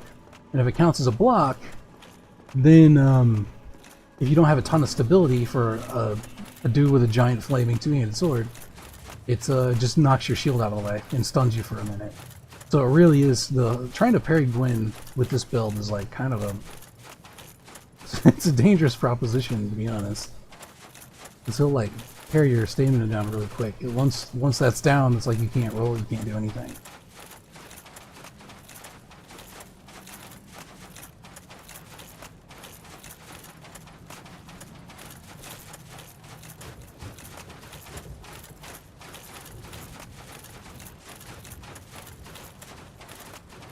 And to be quite honest, like even trying to roll out of an engagement with him is not even all that reliable because his reach is so long. His sword is pretty crazy. It's amazing that this is his like weakened form, to be entirely honest with you. You can see how someone like that could be like a god king.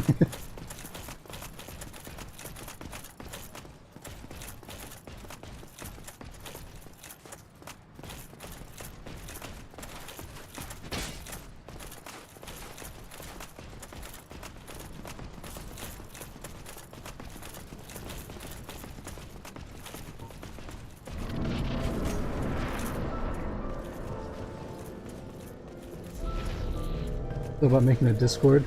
I don't know that I would though. The problem.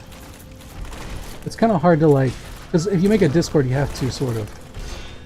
Yeah, there was a partial parry there. You have to moderate it somehow, right? That's like not something I have the time to do, unfortunately. The thing about Discords and opening up platforms like that to the people you don't know is you never know what's going to get put on it, and that can get you in a ton of trouble.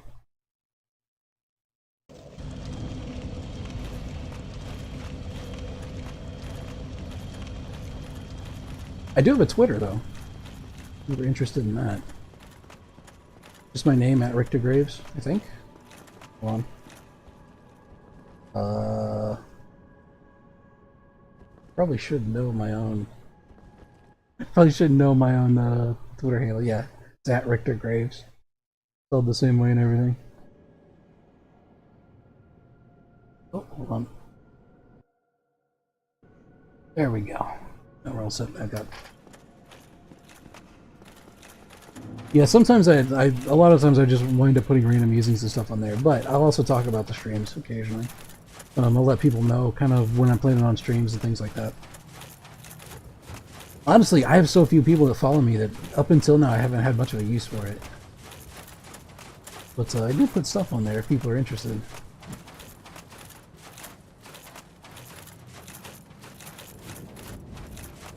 I'll be going for 4 hours. I didn't expect this to be this long.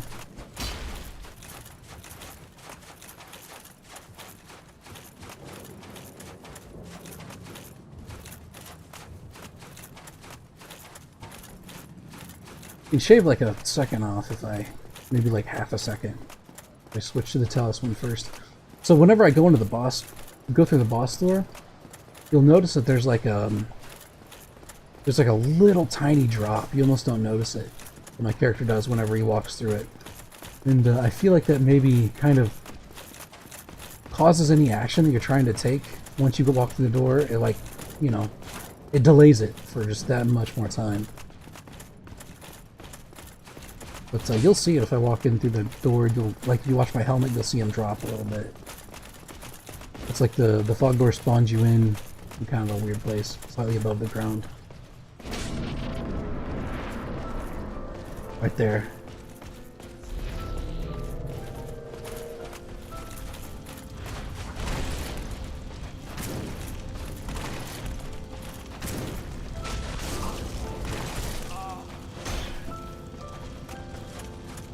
Whoop. Let's back up. Let's find a nice rock. Nice rock to hide behind. And heal. Alright, that evidently didn't count as a parry. Cool.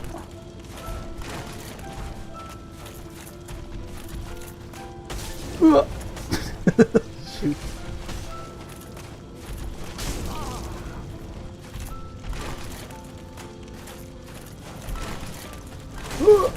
God damn. That's such a long stab he's got.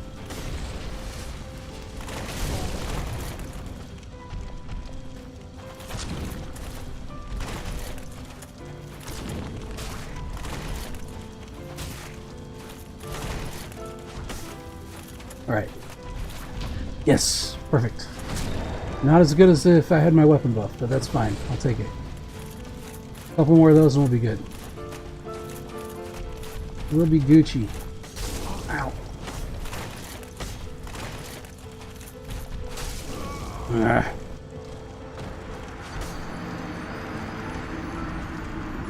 That one might be too skinny. He just like does his weird flying at you routine. He just like zips right around it.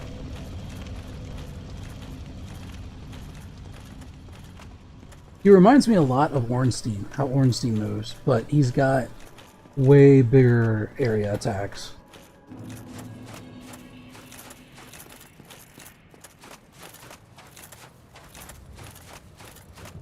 And he's a lot more aggressive, if I'm being honest. And Ornstein's pretty aggressive. But Ornstein has some, you know, like slower attacks and stuff too. This guy doesn't really. If I can bait him into doing his grab a fair amount, you can kind of poke him down, but it seems a little bit unreliable.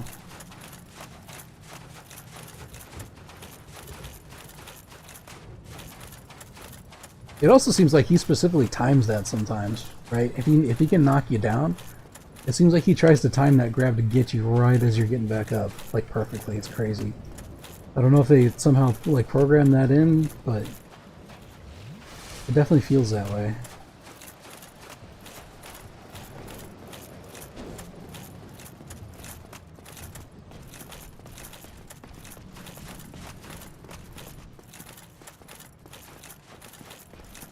Yeah, I think at this point I have to give up on the idea that Gwyn's actually easy.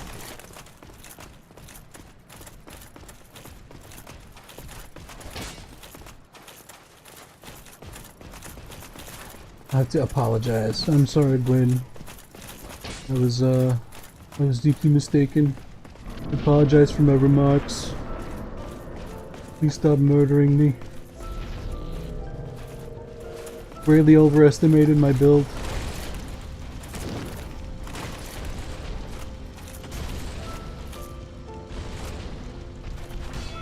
Nope.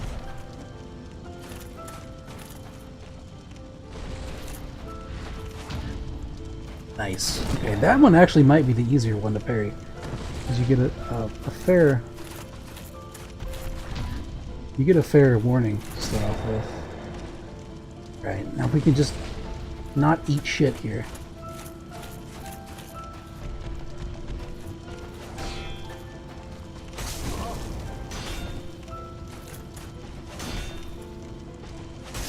Nope. Well.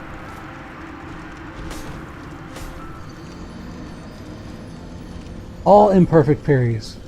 I didn't raise my shield once there. All the just shield hits were all parries that just weren't quite right. They were just a little tick off.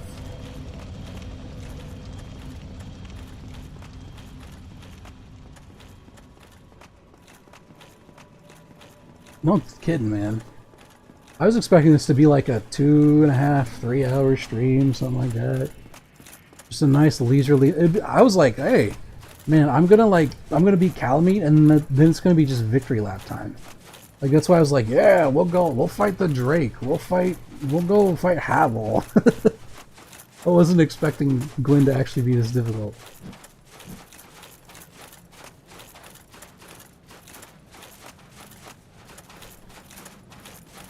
There's some guy who's been playing Dark Souls since like 2011. Right? It's like he plays Dark Souls once a month. He beats it. Who's like sitting there going, "Dude, come on! What are you talking about? Gwyn's so easy."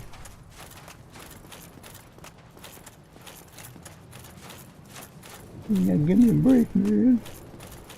I ain't played this game since 2015.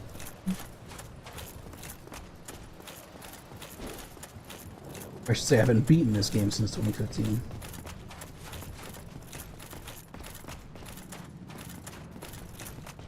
This would be a fun build to try in PvP though, I think.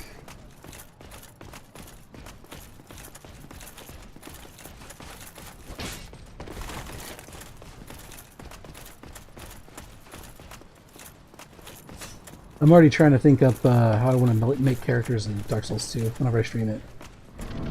And 3, I guess.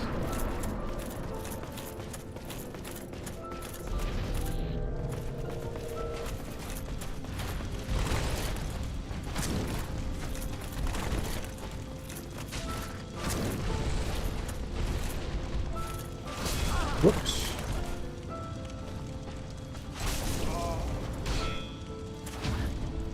Alright. Can I get a heal?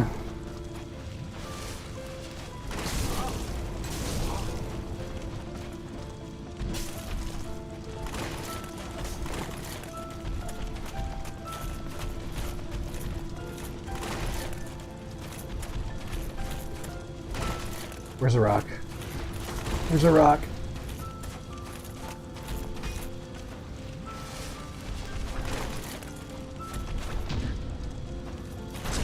Alright. We're getting close again. Now's not the time to lose focus.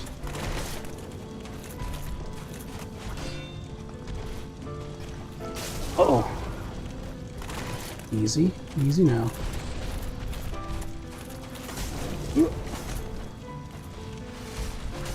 Okay. Come on. Not what I wanted you to do, but okay. I think we got him. Finally. Way!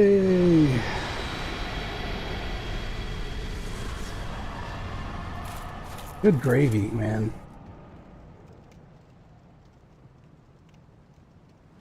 You can never underestimate a Dark Souls boss, is the lesson here. Don't get overconfident and don't underestimate a boss. Because this game will make you look like an idiot. Okay, yeah, I think there's only one of two things to do now, and I know what I'm gonna do. Trying to think. Is there anything, like, worth looking at here? Before I... Essentially, this will take us into New Game Plus, regardless of what we do. So, is there anything that I want to, like, look at or do anything? Anything lore I want to make mention of that I think is interesting or whatever? Probably not. Actually, let's read the, Soul of Gwyn. Shall we? Soul of the Gwyn. The Gwyn, Lord of Sunlight and Cinder, who linked the first flame. Lord Gwyn bequeathed most of his power to the gods, and burned as cinder for the first flame. But even so, Lord Gwyn's soul is a powerful thing indeed. Yeah, so he, I guess the idea is that he, like, shunted off some of his, or most of his power, I guess, to, like, Guinevere and, Gwendolyn before he left. And so now the only one that is left in the Anor Londo is Gwendolyn, and all of his, like, you know, all of his illusions and stuff that he's... Alright, let's link this. The flame must be linked. Whoosh, ah, my arm.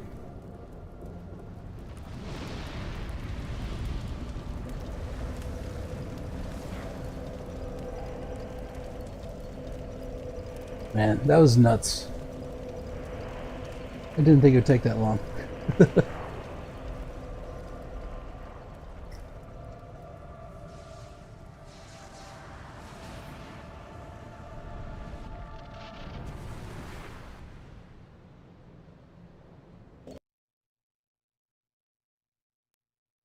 Hey!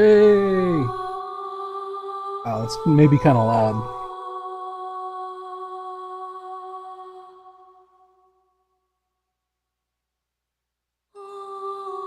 Hold on a little bit. Bring that down some. In case it's like blowing people's eardrums out. But yeah. Great game. Very frustrating at times.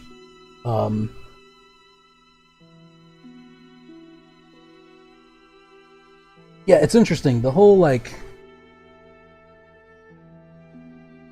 premise, like the whole insinuation at the end is also, because I was talking earlier about how like Gwyn is a tragic figure, and then by extension of that, in following his footsteps, you're also kind of a tragic figure. And the idea that you went through all this trouble and like your reward is to get burned up as fuel for linking the fire. But it also like is an additional, the implications for that are also really tragic, because it's like, okay, if Gwyn went in and he linked the fire and he was like the god of everything or whatever, and he eventually burned up, presumably you're gonna also burn up into what he became, which is like a hollowed husk of your former self.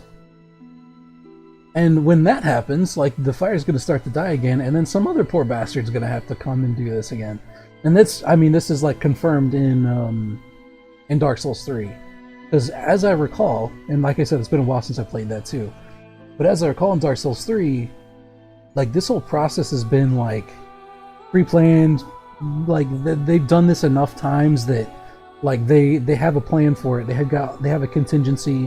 They know the fire's gonna go out eventually, right? Like the Firelink Shrine that you're in that one has specific seats because they know exactly who has the souls that they need to relink the flame and exactly where they're gonna sit and like all of that kind of stuff. So I don't know. The whole implication is interesting. How do you get the bad ending? I think you get the bad ending by just walking out. You might need to get... you might need to work with Cave, I'm not sure. And the way you do that is you essentially have to choose one of the primordial serpents to work with. You can work with Frampt, who leads you into this ending, which is the canonical ending. Or you can work with Darkstalker Cave, I think it is? Darkwraith Cave, something like that. Who... If you don't talk to Frampt and instead you beat the 4 kings, so you have to get the Lord Vessel first, you beat the 4 kings, then you'll find Darkstalker Cave in the like arena that you fight the 4 kings in. He'll be like hiding in the darkness there. And you can talk to him and he'll be like, hey, you want to be a Dark Lord? Sort of thing. And that's also how you join the Darkwraith Covenant, which is the Invader PvP Covenant in Dark Souls. Or if you don't want to go through the trouble of that, or you don't want to be like the Dark Lord in your playthrough, you can find footage of it online. So if you just wanted to see the alternate. Man, what a cool game. It's like the cool concept. Cool idea. So I'm probably going to take like, I don't know, maybe a stream or two for Elite before I start another game.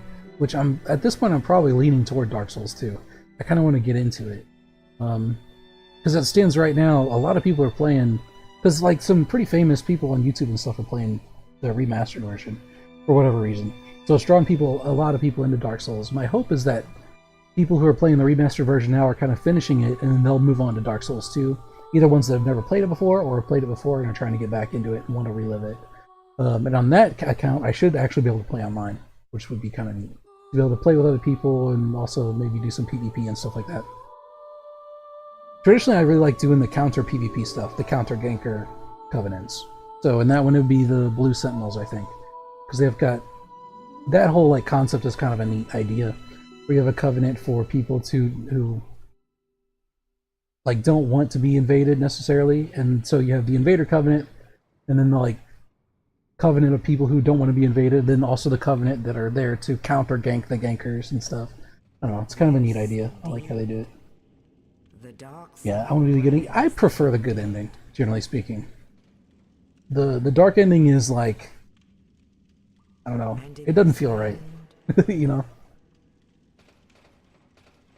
The undead are corralled. Yeah. So whatever you link whatever you choose to do, you can link the flame and it gives you the cutscene we just got. Or you can do the other way and you do like the other cutscene. And And as soon as it ends, it pops you right into New Game Plus. There's no, like, having to load your game afterward or whatever. It just pops you right into this. And we're back in our cell. You do get to keep all of your equipment and your spells, and your soul level and stuff. Is your fate. But, everything is way harder, essentially. Everything has a lot more health and stuff. So I'm probably not going to continue this one on stream. Although maybe I'll just keep the save around, and maybe I can revisit it at some point if the anchoring strikes me for some reason. But probably won't do it on Prepare to Die edition, just because it's not online or anything. When I first started doing these streams with Prepare to Die, my thought was that they would have the unified servers with remastered, right? So you could still play online with people, but that evidently wasn't the case.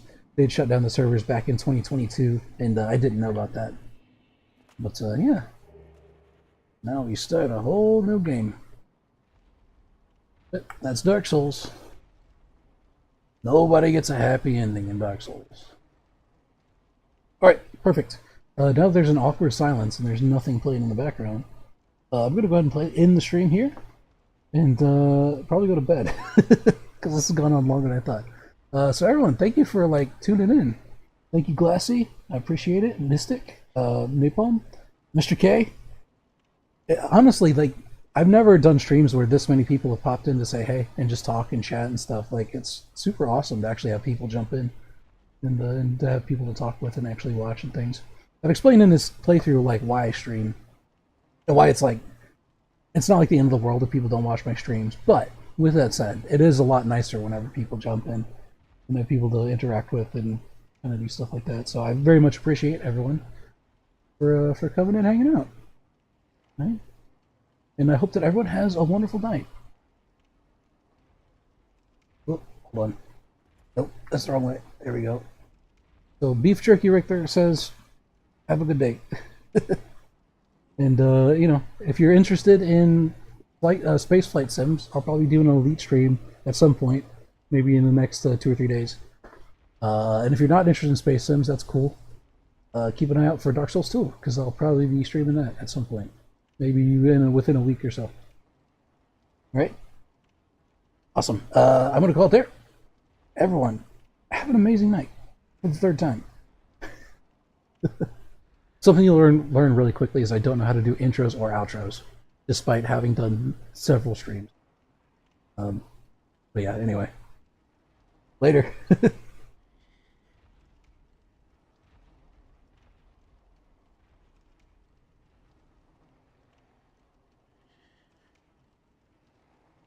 Oh, that's so quiet.